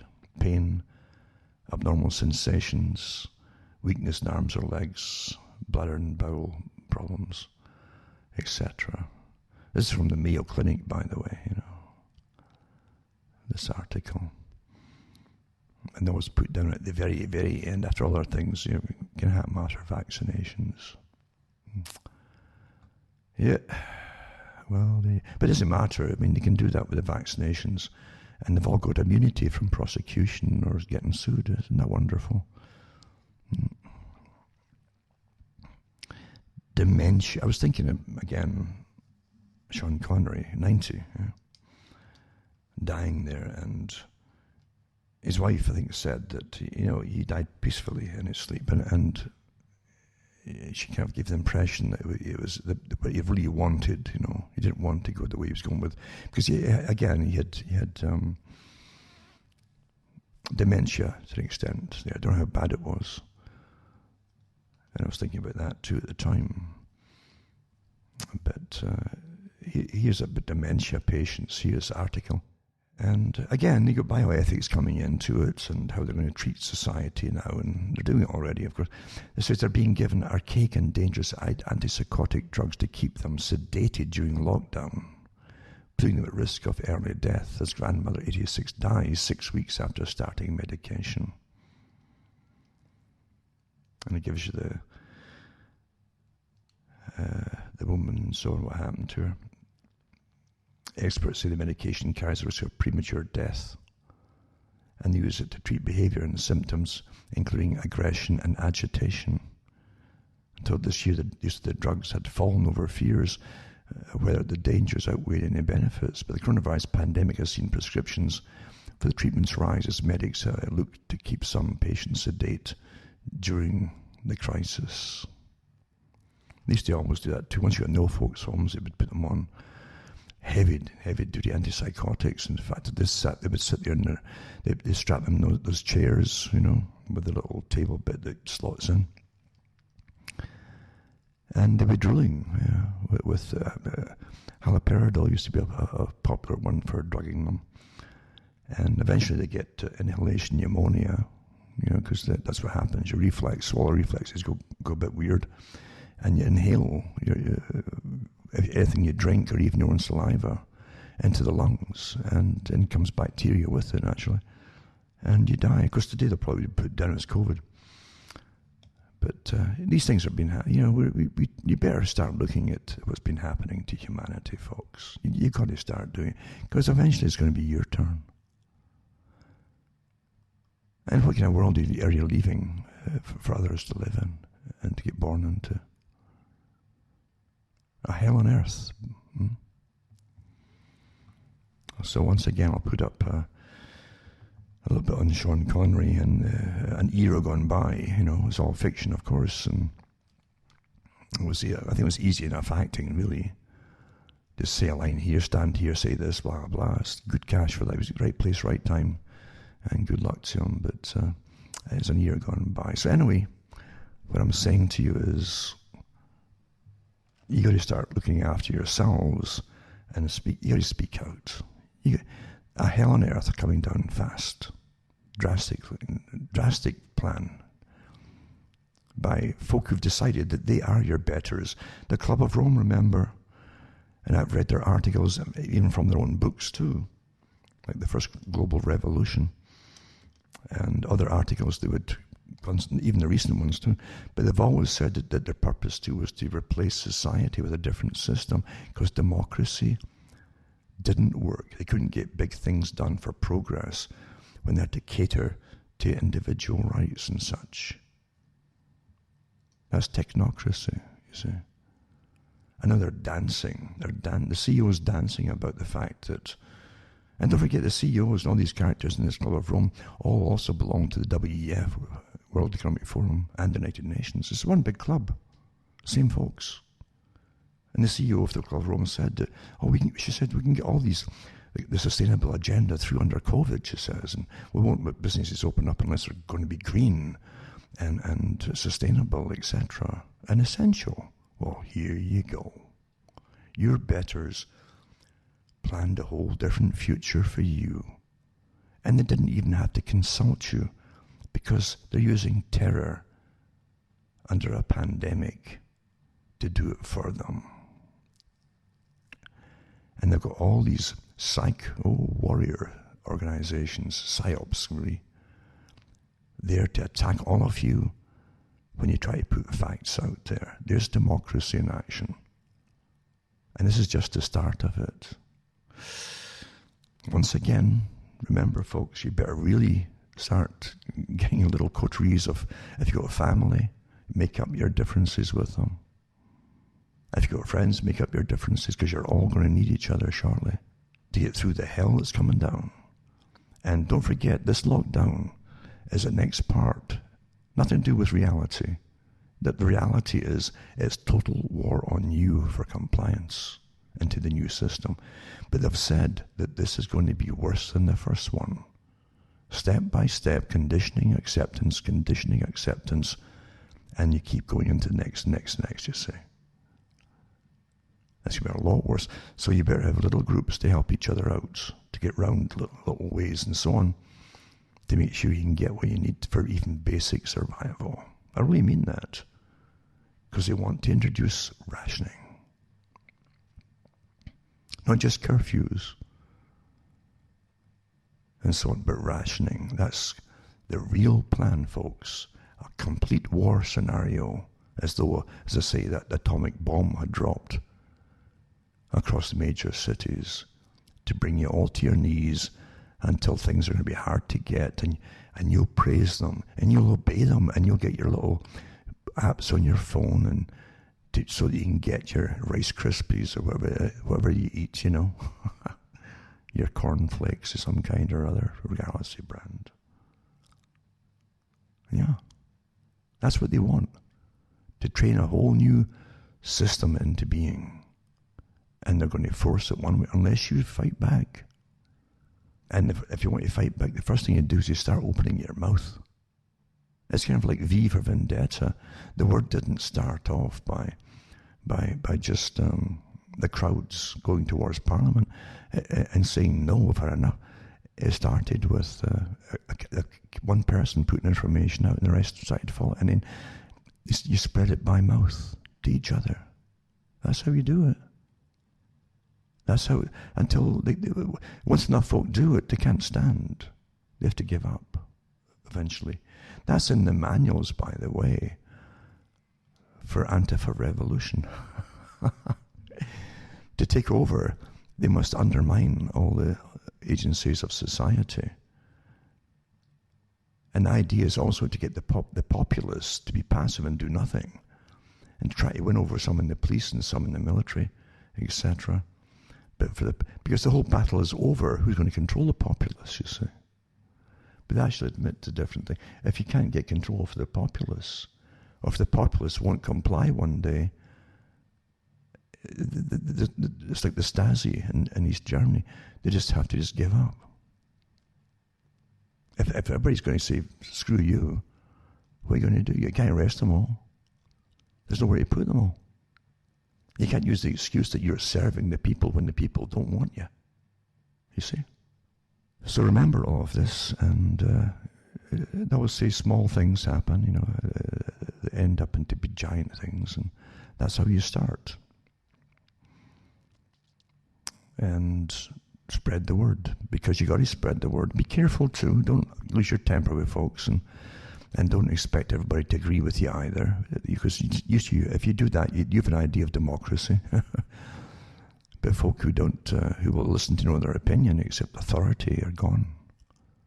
They're goners, and they will go along and be the bunch who the little quislings that turn everybody else in. You see, you should arrest so and so. They've got wrong think. Yeah, they're putting out fake stories.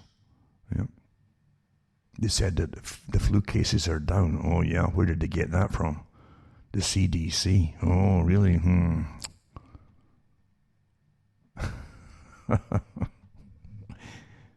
See, it's not meant, in a propaganda war, it's not meant that you win when they run it all, you see. That's what I'm saying. Facts don't matter. And eventually, there's no point arguing the facts when they declared total war. The World Economic Forum has said it. This is the global reset. This is the whole agenda for the 21st century. Agenda 21. Your agenda 2015, that's one part of it. Every 15 years or so, and in 2030 is the next one. But it's all segments of what must be accomplished step by step right up through this entire century. The end of the family unit, all the old communist ideas, the end of private housing ownership, the end of private vehicles, and vegetarian society, by the way, for the general you, the general public, no meat for you, no high protein for you, no austerity for you. I gave talks on this, the Agenda 21, years and years ago, from their own website and with the publications. And I said, too, they'll use all the communistic techniques to have you comply in a collectivist society. And when they tell you to turn out for your community, I'm sure there are guys like Cass Sunstein saying you're a bad citizen if you don't turn up for today, for the special rights, for the whatever it happens to be that day. You have to turn up. That's what it did in the Soviet system. George Orwell had it. You had to join the crowd to go and watch the prisoners getting caught and say, hang them, hang them. When you're told to, you have to attend the meetings to show you're a good citizen, you see. As they screw with your brains. So, it's up to you. They've declared war on you. The media is all getting paid to go along with it and call everybody else fake as they employ professional liars and psychologists and mind tinkerers to go after people, to defame them, etc. When they've got evidence of facts which are contrary to the war that's on them, which is waged on them by their own governments. Quite an amazing time, though, you got to admit it, to watch these agendas being forced in under guise. Amazing times to live in, or to exist in. Every generation gets this war that they're forced into and forced to go off and fight or get killed for, or else have banks collapsed, and reduced to utter poverty. Or something like this, you see a COVID idea for the Great Reset, the reset of everything, right down to the definitions of who will rule you. Should bioethicists decide when you should die? Or if they even need you for society's sake, the betterment of society or the detriment, depending on your personality, etc. This is astonishing stuff, getting churned out by the foundations and Harvard and Princeton and all these big universities on board with them all, getting paid by the same donors, the gatekeepers, etc. Really amazing, isn't it? And folk think they're in a free democratic system, even if it's a republic in the States, which it's supposed to be. But again, you should read the Hard Road to World Order by the guy in the Council on Foreign Relations from years ago. I keep bringing up that one. When he talked about the way to get round the Constitution and just ignore it and hit it head on and argue legal points with them. Just ignore it, go round and over it and make new laws and regulations that are similar, almost the same, until the folk forget you've got the original ones written and they'll start to adopt the new ones that are changed bit by bit until literally they've tossed it to the side, like again, I'll say once again, Bush Jr. said, well, it's just a piece of paper. Yeah, here you go. The Great Reset. It's up to you people. But the first thing is always, don't wait for government to help you. You better start organising to help yourselves to get through this. Because they really mean bringing you into complete austerity, which is poverty. And folk, when they're hungry, will tend to do whatever they're told eventually. And the segments of society that will comply first and foremost, they aim their ads at them. They admit that too. The ones who want safety more than others. They know what genders will do that too. They've got it all worked out, folks. By the mind war specialists, you see. The psychopaths that your government is paying to terrify you. Well, that's it for me tonight. Remember, cuttingthroughthematrix.com. Send a few bucks my way. And stay well as best you can. Don't be terrified, folks. You're not out of action just yet. But you've got to help each other and get ready with basic stuff if you can.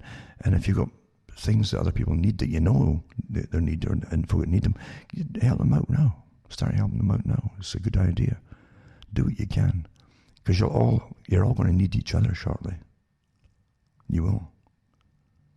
And again, you have to set up your own organizations to watch out for government spies. You think these tracers are just tracers? No, they're spies, folks. These are not. If this disease was supposed to end tomorrow, they're not going to abandon these things. These operations are here to stay, and these tracers are going to be out into society all over the place. Just like this is. Don't get confused by the names they give them. It's the same scenario as you had through communism and Stasi. The Stasi had thousands, millions of them actually, in employment of the Stasi, ordinary civilians. They could have other jobs too, but they would get paid extra to spy on other people. It's all here. It's all here. So question people, be careful. Don't take everybody at face value. But for basic decency, common decency, help each other out. And they'll help you out when times get really, really tough, hopefully. Some won't, People are people, but that's the only way to get through bad times. For myself, from a very cold, I've been in, my temperatures in the last few nights has been, I think on Friday night, actually it was on Saturday morning, I was 10 degrees Fahrenheit was my temperature. It's already here, the winter. So it's not going to be a pleasant winter at all. But my chipmunks left early. They were the first. It's almost like an agreement. They all went in the holes at the same time, and that was them gone. That's them in for winter. That was about maybe almost 2 weeks ago. It was just so sudden. Like they'd all agreed. That's it. Then they knew it was coming. The first frost and so on. Not the first, but maybe the hardest ones. But as I say, yeah, it was 10 degrees the other night there. And it'll probably just rain on and off with cold, freezing rain until the snow comes, and that's how often happens here. So, as I say, stay warm. Those who've got warm, think about it too. There's folk in places like Britain who paid into their pensions and everything who die because they can't afford heating. As they get lambasted for being nasty people, and they've got to just give up their culture altogether, and by the brainwashing experts. Help each other out because you're going to need it. Eventually, it'll be your turn to get help too. This is a long haul here, folks. For myself, Alan Watt from Ontario, Canada's good night. And may your God or your gods go with you.